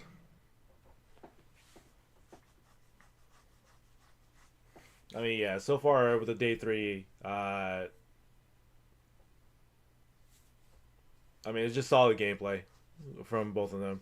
RB just being very, very active in the past, like, day 2, and then Shanghai just being just rested, So we're just gonna wait. We're gonna see how this unfolds. Again, I'm looking at this VOD and it's like 2 hours plus than the rest. The others were like 4 hours plus each. This one's like 6 because of the first of 5. So we're looking at long sets, back and forth probably, and probably down to like the last set, last round. All right. It's going to get back into it right now. There we go. Man, these rounds are going fast and furious, and honestly, I can't call it either way. RB looking super strong here, but Shanghai showing that he's still in the fight. Not RB is up 1. Even though you got 5 games to make it happen, let's get it done in 3. The backups, man. The backups have Shanghai's trying to land those punishes. And look at that poke. I love that bottom pocket. Such a great tool being perfectly used by Shanghai like a surgeon. Ooh, trying to be dangerous here. RB, we're going from coast to coast pockets, west to east. And right now, RB is the owner of this land. Yes, right now he's overheated, so super is the only way out here. And he takes advantage of a miscalculation on RB's side, gets a hard knockdown mid-screen, eats Alonze on way. Wow, perfect perfect spacing from Xiaohai. That backdash was simply insane, and the punish, even in overheat, he is making the most out of it. I am not overheat. I am maybe with no resources, but no way I'm defenseless. Those are big fundamentals with Xiaohai playing this game as honest as he can when you play Billy, of course. That's all Xiaohai, bro, man. The measurement that happens in a split second, that happens in the mind of a killer with a special computer going on up there that never turns off. This guy knew the Panzer was coming from the distance, and he just backdashed knowing that it was going to lose its hitbox right at the moment that the low B would be able to catch it. You are saying, my friend, the eye of a target, the of a tiger, the instincts of a killer. That's for sure. I think you want to slow this down right now if you're RB, because it's been looking really good for you for at least 2 or 3 games now. The man closest to the divine, indeed, Xiaohai. The one everyone is trying to follow. That's right, high dodge counter, that's going to, or rather high dodge attack, that's going to beat almost every mid in the game. And I don't care, Sir RB, waking up immediately with a flash kick. Climbing that stairway to heaven little by little. As this game is tied 2-2. Imagine Pocket going to 9 delicious games between these two and all other champions. Yeah, no, you see RB just, wow. Damn, the dash up. Gets ran underneath, and yeah, now he's in trouble. Because all he can do is guard cancel and possibly say goodbye to guard cancel now. Yeah, without the rev low, it would be a little bit hard to punish in those distances. And now Xiaohai complete control. He does not need to do much of anything here. Ooh, no whip punny. He lived. He let him live. What a range over there, man. That's frustrating, man. You can't even hit the air to jump C like that. Those buttons, those normals, they make money. Absolutely, man. And now we're seeing Xiaohai turn the tides in momentum just by Good making job. RB play a very uncomfortable game. Of course, RB still has his full resources. He will be able to deliver a lot of damage, but he does. Ooh, let's see. Going for the full punish. And I was going to say, a kind that is a little bit afraid to go in and just hit buttons, kind of gets his hands tied. He can't play a zoning game that's effective, but what he really wants to do is be up close and make you guess on defense. All of the roundos, sharps around us to control any kind of option from Xiaohai, but he's able to get out to thread the needle immediately among that offensive, and he's gonna get the hit. Not enough to kill, but very close. Yeah, man, you're gonna get the hard knockdown and a life lead on top of that. Xiaohai can actually move back if he wants. He looks for the guard. Get out of here, he says. The attempt was made. Okay. Not in the perfect execution. RB is going to pay that with a game. But still, this is so competitive right now, man. Many people think that Xiaohai is indeed unreachable, but RB is showing us little by little that he can still be shown here. Yeah, no, he's definitely cracking the armor here. And that's the first Hey. shown it to him too many times. He's not gonna, he might fall for it again, but not so often. Indeed, and now RB has that in his mind too. One of his cards has been going away, and without the SPG, Xiaohai has everything, even the space in the corner, perfect check on the roll in order to maintain the offensive and begin. Ooh, great stuff over there. Yeah, he knew he was only +1 there, so he's like, hey, man, I wasn't plus enough to get a second attack. Might as well gamble on the Lonze. Oh, those crouching C's are not reaching right now for RB. Wow, But of punish course, from downtown! if someone is going to reach, it's going to be Billy, who ends up with the overhead. The pogo check is going to take RB first round on this game number 6. Yeah, this is getting away from RB real quickly right now. He is backing up, and he's almost taking across a punish there. Not in a very comfortable position for him. Manages to avoid the far C, but eats a super series. Unfortunately, I just don't see how he gets out of this without gambling some more. It's just super uncomfortable for him. Even with 2 bars available, even with a rev gauge still in play. Wow, what a punish on that, too far away for a follow-up, though. And eats another hard knockdown in the middle of the screen. And you will have to deal with this. Oh, sadly, he opens up, but he's unable to confirm. Yeah, man, RB not looking for combo starters, just looking for pokes to stop the momentum, and he doesn't find it. Yeah, man, he's desperately for a space to breathe. And now with a 4 in under his belt, right now Xiaohai is looking incredibly strong. The man with the ESG brand on his chest is knowing that he has everything right now to move forward. And we're going back to character selector. I wonder if he's actually thinking about switching to the Gato, or if he's switching to another character that we haven't seen before, or if he's just, once again, just trying Take a break. and reassess the scenario. And I think that's what we're doing here. But I gotta say, man, unless you've got another layer to that offense for Kine, it has not been working out for you, brother. Yeah, like as you said, many times we have seen Shanghai respond to the options that were giving some advantage to RB in excellent fashion. We saw it with that clash of rev blows, the last, and of course this incredible spacing that has been the key. Those advanced footsies with Billy, the extended footsies with Billy Kane's weapon that are able to control his opponent aggressively. But let's see RB trying to regain some of that confidence. Great stuff with the rev blow, little by little taking Billy to the left side, to the right side of the stage. But no, Shanghai simply says, I am going to press some buttons, I'm going to check. You're right, and this is all about a game of timing right now. Shanghai switches the timing of his attacks, and even though RB is expertly just defending and guard canceling everything, the timing's gonna give him a different scenario depending on what Shanghai shows him. I see RB. Oh, yeah, that approach. Look at how many confronts he gets from that. And this is where RB is being hurted. Like, he gets a little bit anxious, and it's hard for him to get out of these kind of scenarios when Shanghai is ready for almost everything he's throwing at him. Yeah, man, it's definitely Shanghai's game right now. One more, he's going to get a game point. And RB just looking for a window. Might have found it, but no rev gauge to really play with here. He's got to cool it down. He's only got 14 seconds left. He's taking stabs. And of course, yeah, Shanghai knows it pushes Man, forward. EV got nothing. Makes RB into a mistake and punishes perfectly with Joe PC. A bottom out of goal. Look at that ring, man. It's simply rich. That's why he's on the top.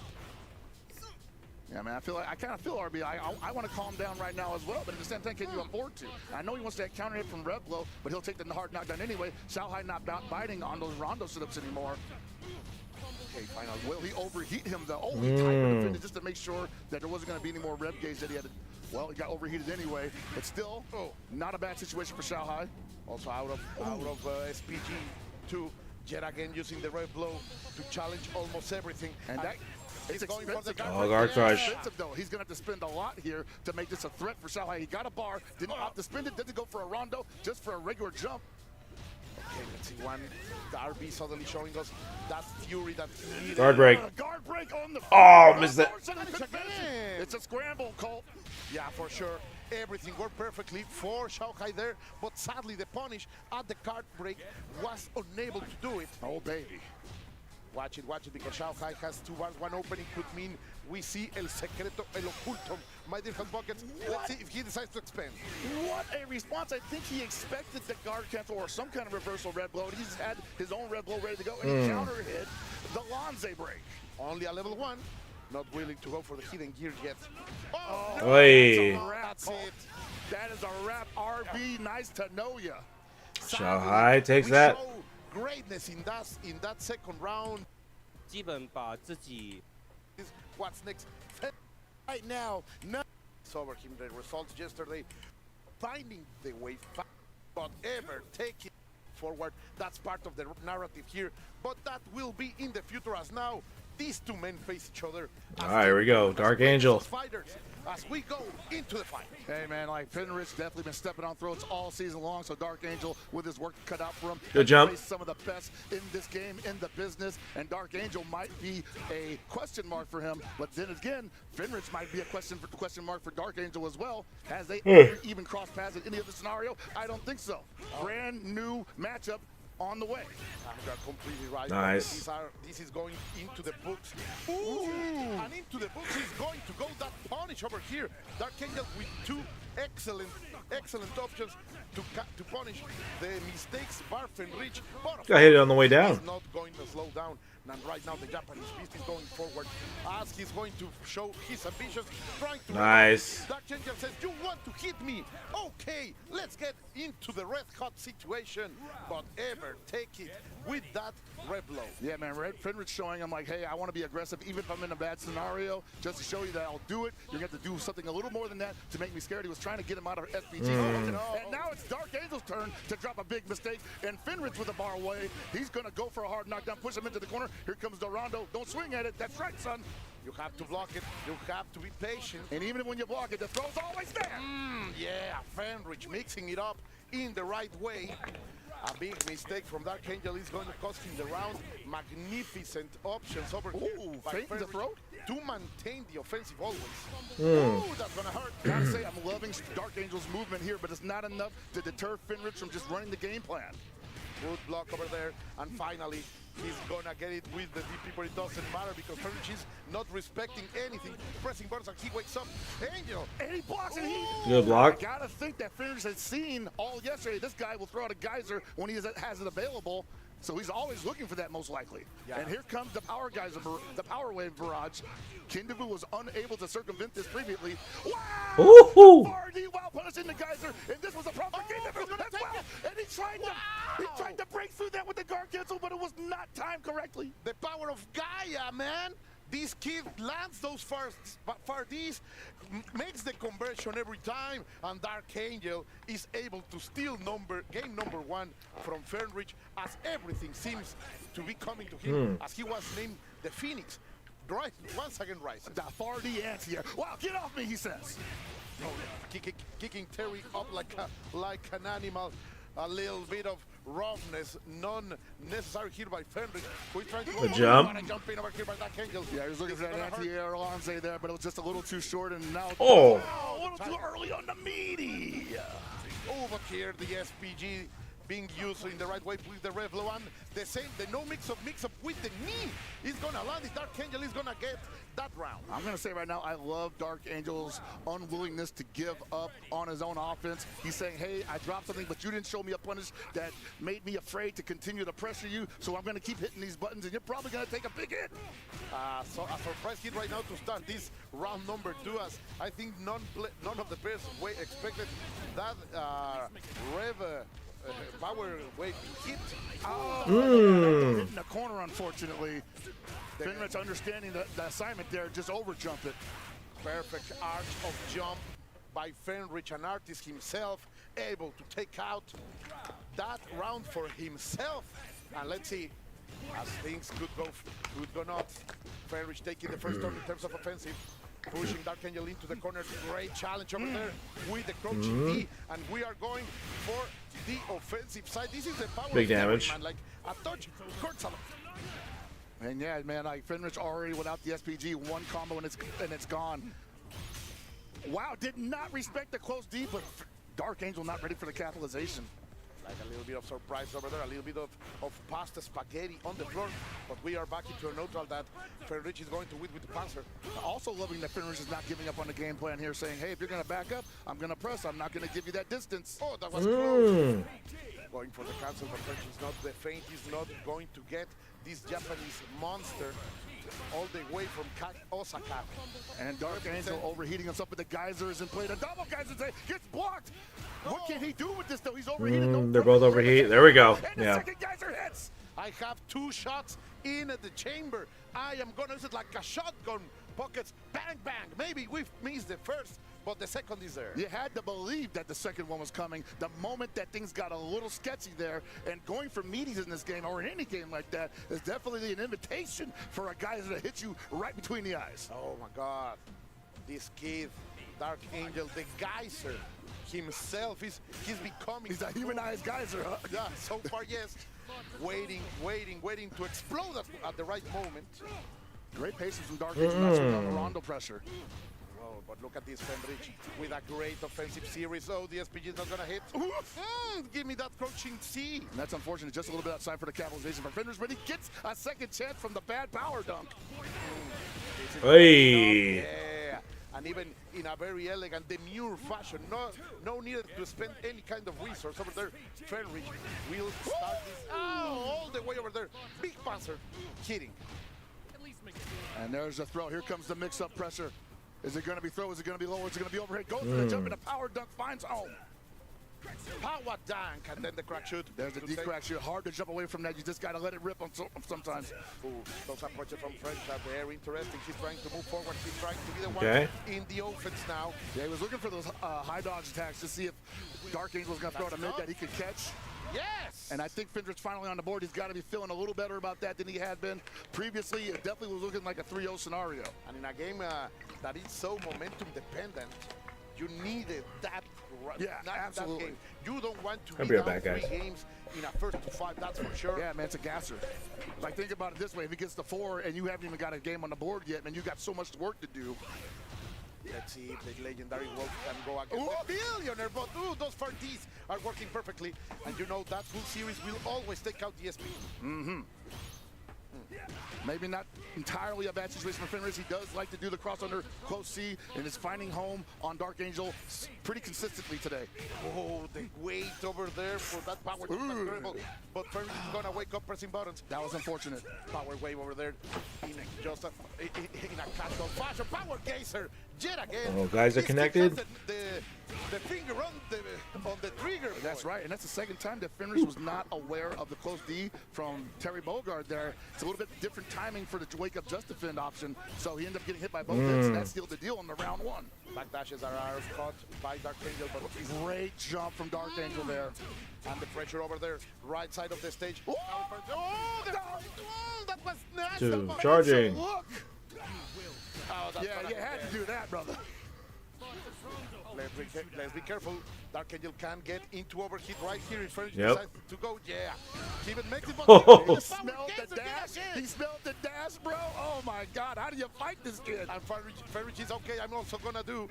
Oh, that's big. That's big for Fenris. It doesn't kill. It doesn't kill. It doesn't kill, but he's not gonna be in a happy place. He kills. Oh, he doesn't. Hey. Oh, I'm a liar. I'm a bad commentator. My fault. It was my fault. It was my fault. You got me started, bro. I taunted you with that. But still, we are playing. Oh, what a great catch over here. They're throwing now. With the power geyser, also 40% of your health. The meaty knuckle. What are we playing? Certainly, that's the steal. El estilo Cofero right now here with Dark Angel, who gets himself into the corner. Watch it again. The overheat could land.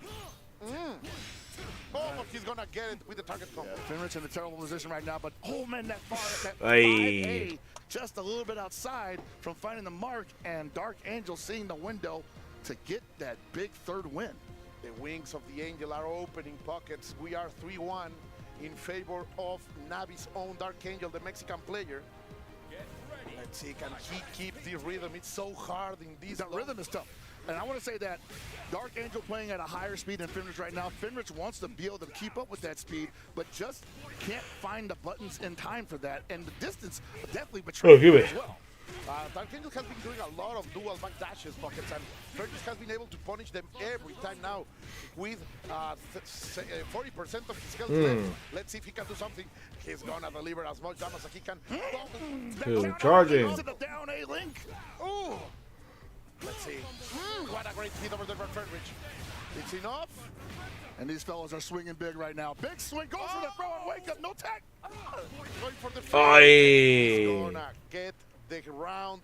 Fenris staying alive, coming back like a man possessed. Oh man, that was scary too, because I think he did have an opportunity to just defend that rim.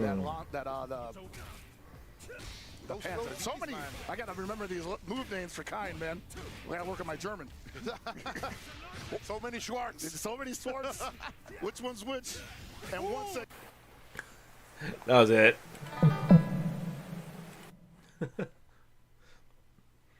We got to add it. He's gonna win. He's gonna. Dark Angel's gonna win. That's it. But man, a lot of good back and forth with that matchup too.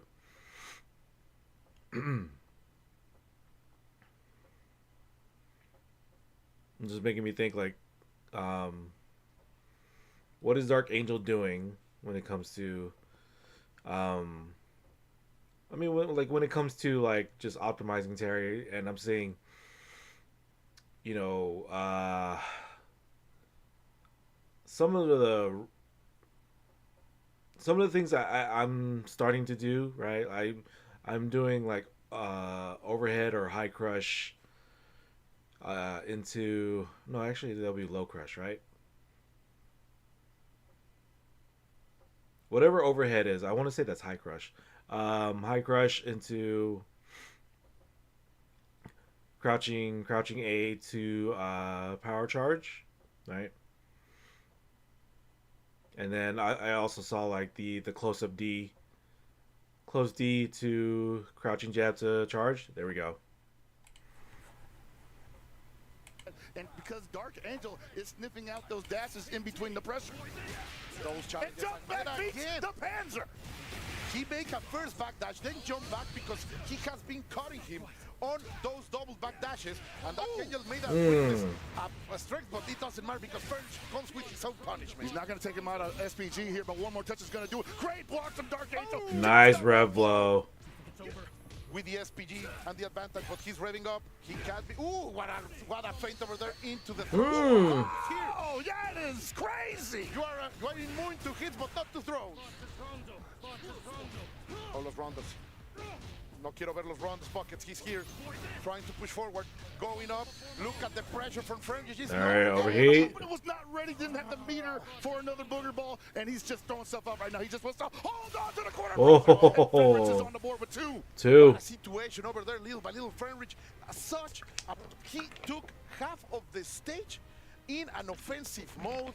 Fenrich, what an animal, never stopping that offensive, and Dark Angel only could push back in order to block and stay alive, but not for too long. That's how you play Fenrich's kind. That's how most kinds play, man. Like, there is the zoning element available, but being up close and personal is where I feel he's strongest. You get that down C, if you have the meter available, nice. It's going to be a world of hurt for the opponent. But at the same time, that Terry Bogard with the far D, forever present. Big wild punish is always on deck. Man, eat that close A. Why are you waiting, pressing bottles for Fenrich? We're in 3-touch territory. Eats the Lanze. No more close D. Don't wake up for you. Right back to you. Those wake-up options hitting both of them. Oh, counter. A great counter hit over there by Fenrich. He has the corner. Still a lot of work to do right now. Has a bar available, wants to throw, wants some kind of knockdown here just to set up shop. That's it. No. Unable to make it. And wait with the overhead. Man. I think he caught the backdash there. I think maybe Fender stopped, instead of blocking, I'm going to backdash on wake up just to get away from whatever's coming. At the worst, I'll get hit out of the air. Great over there with the red blow immediately. Fenrich trying to carry Dark Angel into the corner. He has been able to push the best of his offensive gameplay right there when he has no escapes and the damage is on.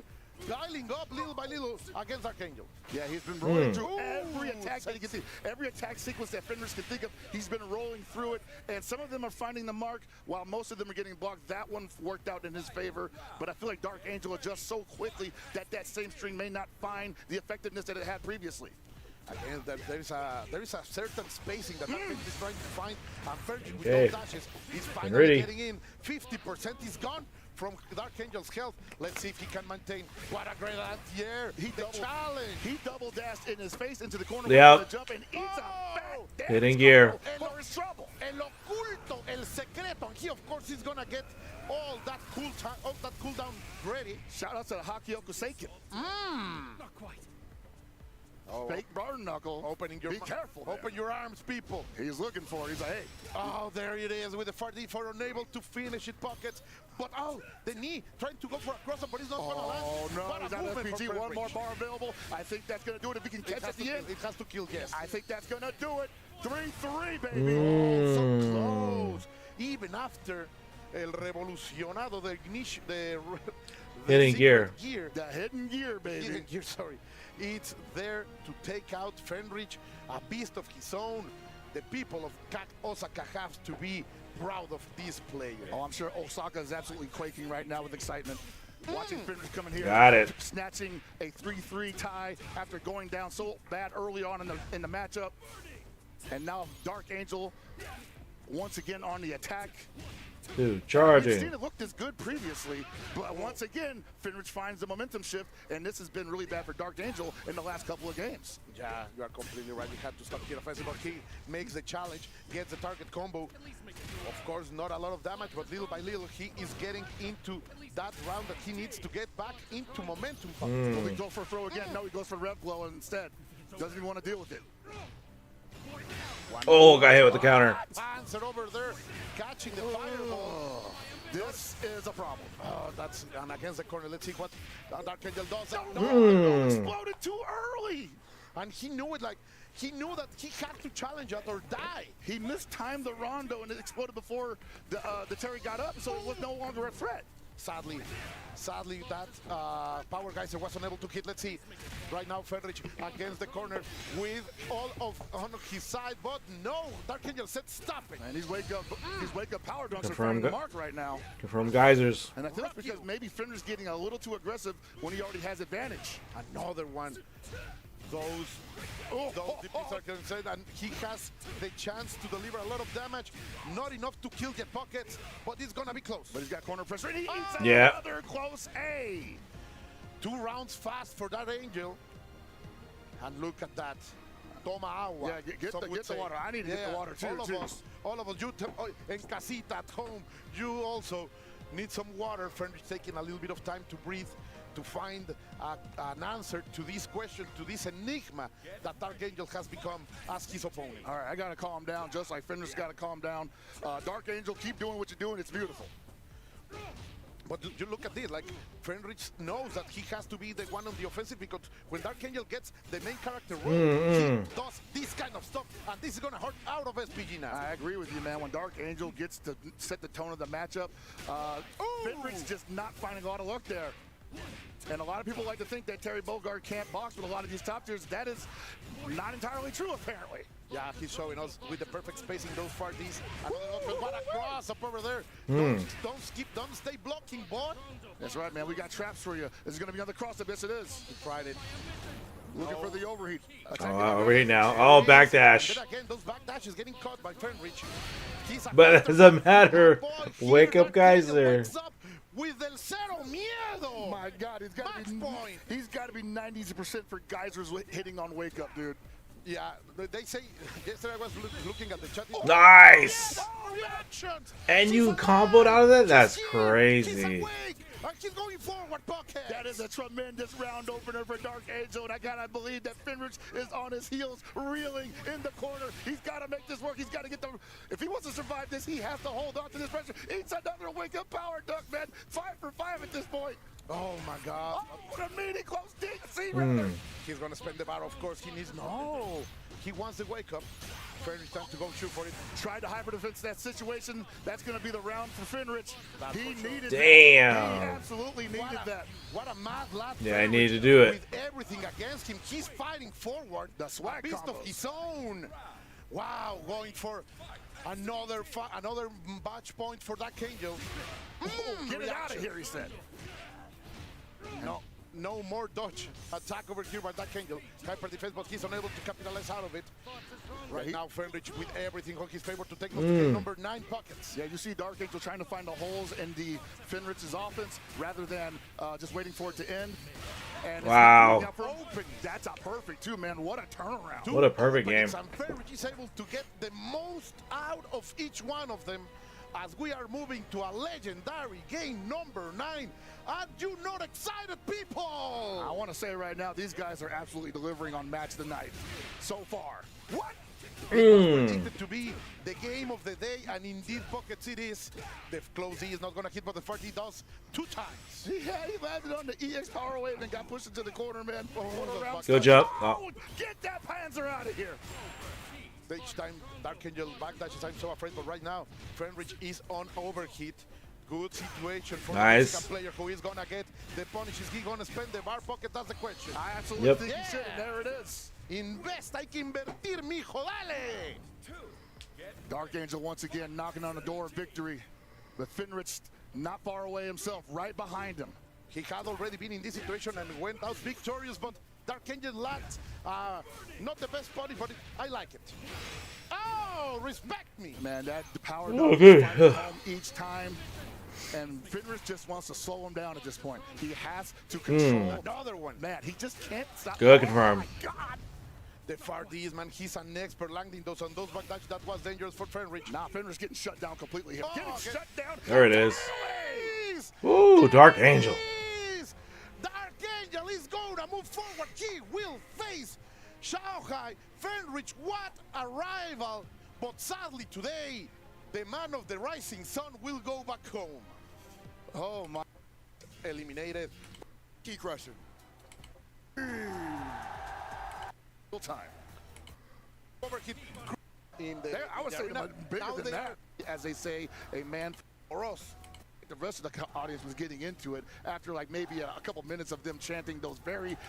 We see that ET has been performing very well. The stage, this arena, the Yamaha is going to be no different. They have songs, they have chants, but we have Oh, Easy, thank you so much for the raid. How you doing? ready to dish it out immediately into the zoning game from the Ninja Boy Hokutomaru. What an entry! Hope your stream went well. From Goichi, crossing the stage. He doesn't mind of those cries, Hey. and he is going to deliver as much damage as possible. Right, and I'm going to say right now, it's going to be on ET to crack this nut, unfortunately, because even though we see that ET has been performing I don't know how you pronounce your name. couple days, this is some of the best defense in the game. Pilo? Right now on Pilu? Thank you so much for the follow. Appreciate you. Historically good defense, yeah. in the FBC in general. And so far, those But how are your games? How was the stream? starting to be something important. And I would say that this is even a perfect game for I'm watching who likes to play a game where you can augment EWC, like esports stuff, of this game. It'll be very basically preparing for EVO, and then I'm going to Boston this coming weekend, so for a tournament. Right now, finally gets the chance to play as he gets ET. Oh, okay, guard. the guard, and that's crazy. He held on to so much rev gauge just in time for the overheat into the guard break. Got him. He went for the hunt, but ET is going to land. Okay. Oh, I didn't realize it was Goichi too. Still, we are feeling the heat buckets already. Yeah, unfortunately was not able Stream chill, late one. resources to finish up this Goichi, Apex, then switch to nice. Appreciate you. Thank you, Reezy. Delicious stuff over there by Goichi. I'll do what I can over there. Bring the just defense in order to get the most out of that moment. And of But yeah, like I said, I'm watching this kind of like studying tape. But if you're new here, play fighting games, RPGs, action games, stuff like that. So, like I said, I'm preparing for like 2 tournaments that are coming up, like big events. So yeah, appreciate you guys following. You know, I'm getting on the road to 300 followers here on Twitch. But yeah, if you got a raid and run, by all means, do what you need to do. Go ahead and grab a bite to eat, stretch your legs, or you know, get some sleep. Go ahead and do that. Let's see what is Goichi going to do. Watching game tape, yeah. That the red blow was coming. He makes the most out of it. Magnificent option. Too high though. Who gets the hit, but yeah, not landing in time. And you see ET Ooh, Goichi going in. By either just defending or guard canceling, and it's just not working out for him. He's eating a lot of damage here, and one more touch is going to do it for Goichi, unless ET can finally successfully. Oh, got the back throw. Get the throw into the corner, but what you do with it, bro? What are you going to do with it? You got one more touch to your name. Ay. To the throw, but that's not going to be enough. The jumping C is going to take it now. What adjustments? Does one of these guys play the same main as me? One player plays the same main, and that's who I'm watching in particular. So I am sure he will be able just so I can, like, you know, so I can steal some tech and, you know, kind of mold like their style of playing that character into my own. But I'm also watching these other matches just to get like an idea, like in general, of things that maybe I can use or do, but it's not character specific. We are going to see Bucket. He brings the pain. All right, hard knockdown in the corner. What you're going to do is got to hold the Rondo. He did not want to deal with the Rondo pressure. Try to jump out. Steal some combos, something like that, right? Steal some combos, steal some movement, right? Some interactions, that sort of thing. Yeah, yeah. Look at Goichi, man. Yeah, Goichi's just built for the just defense subsystem here, man. Bet you he loves the sound of a successful just defense or a hyper defense when it happens. Nice hyper defense. But yeah, these are basically best players in the world. They're in Saudi Arabia, you know, very big esports area. But he eats a reversal super. Great stuff over there by ET. Bringing us to the moment when only a touch would mean death. 14 seconds left on the clock. What does ET do here? Does he run away or keep pressuring? He's going to run a throw, but Try to run throw. Man. Oh, no. You do have a lot of time to break throws in this game. He had to hold all that pressure. He could not hyper defense because he was in overheat. That reaction to break the throw, man. Goichi make me remember of how many Dragon Rushes, but never. Yeah. Yeah, that's exactly what I was thinking of. And you give him All these players got picked up from all these esports teams specifically for this event, and this game's company's like tour series basically. So yeah. Yeah, man, the down C, man, that's a great button for Kind to just throw out there whenever he feels like he has the space to do it, and that's going to be the second game for Goichi. Wow, my man, Goichi. And one specific team, like this crowd is a fan of. So like they're a fan of this guy because he's representing their team. Possibly even switches characters. We have seen the Billy at play previously. The stage looks amazing, presentation and all that stuff. Hoku versus Kind. It is not one of his best matchups. So I wonder if the Billy comes out now. And the people are for sure pushing him forward, trying to make him play. You know, big money on the line, sort of thing too. He still has 3 more games to play right now. That's the beauty of first to 5. You have a little bit more time to fill things out. I would imagine. Okay, that Goichi on 1. Demolished here, we're probably going to see a character switch. Little by little, ET with patience right now, not trying to go forward. But look at that, Goichi, more than ready. So this finals day, all the matches are first to 5 wins, or like best of 9. But the first person that gets 5 wins will move on, and the other person is eliminated.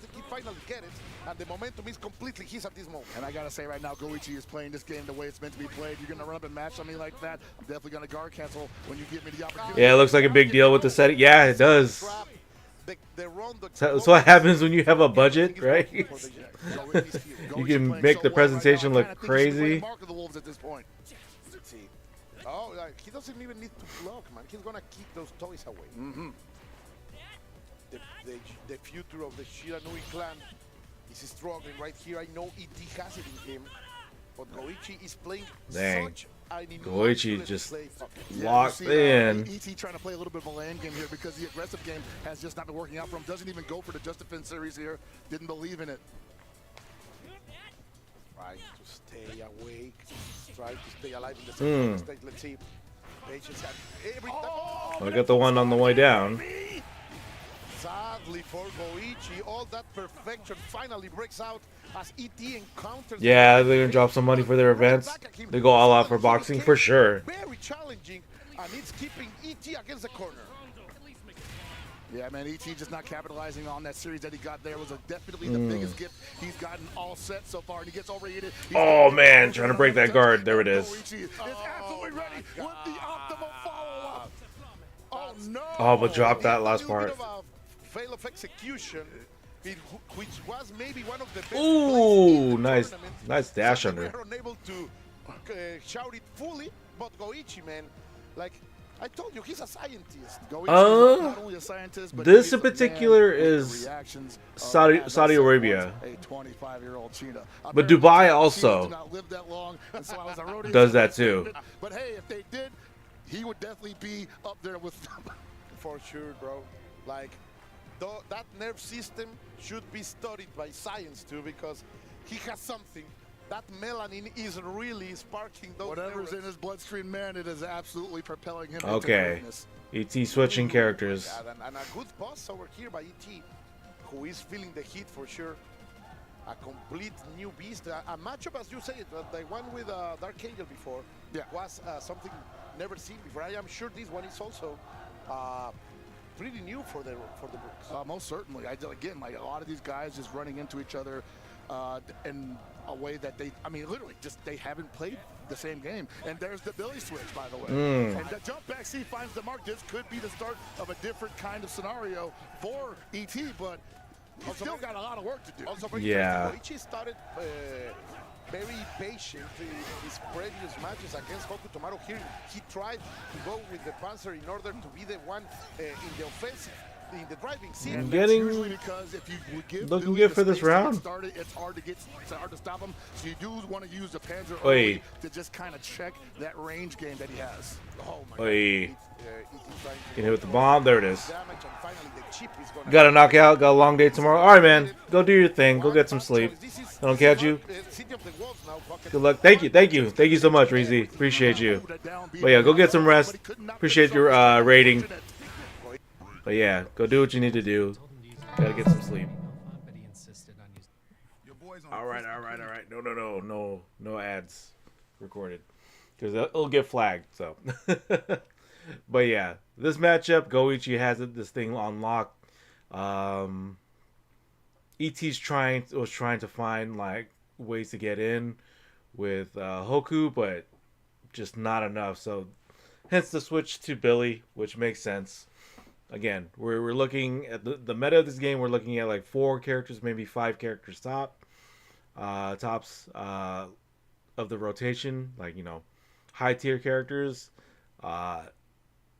So yeah, Billy being a good choice when dealing with another zoner type. Either you can outzone the zoner character, or just be at the extended range and play with your optimal range with Billy Kane, you know. The ads are almost done. But then again, Dark Angel showed that you can outzone Kine with just like not spamming exactly power waves, but like doing a lot of them, doing a bunch of them. But yeah, there we go. We're back to it. Damage. And even if that's a trade, it doesn't matter because oh, nice. Caught him jumping there, man. That was definitely perfect for ET's situation. But gets himself going back into got into the last of that. Wake up, low B in that scenario. You are a madman, ET. Boom. But it's working so far, Pocket. This is the best we have been playing. We have seen play ET today. We're playing strike throws right now. Okay. That Billy strike throw game, one of the scariest in COTW. We don't want to see that many throws as we feel on the streets. No, we are inside the dojo right now. And you see right now, Goichi saying, man, I know you can't hyper defend that, so whenever I got bar, that booger ball's coming after me. Patience now. That's right, man. You got to let a situation breathe sometimes. And right now, ET. Good backdash. Comfortable with letting the situation breathe. The backdash, low B, outranges nice. the Panzer. And the red line gear for the finish. ET delivers that victory these people needed in order to wake up. Goichi was able to silence them, but not anymore. They are here supporting their boy. Billy was the choice in order to crowd. Shorten the distances. Hey, man. I thought Goichi going Marco. And that there would be a shift in the momentum. And now it's on Goichi to catch up to ET. I feel like it was pretty even, but ET just capitalizing on some of the mistakes that Goichi was making there, and also picking some pretty integral spots to certify or to secure the victory. But Goichi's not done yet. I'm going to make you a question, Pocket. Just Go in ahead. case. Oh my God. He wants to win the game immediately. Forget it. I was going to Let me get that knockdown. I was going to ask you, how do you like the match for the future of Marco against Billy? But Goichi waited for the strategic change. And we are going to see the future of the family right here. Yeah, I'm wondering, man. Like, I'm not seeing a ton of Billy versus Marco matchups right now, and this is a terrible position for ET to be in. This is how it starts. They say no one can react to that. Let's see. What's it going to be? Over. He blocked it again. But no punish. That will be is not fast, or rather, he didn't hit it in time. Goichi going back into it, waiting for something. He knows he cannot fight on this medium range. The damage is done, unfortunately. Going for the approach. I like it. I like it. So fast. So happy to see Marco finally in his hands again. Just the jab, man. They thought that he was done playing Marco, but clearly he enjoys the Marco versus Billy matchup. Otherwise, we would not be seeing him, and it's working out for him currently. I wonder how many times ET had to play this matchup as Billy. How comfortable is he with this? And it's against the best Marco currently in the world, apparently. For sure. That's right. did not have the SPG for hard knockdown, unfortunately. Yeah, he took it away very, very fast. Caught him on the counter. Oh. Has everything right now to deliver a lot of damage after the hard knockdown in order to maintain the offensive. ET push forward, but the patience and again the defensive. Good, just abilities JD. from Goichi, able to keep him alive. Oi, oi. What's you swinging at, brother? Oh, that's cold-blooded. You thought I was going to go for the overhead, but it's so low. Red here. He's over here. Now you do it. No punish. He's going to maintain, he needs to maintain the offensive. Oh. Do it. 4 games from Goichi. Wow.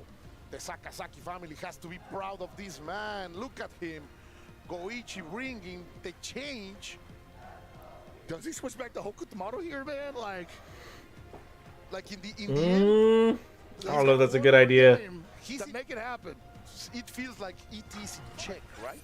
A little bit. He sticks with the Billy. Possibly didn't like, or was not disliking that round entirely, but this is his last chance. There is a range he has to look for, but of course Goichi is not going to allow him to look at those dashes. Immediately going in, going for the throw, trying to get ET into the corner after the overhead.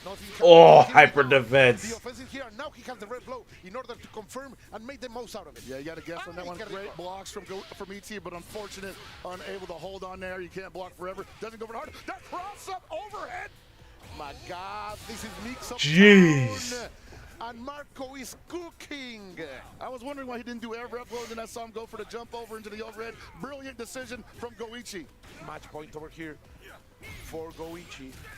The Falcons need something right now. Look at the chase. Pockets is never ending. Yeah, you got to get away from me with that. He says, I am not going to eat that mix-up anymore if I don't have to, but you're going to eat this 5A, son. One more for your trouble. No bar for wake up. Let's see. Goichi trying to maintain it with the B, the coaching B. Very nice. Great high dodge. This is gonna hurt. What's he looking for? A little vanilla there, but he got the post B. That should close out the round. No, he goes for just the knockdown in the corner. Another one. He needs another one. What's the hit? Going for the overhead. Good stuff over here. ET not only wins the round, but stays with good resources in order to stay alive. I want to say he's turning up, but then again, so could Goichi. Let's see, the Hawkins are gonna be flying. Patience from Goichi yet again. He's telling him, come for me, man. I am on the driving seat. Magnificent stuff over here. Goichi is hunting that SPG bar. The last one, it could be the last one for me. What a This jumping. is gonna be big damage. Look at all that meter. Give him another one. Oh no, Colkin, that's gonna be it, man. One more touch and that's gonna be it. ET on life support currently. Hey, there it is. 5-1 for Goichi. Goichi. Dominant fashion. ET side. For this, I haven't had a chance. That's a lot of money. Like it's not exactly what Oh. you wanted, of course, but it's Team something kill. to think. And of course, what a way to be exactly what. So it's All right. Let me go ahead and take a break real quick, stretch my legs and all that, and yeah, so I can wake up a little bit more. We have like still a lot Fatal Fury to be had, so yeah, BRB, and yeah, we'll come right back to it.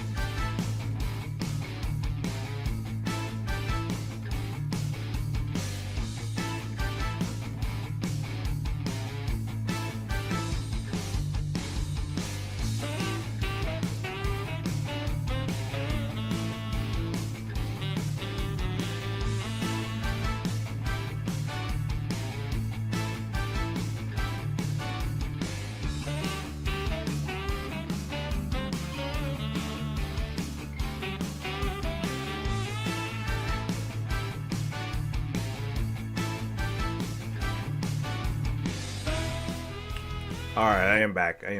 Okay, let's get back into it. Just pull all the stuff up.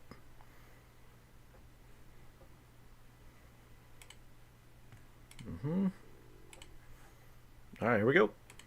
The next step of the Shiranui clan against, of course, everybody's favorite. Geese underling. No, everybody's favorite secretary. I was gonna say soccer fan, but I think was a little bit offensive. Hooligan, that's the word.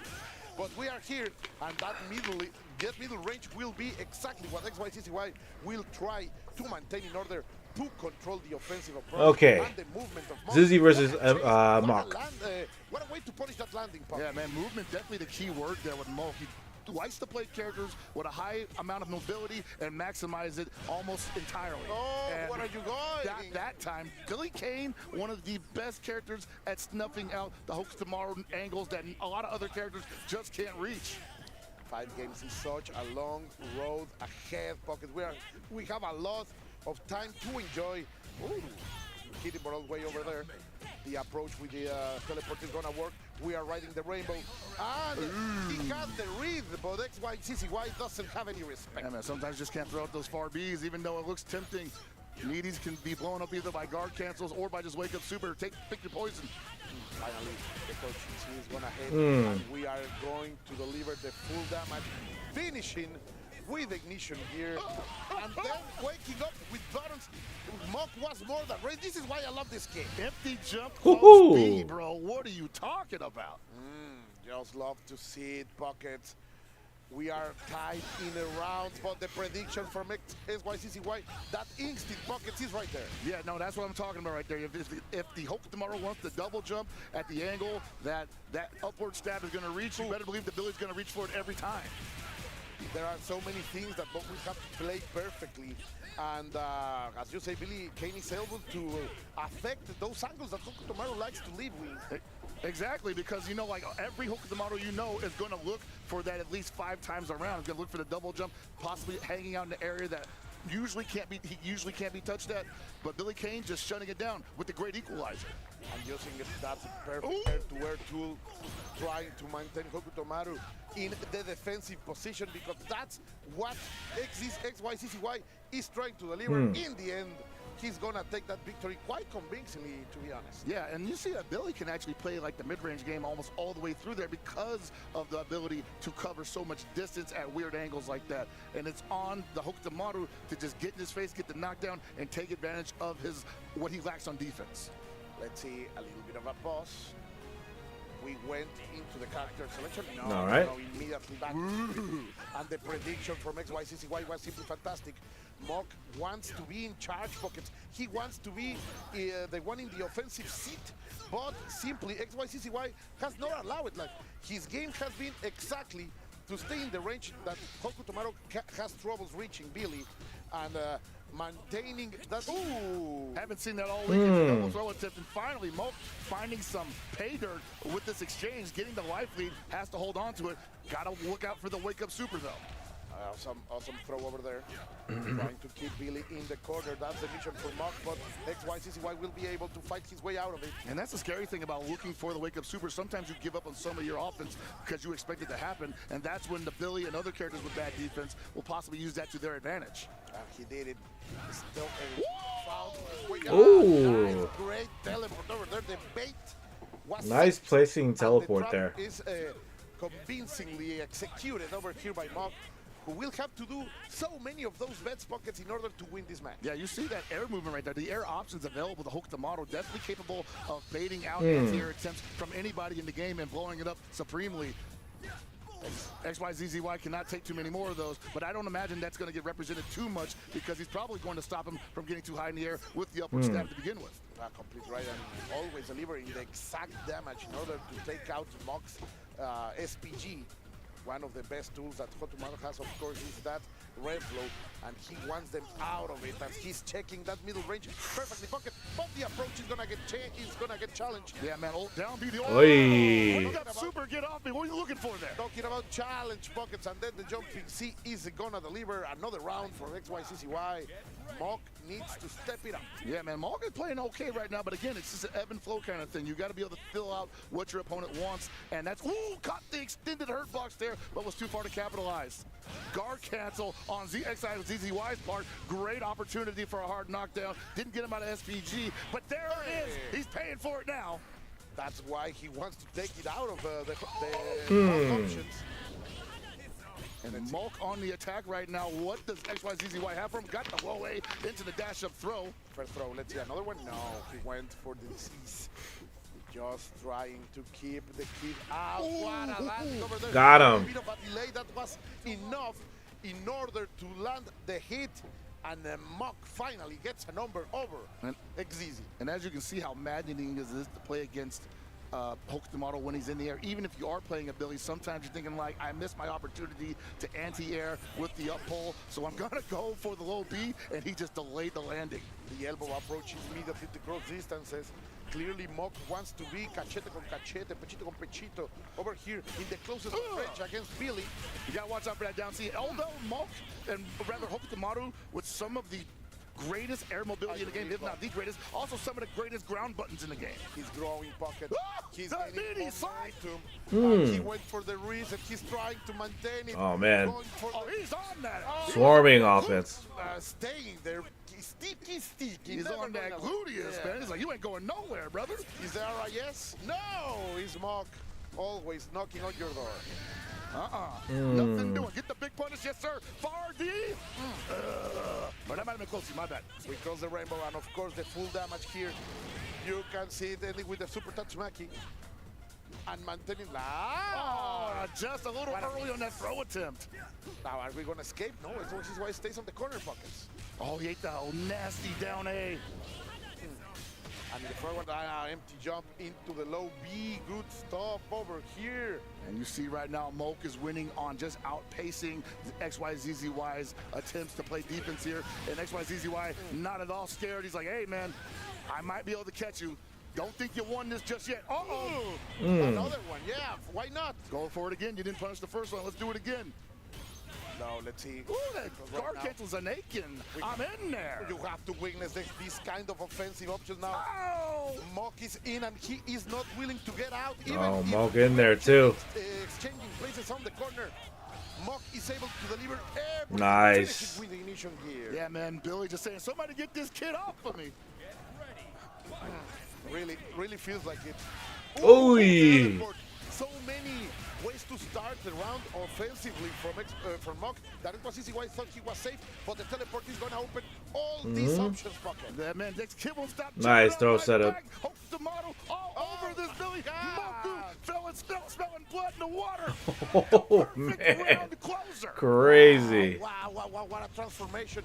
Little by little, Mock is riding a wave of momentum. Inertia is gaining behind his back, and it looks like stopping him will be extremely difficult. It's looking real right now for Moke as one of the best FFCOTW in the world right now. I know he wasn't always getting the best results throughout the season, but in the last couple of months, he has been improving so much, and we're seeing the fruits of his labor right now, but XYZZY not out of this yet. We are still in turnaround territory.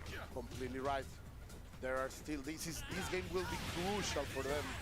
And here are gonna see the full dose of Billy's movements in order to deliver as much as possible, ending with the ignition gear and keeping up the offensive after that hard knockdown pocket. Right, loving the way that XYZZY is now dictating the pace of this match, not letting Moke take control, going to keep up with the Billy mid-range game. And if you get close, I'm just going to backdash. I'm not going to let you play up close anymore on me anymore. If you get me in the corner, that's my fault. Got the low B, not going to be enough to kill, but hey, we like that situation regardless. Oh, I can't believe it, he hit that. And now he will have everything, the positioning, the resources. Tricky as you like to say. That was tricky stuff. Tricky stuff.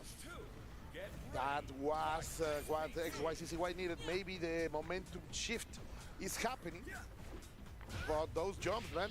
Look at Mock now trying to stay away from the hitboxes of those anti-airs that XYCCY has. And it speaks volumes to just like how versatile this character is. Like even Billy, who seems somewhat designed to snuff out a lot of what Hokutomaru likes to do in the air, can't really keep up with it unless he's predicting it.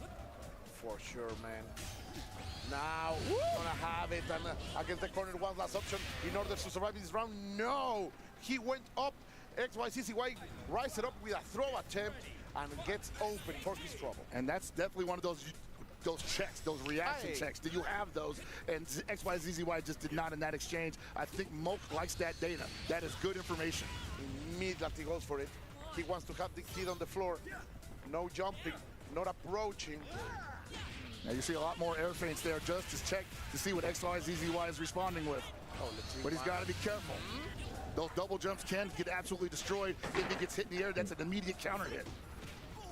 Patience over here by XYZZY, always trying to find an opening, but Mock is not giving many. Oh, great stuff over catching him in the air, just as the jump was starting. Oof.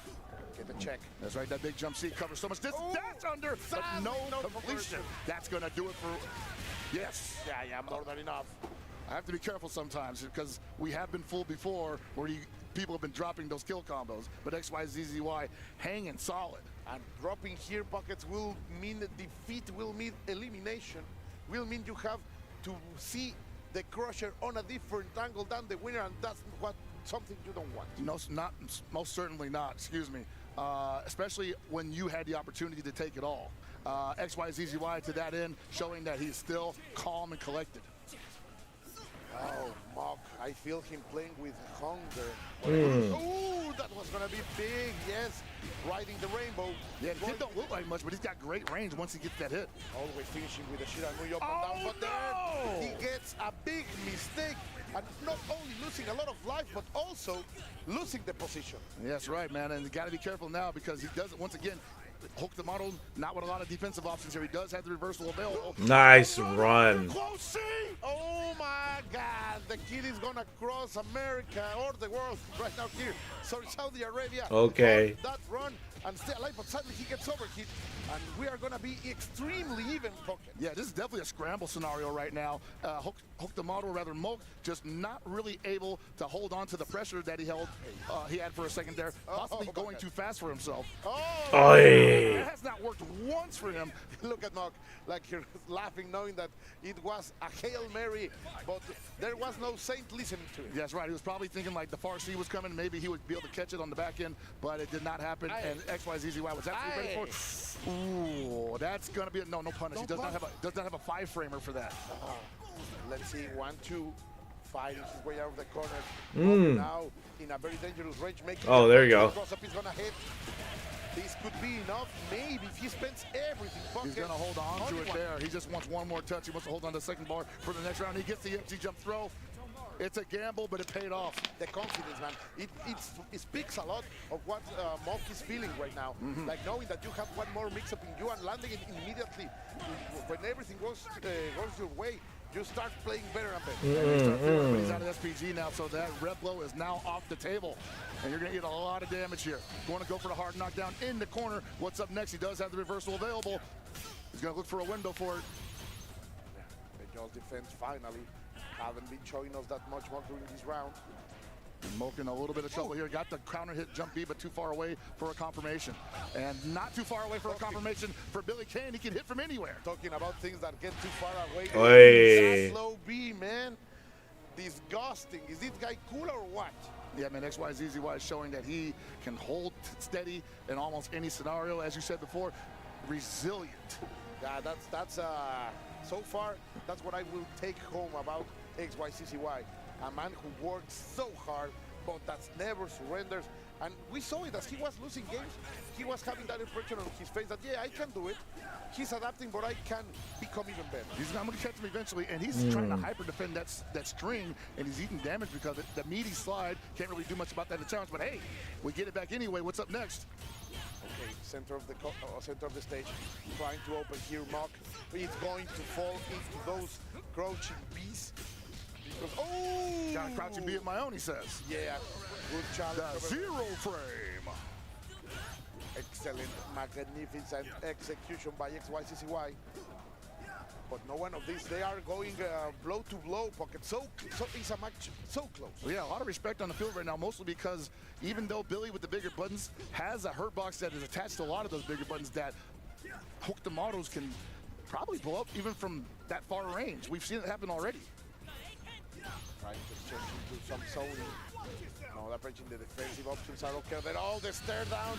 Yeah, you saw that he was kind of not trying to leave a window for Moku to utilize the reversal super, so he gave up on the rev attack pressure. He was trying to crank up his rev gates, and that's Yeah, this is neck and neck. One cancel too much over there by Moku, who allows XYCCY to deliver the killing blow. Spending the bar, that's for sure. But let's see if Moku can use that resource advantage in his favor right now. Like I was saying, though, you see that XYZZY playing very aggressive but patient as well. Even though he'll get the block screen that could... Whoa, he read it finally. He was like, yeah, you can't show it to me too many times. Like we saw in the first round, XYZZY using those anti-airs, and Mock was trying to leave out of the angles, but finally the Falcons player is able to deliver the damage to his teammate. The Shiranui up and down in order to get him in. Disgusting mix. Yes. Did you block it, Puckhead? I definitely tried to throw. I didn't block it. We're both wrong. I woke up with buttons, to be honest. Let's see. It's not a bad decision, honestly, but honestly, like XYZZY, probably not at all phased by the way that round went. Likes what he's seeing here, and it's still on Moke to make it happen in his favor. But it feels like each time, each win that Moke gets is a hard one, man. You can feel... It is a hard one because XYZZY not making a lot of mistakes. Look at this. And when he lands a punish, he's always making it efficient. We are going for the ignition gear. 50-60% of your health is gone. And I think it's... Yeah, XYZZY just waiting. Nice. He tried to. It was expensive, but he's still alive, and that's what matters, Buckets. But still, man, not at all phase. XYZZY just waiting for the mistake on Moke's part, and I don't think Moke even knows he's making the mistake that XYZZY is capitalizing on. Very important. The beauty of guard camps. The red bar it was very close for XYZZY. Oh, he didn't have meter to finish it up. Oh, unable to finish it, but Whee. the throw we're gonna go to 4. Number 8, if I am not mistaken. I want to say right now that Moke might smell that XYZZY is not comfortable breaking throws, at least against his Octomodel. And he might try to represent that a little more. Let's see, because yes, as you are saying, he has been mixing that up. But he has to stay in such small ranges, Buckets. I don't think he thought that was going to be an over jump there. Maybe the high dodge actually might have moved the Octomodel a little too far forward. Teleport attempt is barely successful, but then a mistake from XYZZY. You were talking about not making much. Well, this one is, and it's big. Yeah, man, you cannot really... I mean, yeah, he has a lot of recoil on that upstep, and he got a big whiff punish for it. He's been in the corner for the last 20 seconds, rather.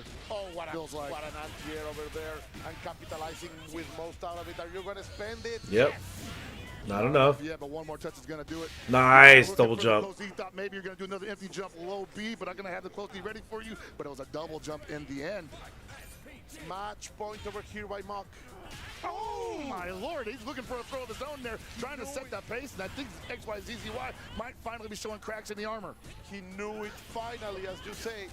All of that oppression, the jumping red blow is not gonna hit. Yeah, that might have been a bad idea on most part. I think he would have just been better landing. Nice. The down B with the super reversal.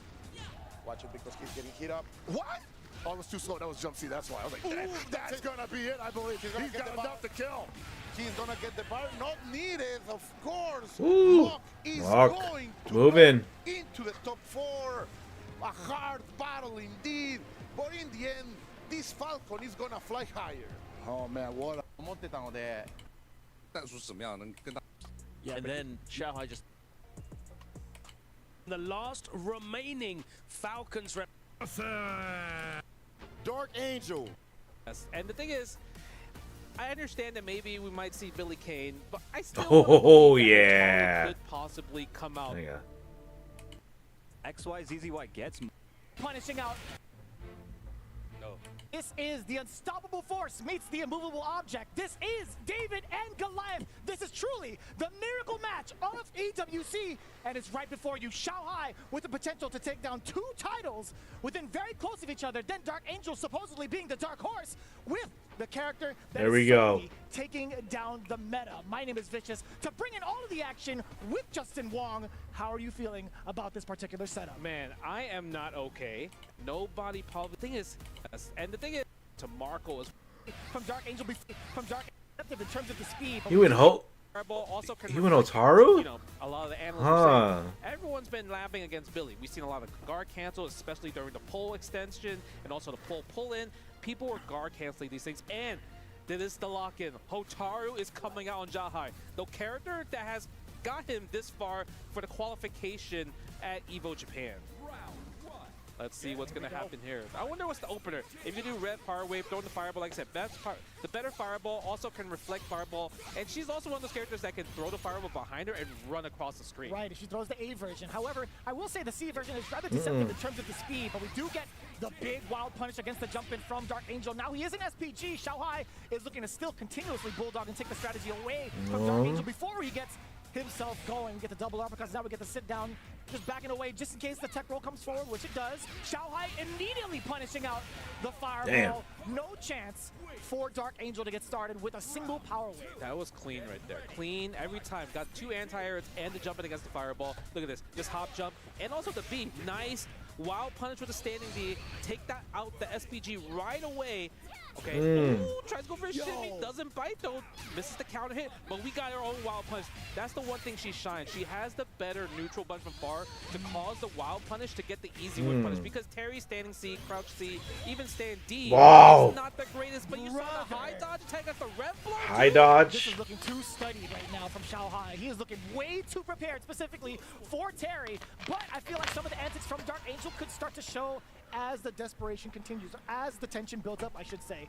So, again, with game 1, as it stands, with the amount of games they can play, I think Dark Angel might be able to take a little bit more risk to throw Xiaohai off. You know, speaking about that, you're completely on the money right there, where he needs to take risks, because that's kind of like how he got here so far.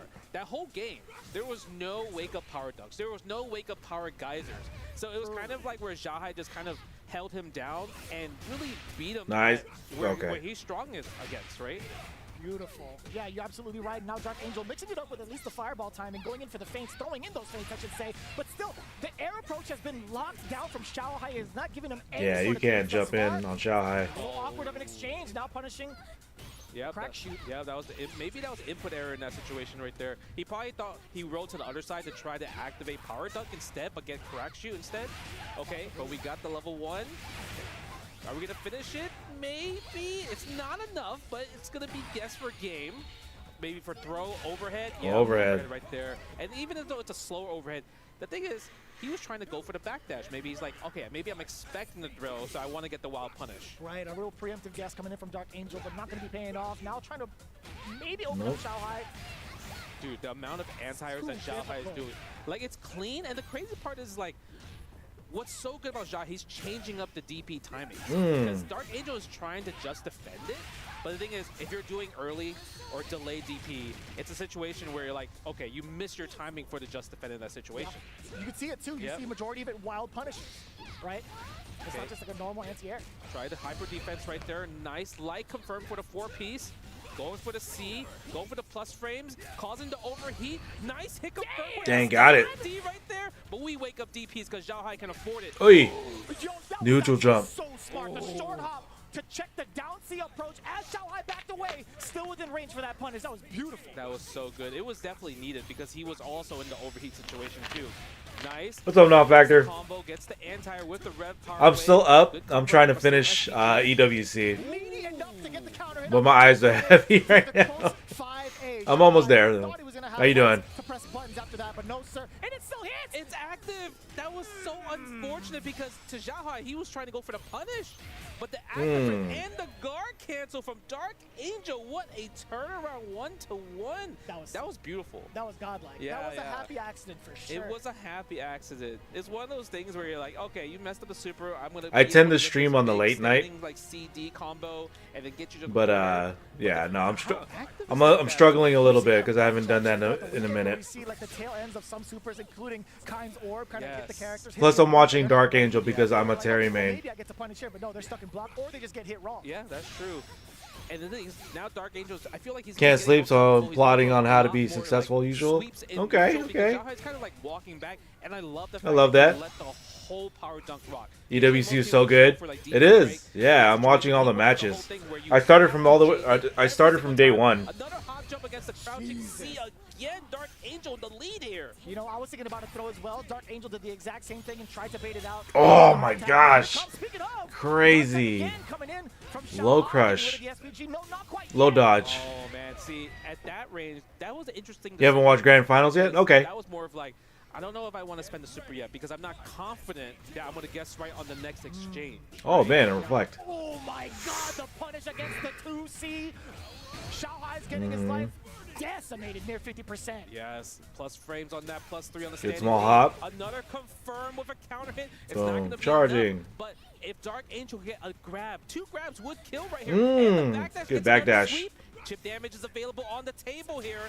Good anti-air, but no follow-up. But Maybe a little nothing. bit rusty with the Hotaru there because he got the anti-air. Okay. Follow-up. There we go. Imagine maybe he prioritized the positioning more so than the damage at that point because that damage, sure, as great as it is, sure, as much meter as you Not a throw, complete I don't think wash. he would be able to kind of withstand what would happen next with Dark Angel if he were to kind of make maybe like wake up. So happy for Dark Angel. He had a good. Yeah, no, for real. Nobody was expecting him to like go this far.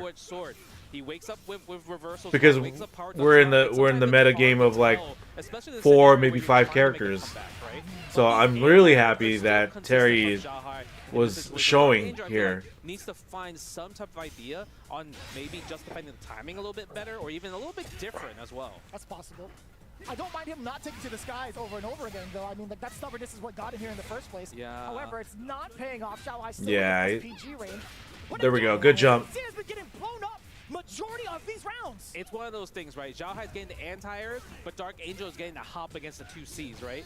Nice. That's going to end the round. Good confirm with the lights. Triple hits there. Xiaohai, you see some kind of more of the signs, but they both have things that they can rely on to dish Crazy out the that damage. this is like Okay, goes for Fireball. finals Maybe night. red It was coming like out pretty first to soon. 5. Yeah, there is it. No reflect. I'm surprised. So That's you're where playing the long reflect game. is so useful there. Yeah, I feel like, but when Dark Angel's moving at that speed, I think he'll still be able to Good, jump JD. over it and punish accordingly, right? So Mhm. maybe Xiaohai wasn't too ready for the timing. A little bit too scared, possibly.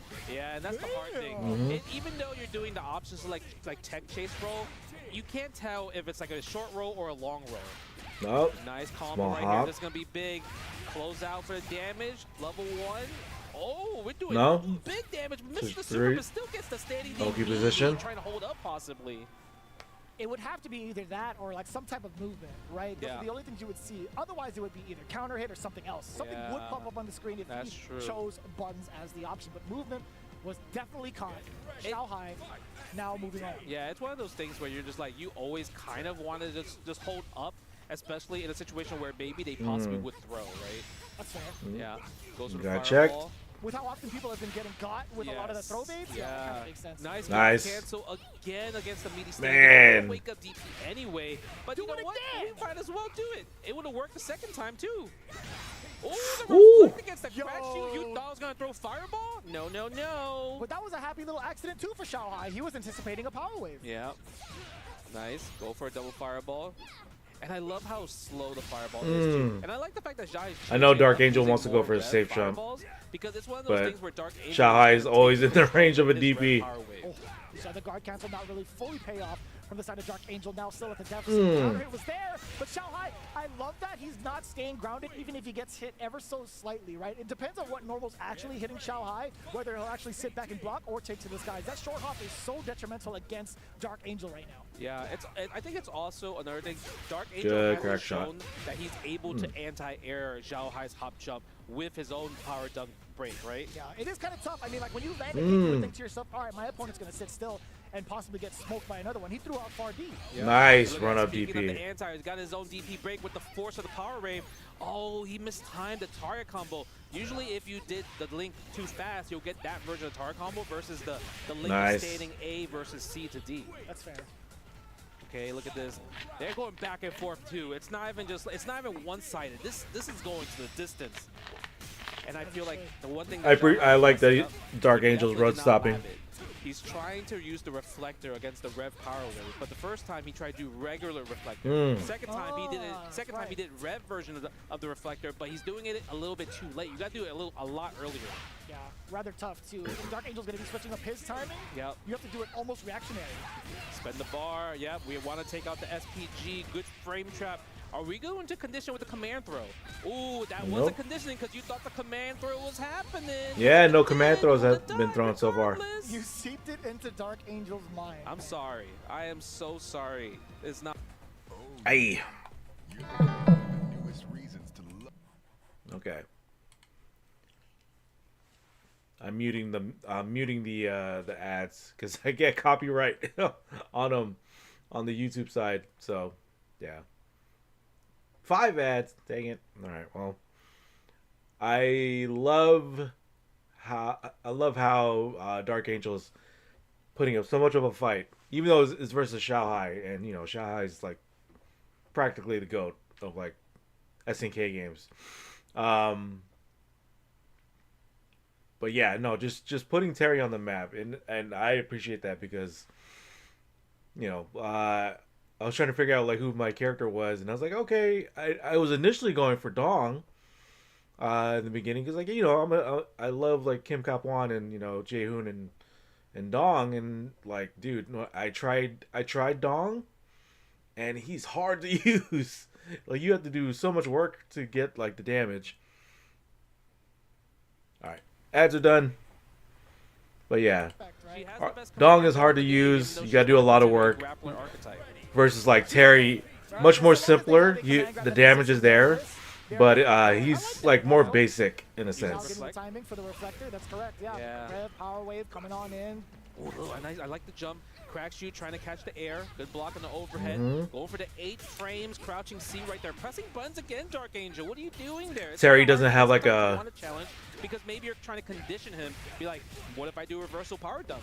Doesn't have like a lot of these short hops to connect, and Dark Angel, I think if I want to say a premium DP compared to other characters, because the angle's a little off on it. He did early jump D, and you try to get heavy. If you do early But it's still jump better D, than not having a DP. But you can't go into heavy.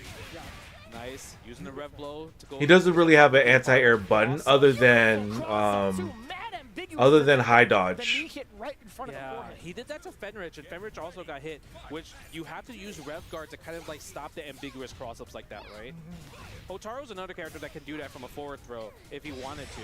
But the thing is, it's like rev guard helps all of that. But it depends if you could do it on the fly of the situation, right? Especially with high stakes on the line. Yeah.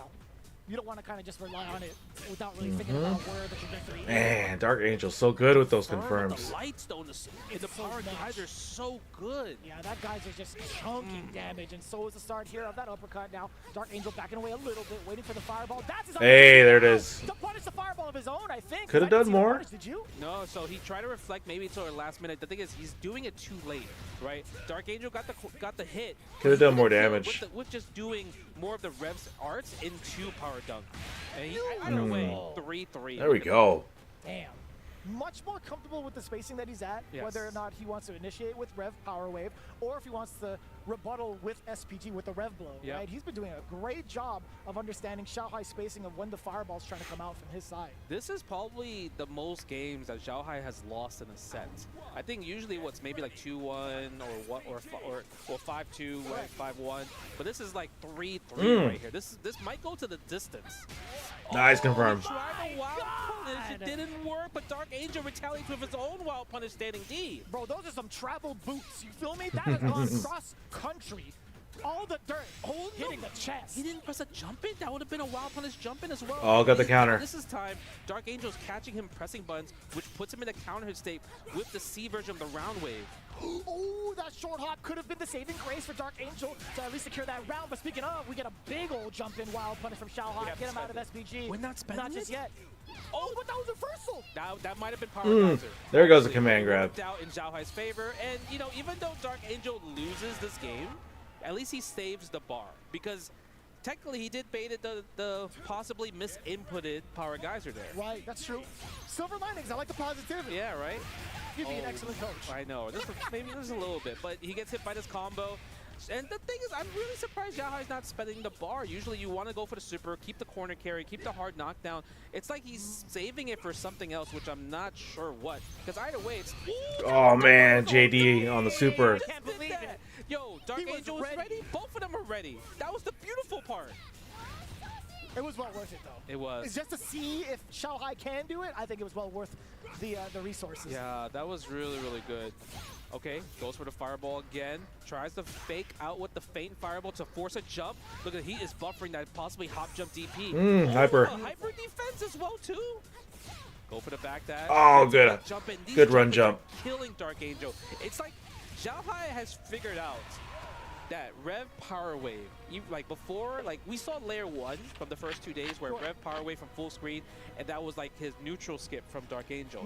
Now, Dark Angel's using Rev Power Wave in neutral as like a fireball tool back and forth. But the thing is, it's so dangerous because the recovery on it is so high that it can lose to a good read of a jump in. Nice setup there. Dark Angel was trying to get the solid read as to when Xiaohai and where Xiaohai wants to throw some of these fireballs, right? But what happens if Dark Angel begins to implement some of the feints? Will we see that adaptation? Yeah, I mean, speaking of feints, Xiaohai is the one actually doing the fireball feints, right, compared to Dark Angel. Nice. Go over the chase down. And I love the fact that Xiaohai's like, you know what? You can have your wake up. I'm not going to Nice. you because I might lose in that exchange, right? Nice. Go for the jump C, air to air. That was mad ambiguous, still managing to block, and now Xiaohai trying to contain the corner. But the red Red blow blow. coming on in for Dark Angel, still on this SPG, trying to fake the cross up. Xiaohai not biting, but the JD mid-air, he's ready for it. He is. Plus frames on the shield. Nice red blow. There is a gap if you're choosing the plus frame version. Ooh, tries to go for a shimmy, no bite. Oh, but the wild punish. Standing D, one of the best whip punishes in the game. Setting that ignition. Yes. Now, is it going to be a guess for throw? Just defend, no guard cancel with Dark Angel. This is where, and he gets the Red gear. Oh, damn. Standing D. Damn. That was beautiful. Like, I don't know how he's doing where he's hit confirming these single hits into super every single time. My man was born with it, son. He's been ready. With this character, he's been ready to do that. That was the hard. Just like that, he did the reversal. Mm. Oh, I think he maybe tried to miss the guard cancel, but he got power charge instead. That was an accident. But this time we're going to get the air rev level for the hard knockdown here. You get the record string coming on in. Dark Angel still. Okay, well, immediately interrupted. Xiaohai taking to the skies to avoid the fireball. Oh, no wild punish right there. No confirm into a rev power knuckle. That would have been huge for a combo. Oh, he's using round waves too. And the jump in for the rev power. Like, Dark Angel needs to understand that this is why you're actually getting hit and losing games. Yeah, man. This is really, really... it's hard to adjust, though. I mean, sometimes Xiaohai, he's ready for it. Other times, he's throwing out a fireball. Again? And just like that. I'm telling you, he got the read. It's because, like, Dark Angel is relying on it so much. Ooh, the counter hit again. Xiaohai not prepared for the wake-up. Spending the level 1. With the wake-up A? Close A, and he gets the turret combo. Yeah, we're spending level 1 again. Chase down the command throw or chase down with jump C? What are you going to do about a little flash of the rev? No guard cancels here, but the command grab He is going to shut it out. Xiaohai started implementing the command grab. On his streak with a pretty significant win, 5-3 over Ooh, that was good. Dark Angel, and you can see how elated he is. It was the first bad matchup. Falcons jersey as well too. Man, the crazy because the switch off into Billy. Good be able to fight. Now, here we go. Xiaohai in the final. Goichi versus Mulk. If they're both at the same bar, here we go. Get the hard knockdown and already with the hop jump. Mach gets a combo. Are we going to take out? Yes, we're going to take out the SPG from Goichi's side. So now he's going to lose his hard knockdown option, especially from Atari combo. +2 in that scenario. Try to make him flinch, but Goichi doesn't bite.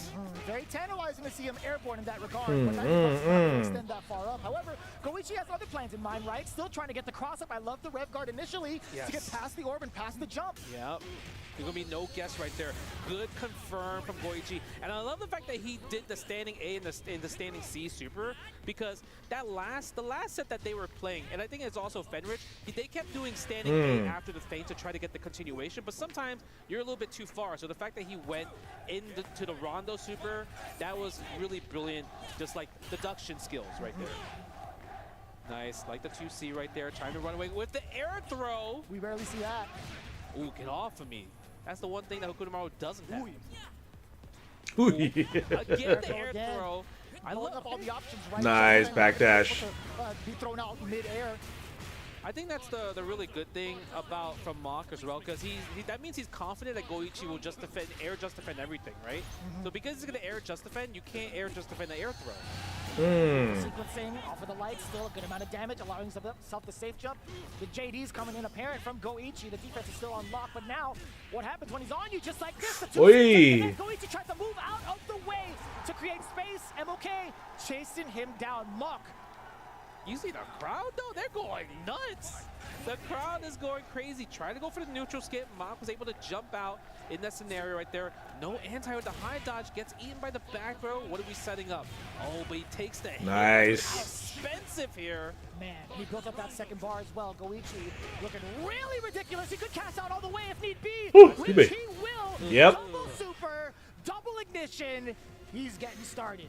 That's the hardest part. Like fighting Goichi and also fighting Kain at round 3 must be one of the most terrifying things in the world, because you have to think about you're coming in this round 3 with a life bar of only 40%, because if you get hit and he has 2 supers, he's cashing out to 60 to 70 every single time. Yeah, that's really up to Goichi's decision though, to either save the bar for the rest of that round. Damn, 3 heavies? Lost cause against someone like Mach, and the offense is just too demanding to deal with. Then yeah, I would imagine the same exact thing going into round 3. It's just so intimidating. But the sequencing here from Mach has been making Goichi sweat. Yeah, but the thing is about Goichi, we talked about it throughout the whole event in general. Best defense. When it comes to defense, nobody is on Goichi's level. Okay, sparks a Rondo. Nice, and that's going to be a finisher. No meter spent. He's going to come into the second round with almost 2 bars. One sequence will probably build 2 bars and put him in a situation where if you are in the 60% and I hit you with a stand C, that is game over. I love how you call it Sparks and Rondo, by the way. That's like the English variant. I appreciate you, man. Because I'm not going to see Schwartz every time. Yeah. Nice. Blocks the overhead. That's plus right there. Ooh, the shimmy. Yikes. We talked about immaculate defense. I'll tell you what, if there's anybody who has an offensive style that blows up said defense, it's easily Mach right now. Mach's doing a really good job. Oh, man. 60 second teleport. You know, and the crazy part is Goichi pressed the button, so he actually got wild punished for that. Punished on the way down. And speaking of wild punishes, no, he didn't confirm stand D feint and combo in the stand C, but I mean, he gets it regardless. But Mach is 1 hit away from winning here. Plus frames there, nice tech on the throw, and that's going to be a punish into level 1. Beautiful sequencing right now from Mach, and also not getting too greedy when it comes to some of the hits he does land. There was another sequence where he actually got close C and opted to just, you know what, go for a mix rather than trying to confirm. That's tough. It's always tough to confirm just one button to a special, right? Usually you want to go for the heavy in the feint, because I'm plus regardless. So I still get my turn, but you know, everyone always wants to finish the whole combo, and that's why sometimes like maybe stand D, like stand D feint go to stand C, because you can kind of hit confirm that or even auto flow chart to it. Right? Crowd going with their football chant or the Sami Zayn. The clean hit confirms he has had has revolved around his lights, but now we're finally starting to see Goichi with the execution. Whoa, there was an error there. Excuse me. Yes, execution error, but you know what? He's still going to be able to get the JD. Look how much life he got back. Oh, but the D flash kick break, it don't even. What's up, Gento? matter. I'm watching EWC right now. Yeah, I did some stuff. Goichi thought the exact same thing. I was like, I can't believe that hit. Yeah. Because I didn't get to watch it Nice. while it was I love live. using the rev guard to push away the close C. Another thing, you know, he can also do, he can use the high dodge attack if he thinks another dash close C is coming, right? That's fair. Yeah, we haven't really seen that utilized on either end. Oh, the challenge. Confirm the counter hit. Yeah, that's a great button to have, especially on the counter hit, right? It's so good. It's so far, too. Being able to cancel into the orb, pretty important. Mach just under. Maybe, like, I don't want to say 40%, but the mix is coming. Yeah. New jumps. Yep, get off me. Sometimes you have to do it for the reversal timing. But the safe jump is, he didn't confirm it. I'm not sure what Goichi tried to do there. Okay. Good hyper defense. I love it. Goes for a throw. Guess for game. Good Nice small hop. jump. Is it enough, Justin? No, it's not. It's Not enough. Wait, he's trying enough. to build? Is it? Nope. Just barely. Nice. Oh, that was sick. Mid-air, and he forced the erroneous flash kick to take it all back. That was the dead zone, right? That was the spot where it's like so hard to anti-air in general. That's right. Okay, I love the early jump D. The early jump, hop jump D has been cooking so much. Even though you don't get a combo, it's just hard to anti-air because Kain is such a tall character. Nice, air to air again. Go for the plus frames. Nice backdash on Goichi. Backdash does go. Nice command normal, but doesn't get a combo anyway, though. Not going to be too bad from Goichi, but trying to outmaneuver Mach. He did get an initial counter hit, and it's still going to be Hope Tomorrow's turn up until this point. This is crazy. This is still 1-1. The ignition. We got the elbows in. We got another orb coming Yep, in. get off me. Super as response from Mach. That was actually such a hard Okay. thing for Goichi to do. Goichi overheat. I'm about to break. Nope. He would have put himself in overheat. No. Oh, too late. No, nice. That's gonna kill if he gets the combo. Which he does. No. Oh my gosh. And the flash kick. I said, Mach, really? Yeah. How could you have done this to me? No, because the thing is, even though he was overheat, I thought maybe he was gonna go for the D version of the cool hop break, but I guess he did it too early, so the first hit missed, so he couldn't get the break there. Possibly, right? If you go past the window, it's too late. Yeah, It's I way think too that's late to what return. happened. It seems like it was hard because out of nowhere, right? The rev teleport counter hitted. He's like, okay, let me get the combo, but he just did too early. He was too thirsty for that. A little bit. Nice. I don't think so with the high dodge attack. Go for the 2C again. No bite. No confirm. Nope. Oh, he got the backdash, but doesn't get the whiff punish there from the whiff throw on Goichi's side. It looked kind of awkward, right? It looked like the animation was just about finished. Mach probably wasn't confident enough to maybe throw out a light. So playing it safe rather than sorry against someone like Kain, it makes a lot of sense. He's sitting at 63. Okay, then look at the 92 right there. If he gets the 2C into super, but the anti-air throw is just so consistent. Man, but still, the button selection and choices coming in from Goichi, the timing has just been all right for him. Nice and easy with the ignition. That damage is so insane. Sometimes, you know, I'm always surprised because I'm like, oh, I think I'm still alive, living. right? Yeah. I'm psych. Yeah, yeah, every single time. I could feel Aru just kind of cringing towards it every single time it hits. He's like, I want this damage. Okay, nice. Go for the rondo.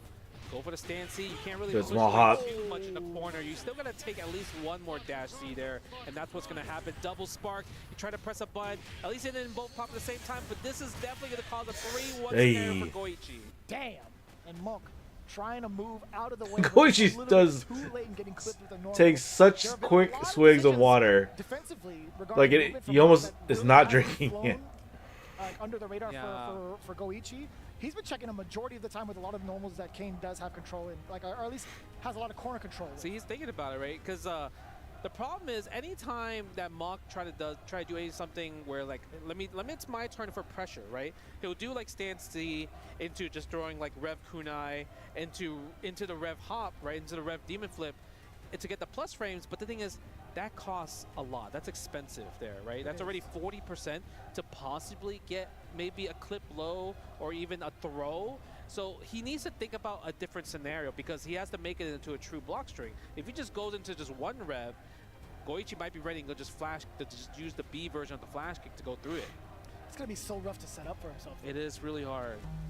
Yeah, I feel like he needs to go for more throws. You think so? Yeah, because the thing is, Goichi's been getting shimmied a few times, like with hop jump.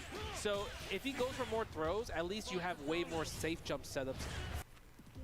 I don't play for money. yeah. Switching it out to ads. Okay, 1 of 4, not bad. But yeah, we're starting to see the adjustment from Goichi right now. Mock, yeah, there's some things he's not going for. I think they were saying like he's not going for throws, which is true, right? He's getting more. He's trying to get more on the teleports than anything to get the optimal damage. And then yeah, like I said, Goichi adjusting. So we'll see. I mean, like I said, I know who won. I just got to see how it unfolds.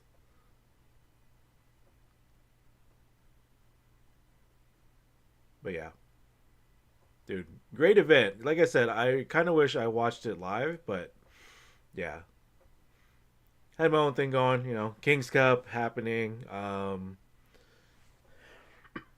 King's Cup happening on Friday.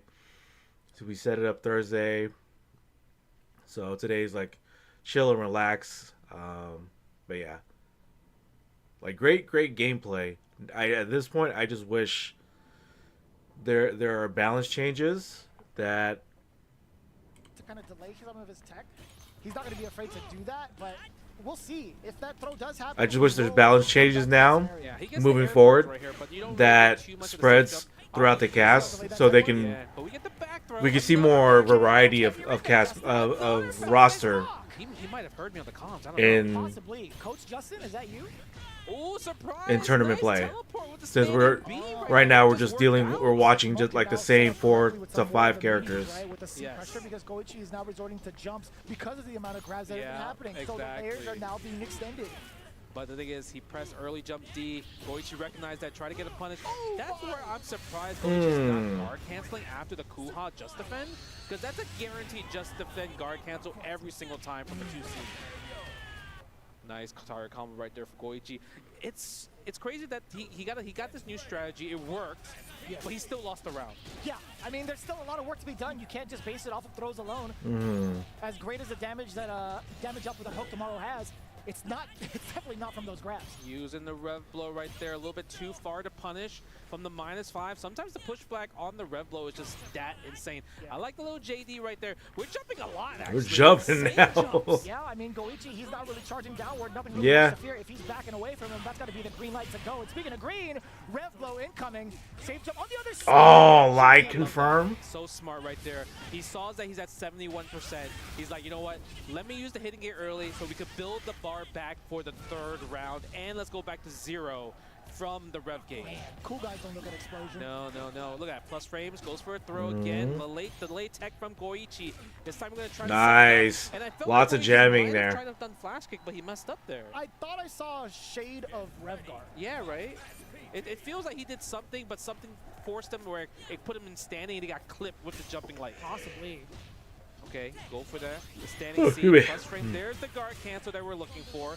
Spend the level 1. Do we spend another super? No, we want to go for that setup.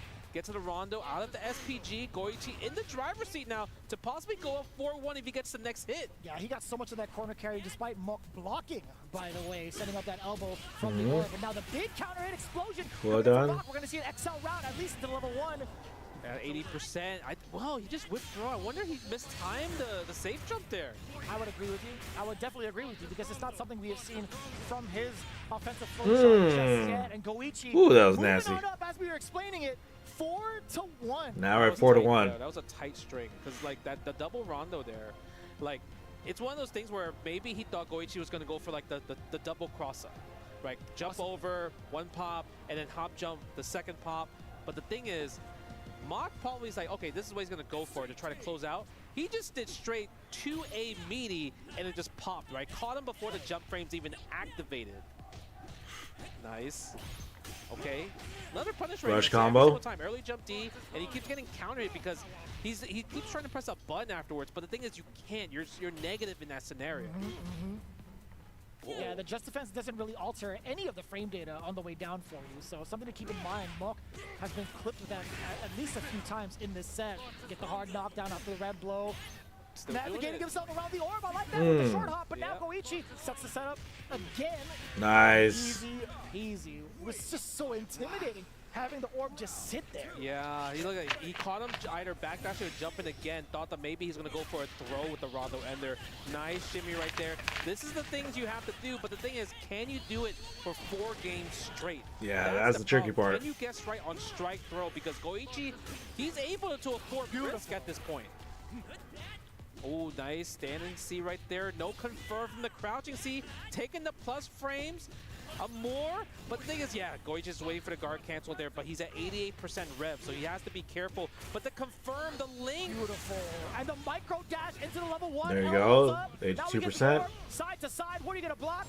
Oh my god, he's overheat. Now you're overheat. He can't take this. He's going to try to bait out the super though. That's the thing. Shimmy with the hop jump. What a good call out. The exact reason why he had stopped his offensive pressure, the reason why he didn't go for the guard break is because of the fact that Mock still has 2 bars down below. Oh, but this time he held up. He was too plus. Okay, go for the Kuha. Nice, that's plus frames. Goes for the 4th throw. Where's the safe jump? The pressure on the standing A. Maybe thought try to go for a regular jump instead. He tried to steal turns, Justin, after the fireball. He did. Watch out for the cross up. Nice back dash. Nice. He didn't get it confirmed. That was a counter hit. Okay, this time we enter for the low, rolling out of the side, go back into the neutral. Can Goichi close us out? Still alive. Goichi close to 2 bars. Can kill if he gets a 2C right here if he confirms it. Back-to-back air fades now going airborne. Goichi actually just needs 1 confirmed. That's what I'm saying. That's it. Two level 1s, 2 ignitions, possibly, and that's gonna be it. Right That should be it. Yep. Going up 5-1. Woo. Going on to the grand finals for a chance to dethrone. No for. To deliver the game. Passing ET and Mock. It's even in the end of the day. Ladies and gentlemen, it's time to put it all on the line. Again, or I'm actually pretty. All right, this. Oop.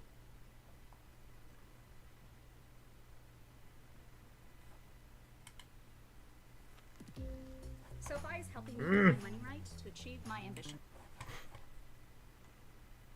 Okay. All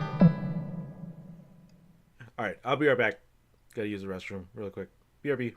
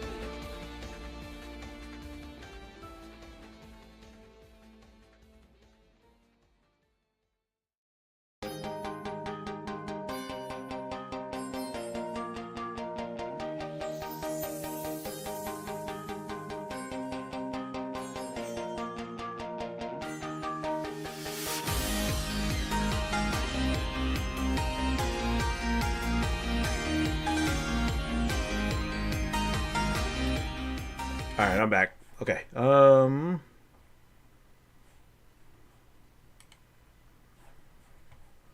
He went to the Kuha, and so because Wichi wins combo breaker. Their SPG meter. Shake off that like, hey, I don't know why that rev blow didn't work, right? Okay. Turn, keep stealing more turn. The way to take up He has to walk. Matches left. A lot of money on the line. The whole thing. And Dark Angel Shao Hai. Yeah. You know, racks up more points for this club championship, right? And that's going to be so important. That's right. That is. Does it? When the guy, he's got place fix. You've been speaking about. And is fighting for an extra $35,000. Okay. 500 club points for his team at the EWC Club Championship. Can he savor one final victory here in Riyadh, or will the heat prove to be too much to handle? I'll tell you what. I'm looking over there at my man's Dark Angel, and you got the MOK. He's literally tapping on himself. MOK. He's calm. Absolutely. And I tell you what. Kind of gone, right? The speed, the test can be in play, but it continues on for this All right. place match. Terry Bogard has made such a huge statement in defying the odds. Malk and Dark Angel. Yet again, or will Hokutomaru just breeze through another character? This one is tough because Hokutomaru is going to be able to do a lot of more shurikens, a lot more different type of runaway. So it's going to be up to just, in general, Dark Angel. How can he pin this character down? Right. We talked about the fireball timing that he had against Hotaru specifically, against Shao Hai. I don't know if that's going to play any sort of significant strategy. There you go. The shurikens that can be in play, but also Dark Angel, he has to really readjust for some of the big anti-air moments because of the fact that Hokutomaru can adjust his jump with that feint, just like we said right now. Malk with the big opener doing that exact strategy. Yeah, that is so tough. Right away, you Hmm. can kind of see that we are going to see a problem for Dark Angel to try to anti-air because he relies on Rev Power Wave so much into DP break, but the fact that this character like, just defies gravity like no other business. How come he can feint in the air? He's a ninja, bro. That's just what they do. Ooh, but they look can at double that. jump. The hop, speaking of double jump and hop jumps, he got hit with the shimmy into the red blow for the hard knockdown. Look at that. Keep it tight, keep it safe. Dude, nice charging. challenge with the 2A into the power charge right here. I like that. Malk actually got a little bit overzealous, tried to steal a turn away from Dark Angel, but knowing full well, although he is majority heart, he does know the science behind some of these moves, but Malk doesn't give a damn about anything on the board right now. We got the Oh man, full first one on the board. gear. Look at that right there, and that's going to be an easy dub, easy one on the board for Mod. 4 games away for giving more club championship points and also more money in his pocket. And I think the big takeaway, like you mentioned from frame 1, Vicious, is that the anti-air is just kind of hard to do. You have to, the best way for you to anti-air if you're fighting against a Hokutomaru player, you have to wait for the double jump and you have to wait for the feint to happen. That's when he can't do anything else from there. What was that call out on the Kuhadan, man? That How is did that clip him? I think that was a little lucky. You know, sometimes luck is involved when it comes to fighting games. And it just worked out, but shout outs to Malk for just confirming that regardless. Able to fix everything, right? Because a similar situation happened when him versus Goichi, but he kind of missed the Kuha break the first time. But this one, like I said, there's less Damn, stress Dark in Angel this low. match in particular. Surely, right? Being able to capitalize on that opportunity when luck meets preparation. But Dark Angel, despite being on the deficit, Nice. can have explosive moments and opportunities, just like that when the first power guys are ringing out. Malk trying to stave off from the No. pressure, which he does successfully, and the big punish coming on in the dunk. Not going to matter. So far, the studying from Malk that he did with his recharge, it's been paying pretty well because he knows when Dark Angel's doing a lot of those reversals, right? So it really comes down to Dark Angel. Can he just change up a little bit of timing, maybe throw a bit more, maybe even go for a lot more meaty standing A's as well too, to possibly catch the jump? Oh, but the wake up super, such a brave thing from Malk. Nice. He's such a huge life deficit as well. Yeah, that is a good call out too. But Dark Angel taking full advantage of that guard cancel, by the way, to take out the rest of Mock's life. As expensive as it was, I still like it. I appreciate that a lot. Being able to just seal the round, right? Dark Angel going again with the guard cancel, trying to find another opportunity, but Mock. Small hop.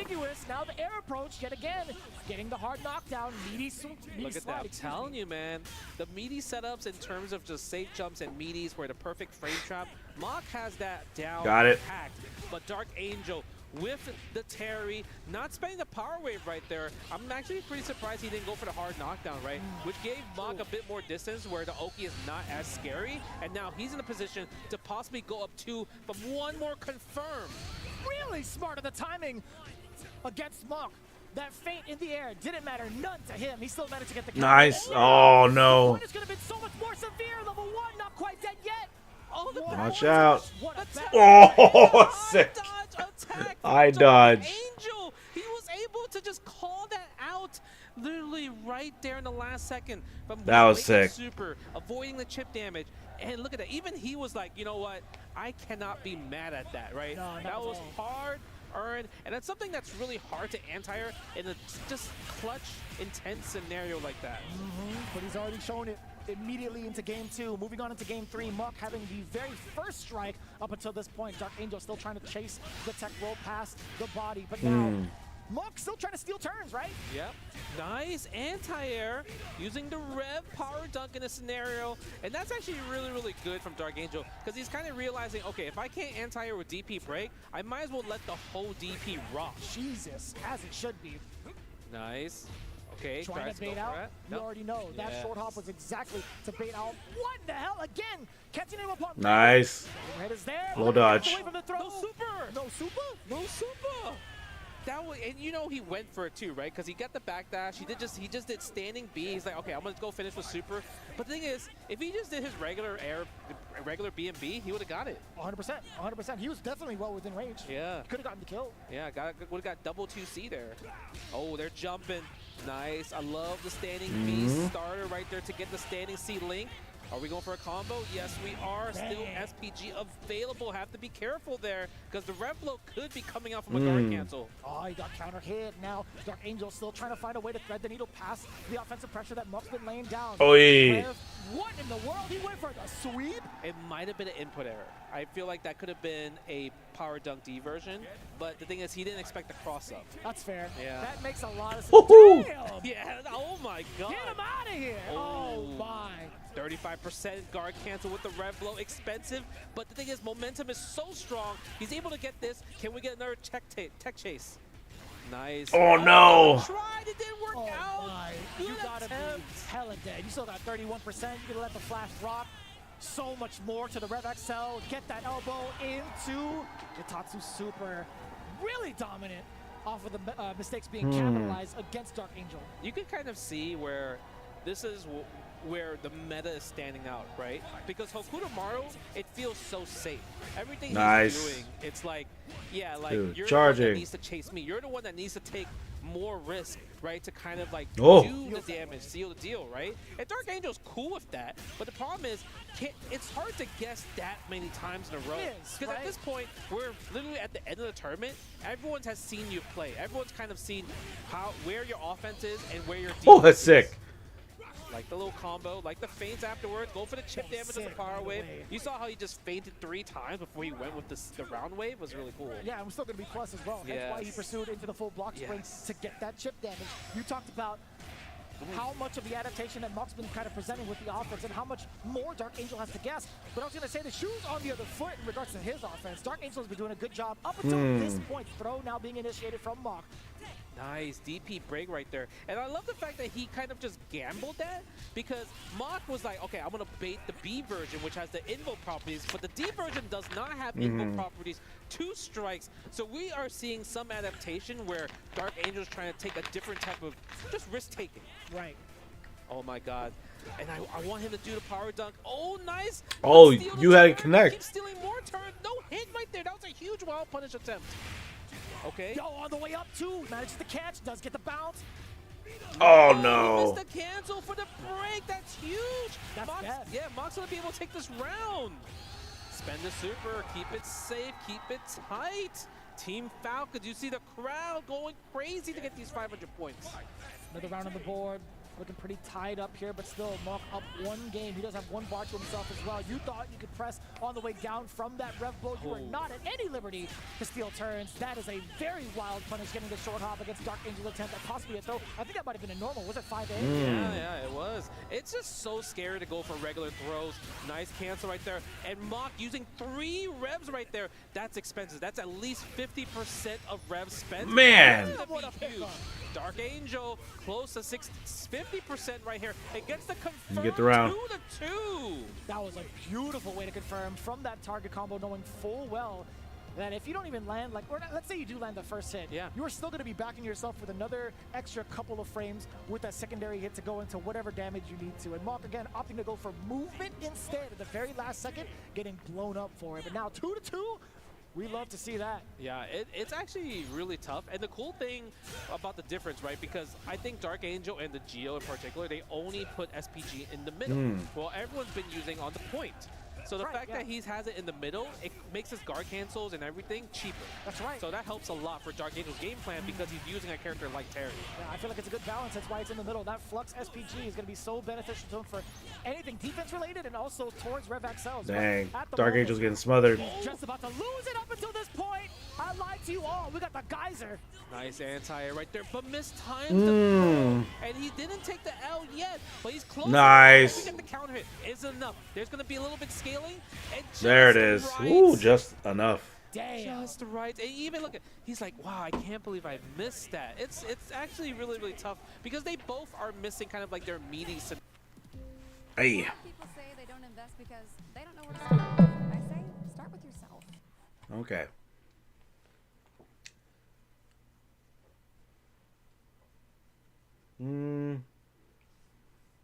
There's some missed opportunities there with Dark Angel, and then not being able to break the DP. It's hurting him, all right? But still has like opportunities to do some damage there, especially with the light confirms into Power Geyser, which is great. So that's something I definitely need to like train up for my gameplay. What else? What else? I mean, Monk is just doing like game plan stuff. When it comes to teleports, when it comes to throwing the shurikens. But yeah, Dark Angel seems to having more trouble because of the movement and just waiting for Hoku to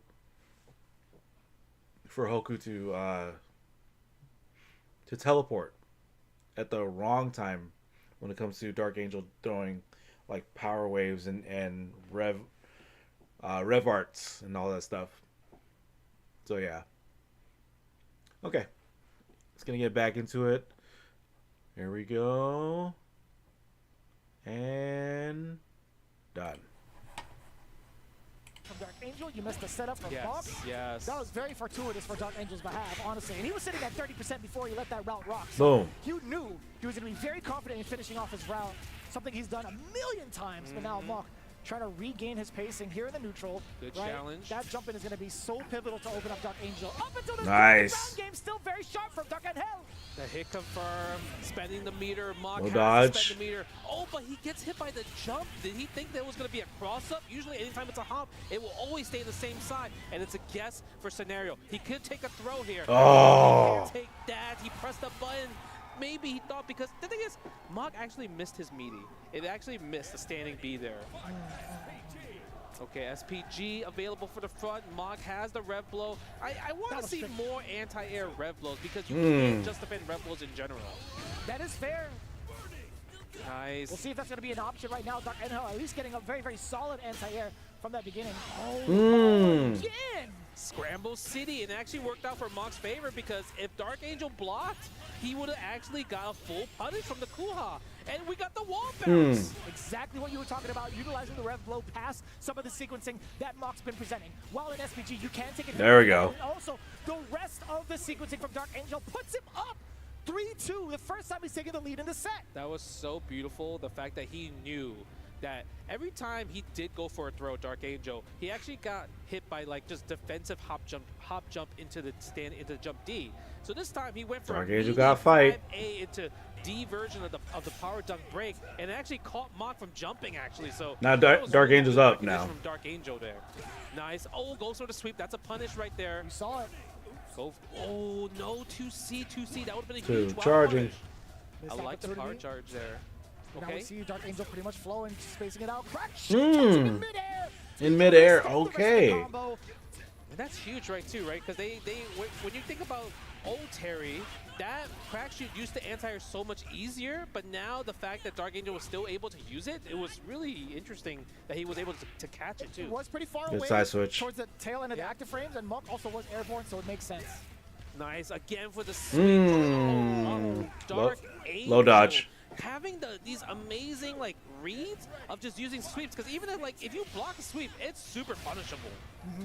Nice, using the rev guard a lot more. And you know, the one thing I feel like the cool difference between the two players is that Mach is using rev guard a lot more versus Dark Angel is more about the just defense. That's fair. Overshot. Yeah, that's a fair assessment too.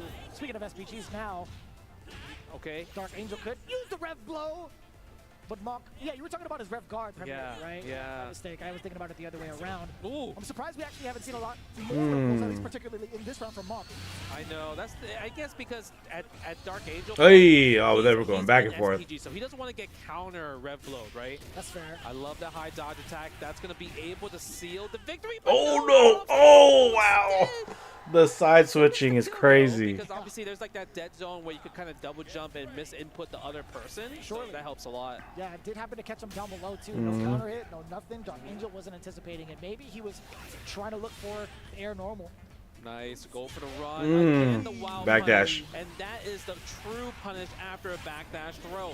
We're going for a double rev low, get as much damage, gets the safe jump, goes into the dead spot. Dark Angel with no guard cancel, but I love the power geyser from the 2A just to take him on the SPG so he doesn't have to worry about rev blow anymore.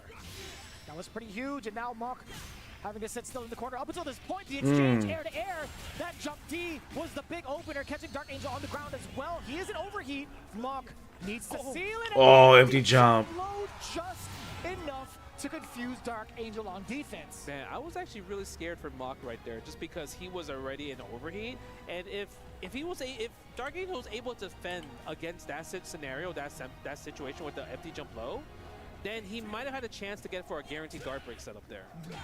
Oh, big jump in, too short to get this close C right there. A little bit shallow, and it wasn't even a punish either, but now, speaking of punishes, you do get the wild punish to start off against Dark Angel, get the hard knockdown up the red blow. Yeah, there's a counter, you can't, oh wow. Oh, what happened there? Talk to me, Jay.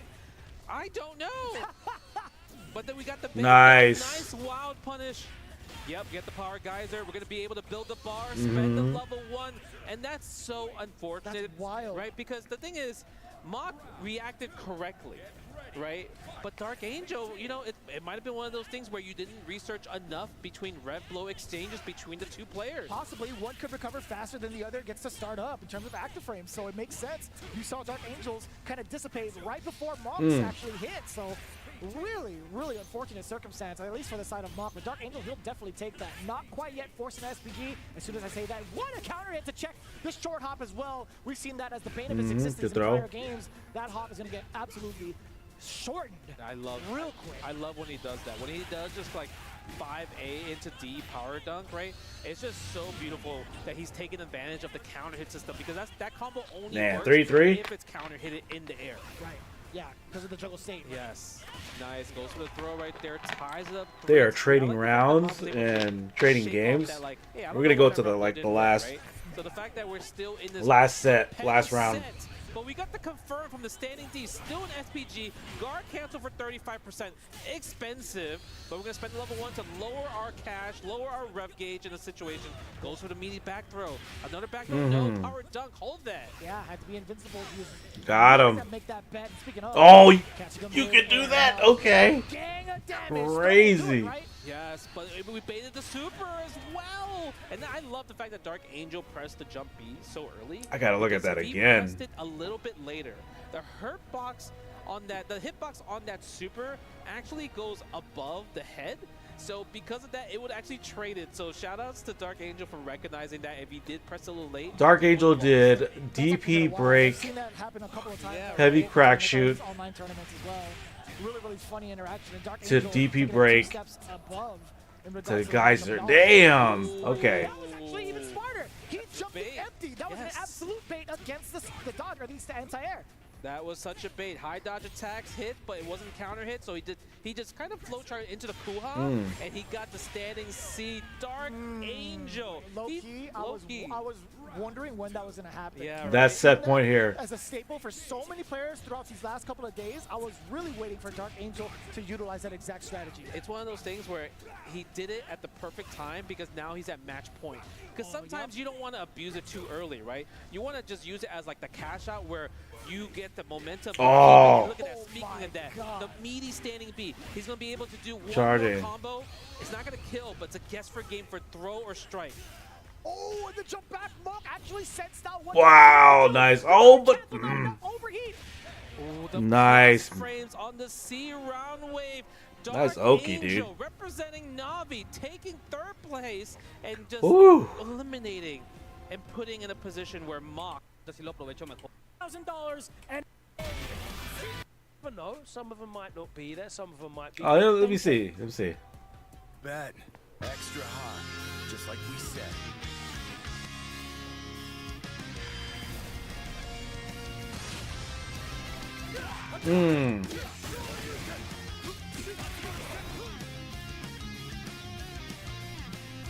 This is a short version of the trailer.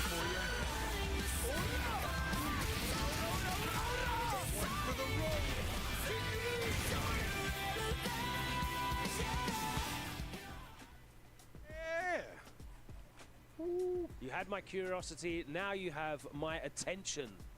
Ken Masters joins Fatal Fury, City of the Wolves, and I am personally invested in that. We've got the full team here in the studio as well. How do we feel about that reveal? Oh man, I'm really excited to see not only the rest of the repertoire from Ken, but how it performs in competition, man. Like, obviously the presentation looks awesome, but it's about execution in this case, man. How is it going to stack up against the rest of the cast? I can't wait, bro. Bro, show me Jinrai. Show me Jinrai. Show me Dragon Lash. Show me Crouching Medium Kick. Show me Crouching Medium. Yeah, for real. They didn't show any of that. Show the winning button, right? Y'all caught me red-handed. I was recording some content, but I gotta say, Ken's looking good. The classic costume, we get to mix it up with Marco. Kyukugiryu versus Shotokan Karate. What's up? And he looks great, man. He looks great. Animation, everything about him is gonna be fire. Absolute fire. What is it? Two costumes. It looks like we got a new stage in Suzuka Castle. It looks like that episodes of Southtown. He's got arcade mode. He's got everything going on. Wait a minute. Why is Ryu stage there? That's weird. That's what I'm That's trying to very figure out. And it says, what is that? It says summer 2025. Logan, we haven't asked you any questions at all. This is one of your people here. Yeah. How are you feeling about this? Yeah, man, he looked cool. I'm really happy to see him look so familiar, you know. Immediately opened up with like the standing medium punch. So a lot of his animations are carried over. I'm very, very interested to see how he carries over into the system mechanics, though, because really, you know, as Hell Pocket said, that's really what matters. It's great that he looks good. The animation's on point, the design is great, having the modern Street Fighter 6 costume and the classic costume as well. I loved the super animation as well, that looked brilliant. So everything looks on point, but we need to find out how it all works in-game with the mechanics. And of course, as Aru pointed out, there's a lot of moves still to be revealed, or not. You never know. Some of them might not be there, some of them might be. But That is true. Really looking forward to that one. This summer, new DLC for Fatal Fury City of the Wolves, commencing the Street Fighter crossover, and of course Chun-Li still amongst those as well, I believe. On the way. Oh yes, it's going to be a very exciting summer for Fatal Fury City of the Wolves, but it's a very, very exciting day here at Finals Day. Here was our it's a 500. Do you think that this before for us to be here? Too hyped up All right. Once that switch off at Side. yeah, Final match here. Billy King could go ham. Which is kind of wild considering the way we've prefaced up this matchup in regards to the profiles and the way that these two players kind of play, right? We talked about the ultimate defensive weapon from the side of Goichi. We talked about the unstoppable force that is Xiaohai. It really does add to the drama, not just from the player's perspective, but the potential picks that could come out in this long set. Yeah, and the craziest part about this, there is information from both sides, right? Obviously, Xiaohai is like, okay, I seen ET, how he beat your kind with the Billy, but Goichi could be like, I seen RB do some damage against Xiaohai's Billy. So they definitely have studied against each other within the tournament. And already a guard cancel into the hard knockdown, into the rondo. What's the guess? Can we take out the SPG? And yes, we do.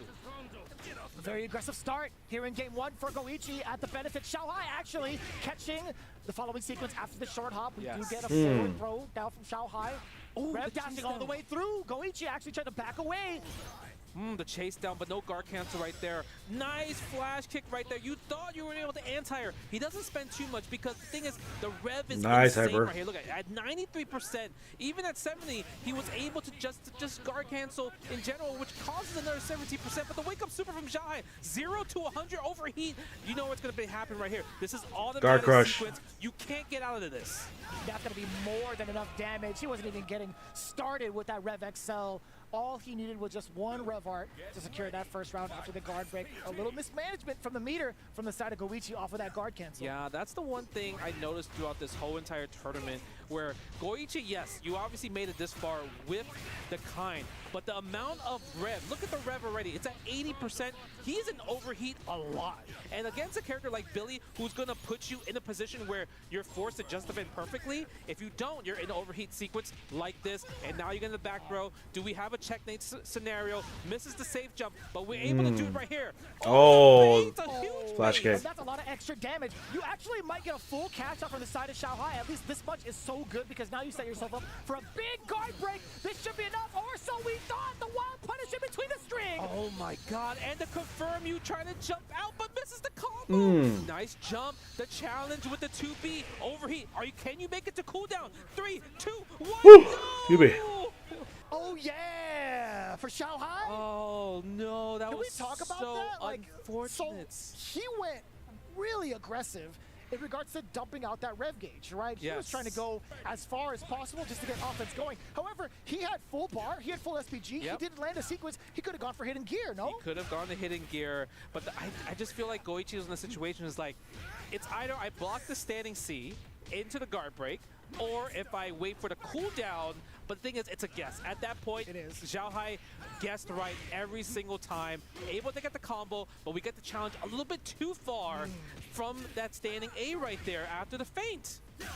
Oh, and that feint also from the side of Xiaohai, getting a counter hit just in the nick of time. Goichi mistiming some of his presses as well. We talked about some of the timings that some of these pro players have in regards to their button choices. Xiaohai actually getting rather lucky in that regard. Xiaohai starting to have like the momentum in the beginning. To see how Goichi adjusts. Interrupt like the target combo and overhead, because if you block the target combo and overhead, you actually have to block the next sequence right there. Good. That is an excellent cross-up angle. Xiaohai wasn't ready for it, and you know what? He doesn't give a damn if Xiaohai's trying to poke away at his turn. Yeah, but the thing is, look at Goichi's rev. It's already up very, very high. He needs to just get it down and down. And Xiaohai's in a situation where I feel like he's never been in a situation where he's almost in overheat, at least in this set yet. Damn. You know, if it ain't broke, don't fix it. If he doesn't have to throw setups, overheat, that's totally fine. How many grabs did he just establish in that corner, Justin? About 6 or 7? 5, 6, 7. It's one of those things where it's, it's a hard knockdown. You're scared of the rondo, and I think it's also information gathering, right? But I love the fact that Goichi didn't give him that information gathering, and he just constantly went for throws, throws, and throws. So even though Xiaohai just took the L there, he didn't gain anything from there. Okay, can he go up 2, or can Goichi get his one combo? You saw the slowdown, just like don't want to press any buttons because they know what's at stake if the character kind of hits you, right? Doesn't go for the last hit. He sees that Xiaohai is trying to go through it. Nice guard cancel, expensive like I mentioned, man. 17% is super huge, but we get the overheat. Do we get the sequence though? Okay, go for the pop, look at the sequence. Nice break. Got the cross up. Xiaohai, very fortuitous timing against Goichi's offensive barrage, but now, despite being in overheat, he's still on the offensive, getting the confirmed off of the light. Another sequence could be had, and Xiaohai Oi! of the crouching B. Are you kidding me right now? That was perseverance so while on the ropes. Yeah, I mean, he was literally one hit away from just getting guard broken. I think Goichi got greedy right there. He should have went into the just a rev move. If he went to the rev move and forced Xiaohai to try to react with a super, then at least it would have been a better situation. Because the classic 2B, sniping from a mile away, it's really, really good. Interesting. Very, very interesting developments too. Again, Xiaohai playing at a very similar stature as he was throughout the entirety of day one, where he's opting for corner control majority of the time and forcing the airs from Goichi. Funny enough, Goichi has been biting towards a lot of these airs, which is something we haven't seen thus far up until this point. Yes, and again, look at the backdash right there with the 2C into the wild punish. Look at this. Oh, half-life without any meter spent and not that much plus. Oh my god. Did you tag? I hella tagged. I mean, at this point, if you are Goichi, you're like, what am I doing wrong? Everything right now, according to Xiaohai. Yes, look at this. And he's playing so safe in the distance where, like, I'm not trying to give you anything. He goes for the neutral skip. But look at this, 69% on rev. It's so expensive every single time. Nice guard cancel right there. But you're not going to be able to spend a lot of bar. You're at 96. It is at danger territory, but we go for the throw. I would rev up into a super possibly. There it is. But the reverse. This guy is a genius, Justin. This guy is an absolute genius with his meter. I'll tell you what. Again, when the odds are stacked against him in overheat, where you think you have the green light to get the guard break, man, does he know how to sneak in that super. Man, he is doing a lot of rev guarding. And rev guarded, yes, you get the push block. It pushes the opponent away, but it uses more of the rev gauge compared to a regular block. So that's something you have to think about in exchange. Because against a character like Hein, it's very dangerous. But the thing is, Xiaohai has so many games. He can afford to take some risk at this point, right? Yeah, and he's still going to keep it rather competitive. Now he's on the chase with the rev, Goichi being on the defensive end while the overheat is active. Xiaohai is definitely going to be abusing this. Guard crush. Bang! Just like that. The guard has been drops it. That's huge. Goichi is down for this because now he's at cooldown situation, right? He gets back his rev. He can't get guard broken. He gets back his rev. Now, the thing is, can he get the next hit to close out? He would have to dump all his bar for this win here. Yeah, there it is. But here comes the crouching C. Now, the continuation. Doesn't need to spend the rest of the bar. That's Goichi staying alive within this game. Dude, he has to make it 2-1. Going down 3-0 is just so bad, right? Because it might be at that point where he might not even be able to pick Marco at that point. I would agree with you. I would heavily agree with you. It might just be a full commitment to Kaim. We see the first throw. Okay, again, the shimmy's not working. Like, if you see somebody rev guarding like that, you might as well go for the throw. That is fair. To be honest, though, Xiaohai, he did have a very delayed tech attempt from the side of Goichi. Oh, that's going to be it. 2-1. Huge win there. Perfect? That was a perfect. Yeah, huge win there for Goichi. Able to kind of like put back the scenario. And I think what makes this match hard for Goichi in particular is because everyone's been talking about he's like the fortress, best defense in the game, right? But if you're fighting against a character archetype like Billy, who has the keep away tools, you're the one that has to change from defense to offense. More often than not, yes, that is definitely the case. And Goichi, despite right now having to go through those scenarios, he has found some really significant openings. But right now, Xiaohai, speaking of significant, off of these lights, he's doing so much damage. He is. He was trying to bait out a guard cancel. Yep, he was. Ooh, but the 2C there. Another guard cancel. Such a great guard cancel right there. Yep, take it to the corner. Go for the hard knockdown. Sets a rondo. I'm not even sure if you want to spend that rev there because you're expensive. Drops the standing C. Sometimes when you do get a jump in like that, you might have pressed the button a little bit too early. Yeah, that makes sense. You have to wait till you land before you press the next button for it to come out. What a raw call out against the throw. Goichi going for a short hop, a defensive short hop at that, just to make sure that he's not susceptible to that strategy. Goichi got one. What a read from Goichi. Speaking of read, Xiaohai jumping out of the rev dash, takes out of SPG right away. Now what's the safe jump? Goes for the meaty spin right there. I actually really like that because it's kind of hard to tell when it's your turn because there's so many hits. Oh, but the punish. Good we walk don't under. Get the wild punish, but we get a good punish instead. Yeah, we still get double heavies to start up. Not too bad at all. Into the orbs. Backing away is Xiaohai. far C range is going to be so difficult for Goichi to get past. That's exactly why. Yes, look at that. Man, I really want Goichi to stop going for these shimmies, man. I like just go for more throws and everything, because the thing is, it's just not working out. But we're going to go for the guard break sequence, guaranteed. But what's the combo? What's the sequence? Hey. Homeowners, floors are a major investment. Okay, 3 ads. I don't know if we're starting to see the turnaround, or it could be just like Goichi's like round or set to win. But yeah, again, seeing adjustments, and this is high level play, and I'm like, damn, Hopefully I can get to something that looks like a resemblance of that. With Dark Angels like Terry. So yeah. Oh man, there's a cruise ad, man. I am itching to go on a cruise. It's been years since my last one.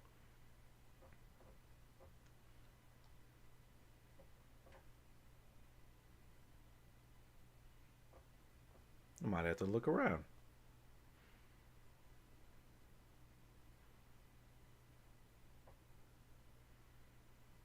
All right, this is the last ad.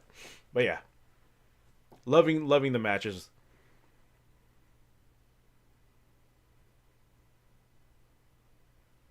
Loving the matches, and yeah. If I wasn't so like sleepy already, I would be like amped up to play some ranked online. But yeah, okay, we're back. Nice JD right there. Wow, that was so good. I truly thought he got hit. I truly thought he got hit there. I was terrified for one, missing the rest of the JD, but luckily it was only one where he bounced back. Number two, I didn't know if he was going to be in time for the punish, because that was a little sus. He actually missed the punish, but somehow reacted that he missed it in the standing seat. So that was really good. Cross-up missed, actually. Cross-up B missed completely. Oh, big jump in, but doesn't get the jump in. We get the sweep anyway. Sometimes scrambling happens pretty well. I think it was the most random interaction. Oh, it's evened up, too. That says a lot. It does. Right. Ooh, wake up jab. Sometimes you don't know when the quick rise is coming. You don't know if it's going to be the long quick rise as well. But the pressure is on Goichi. It's the first time I feel like he's taken the lead even in this round, and now he's officially taken the lead. He broke his nose twice, Justin. He went for the target combo and then did it again, counter it, confirm it to the super. Well, Billy Doo has a big nose. Yeah, that's how you feel? Big target? Yeah. Okay, go for the standee +3 on their situation. Do we spend the hard knockdown? Are we going to? No, we're not going for it. We're going to go for the quick rise setup instead. And we got the plus frames. Defensive back throw. Goichi, no tech in general. Ooh, we do get the invisible up kicks, though. The flash kick paying off for Goichi. Another throw from Xiaohai. Forward throw. Rev dashing his way towards more pressure. Plus frames. Get off of the invincible again. Goichi taking the risk. Yeah. I'm actually like wondering what is Goichi's game plan. Oh, good back jump. Call out. We might not even see it. We might have to save it for the next round. And I love the delay on both, because that round, Xiaohai is trying to snipe out the wake up flash kicks at this point. That's right. Okay, very significant standstill on both ends.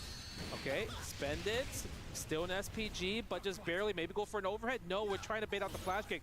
And I feel like that's a lot of information to give for Goichi right there. Because now you're like, maybe I can wake up buttons a little bit more. But Xiaohai so close and going up 3-2 here. He's going to continue pressure after this, Justin. Okay. There's no way he doesn't, right? No? Overhead, you're right. Nice call. Is that enough? It is. 3-2. Okay.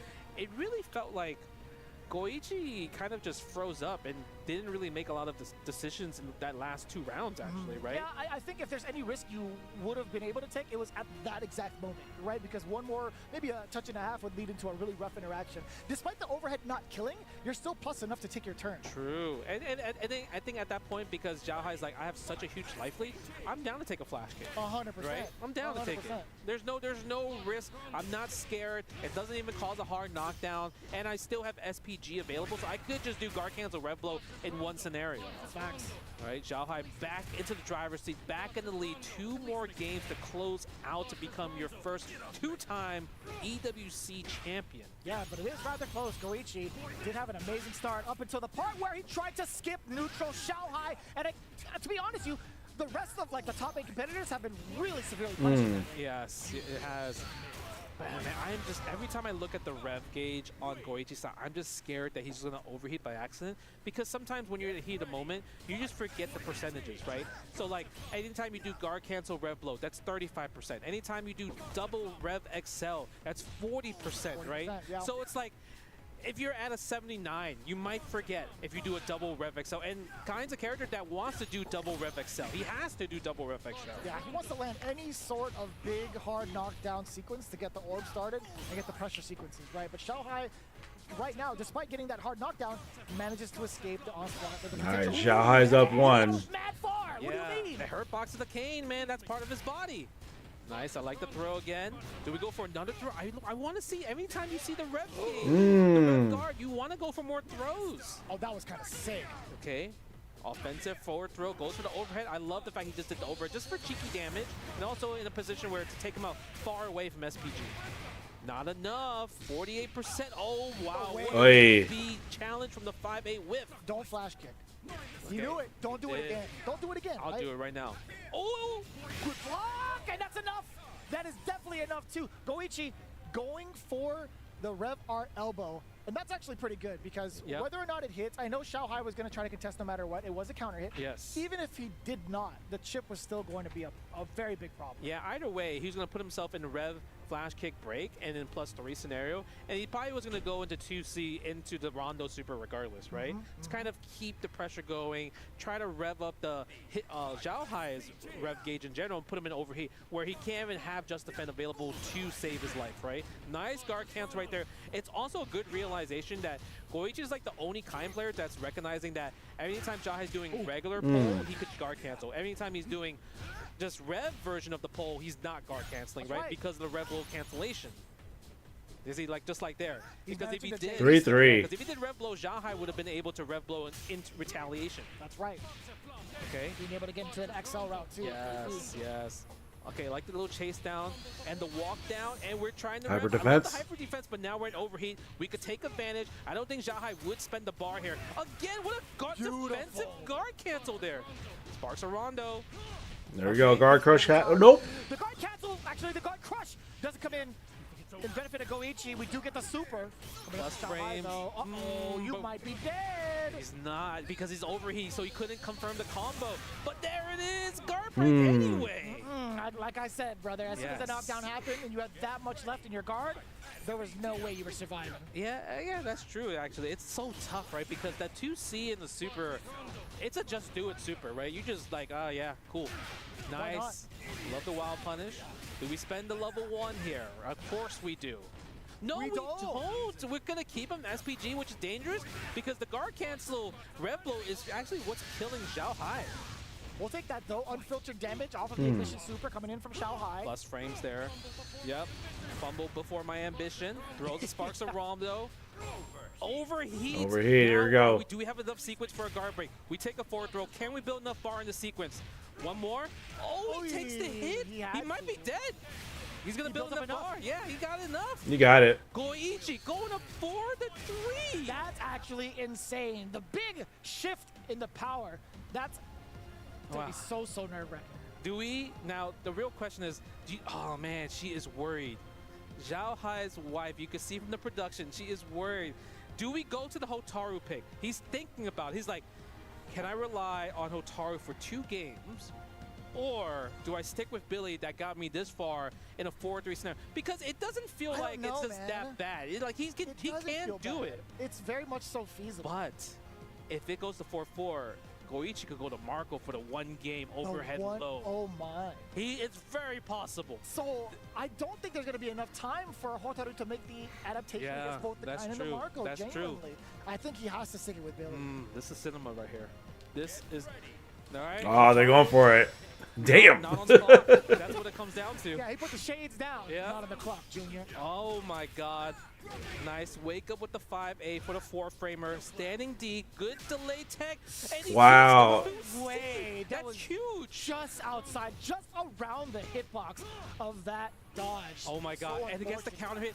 Wow. Clutch combo. So good. Saw that he did the early jump D and went for a okay, jab set point here. Match point for Goichi. You saw him. He's like, please, one more. And he's smelling the blood. Offense is going crazy right here. We're getting a lot of the throws now coming into play. Yes. Back to back. Shanghai actually getting a very delayed tech on that one. Let's see the route now. Bring him back up. Not going for the hard knockdown just yet. Actually, he is going for the super this time. He has to. Take him out the SPG. I love the rev guard from Goichi right there. Throws out the Rondo. It's so hard to punish regardless. Throws out Sauce the overheat. And now in a position where Xiaohai has to fight. He does have a super though, so he has one defensive decision to make, but the counter hit missed out. Wait, wasn't even counter hit in the first place, Justin? That's the big question. I didn't get to see it. Yeah. Surviving through the overheat, 36 now. He has to play neutral. Oh, okay. But the movement, saving his life, saving his round in this tournament. No. Movement past Goichi's airborne approach. He's staying alive. She can't even watch. Okay, nice little combo right here. Xiaohai's fighting back. There's the power of the buff in general. Okay, wake up jab, the no close C. I feel like Goichi gets hit. This is it right here, Justin. Laid down the pressure for Goichi on this tournament point. Nice. He's screaming at Xiaohai with this pressure. There is no tomorrow. Oh my God. Oh. Uh-oh. He's not guard crushed yet. They don't have any Xiaohai super. Can gamble. The thing is, can he make the read? One super. This is a decision maker right here. Does he go for it? And he gets hit. This is One not super. enough, but it's one more guess per game. Guard Do we Sting have is it? here. Oh, the jump out. What a decision right there. But the cancel. No rev. Oh, wow, he got it. Pop it off. He did it. EWC Fatal Fury champion. He got it. Wow, that's how it unfolded. To ever dethrone Xiaohai in Fatal Fury, City of the Wolves. Look at you see the emotion he has? He couldn't believe it. The excitement and Yeah, the man. in the complete stark Okay. I'm going to.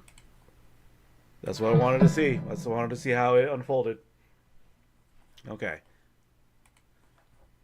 Wow, what an event. Okay, I'm glad I did the stream and fast forward and all that stuff to just watch all the matches and see how everything unfolded. But damn, shout outs to Dark Angel. Thank you for showing what Terry can do in a high level, like, tournament like that. And damn, yeah, giving me some ideas on how to like play with my Terry and get ready for like EVO and for Boston Blue Beat. So yeah, all right. So I'm pretty much ready to call it. So YouTube, thank you guys so much for hanging out with me. Next stream will likely be Monday because I'm gonna be packing Tuesday to get ready to fly out Wednesday. But yeah, next stream will probably be Monday, and get more training in. Street Fighter 6, Tekken, City of the Wolves, and CVS 2. Two of those games I'll definitely will stream. But yeah, that's what I'll be definitely doing for the Monday stream or the next stream. So, guys, thank you guys so much for hanging out with me. YouTube, I'm gonna go ahead and call it here. Twitch, I'm gonna go ahead and raid out. But YouTube, thank you guys so much. I will see you guys in the next stream. Until then, have a great rest of your day. It is 5 a.m. now. So yeah, I appreciate you guys hanging out, and then I'll see you guys on the next stream. Right? Take care, guys. Peace.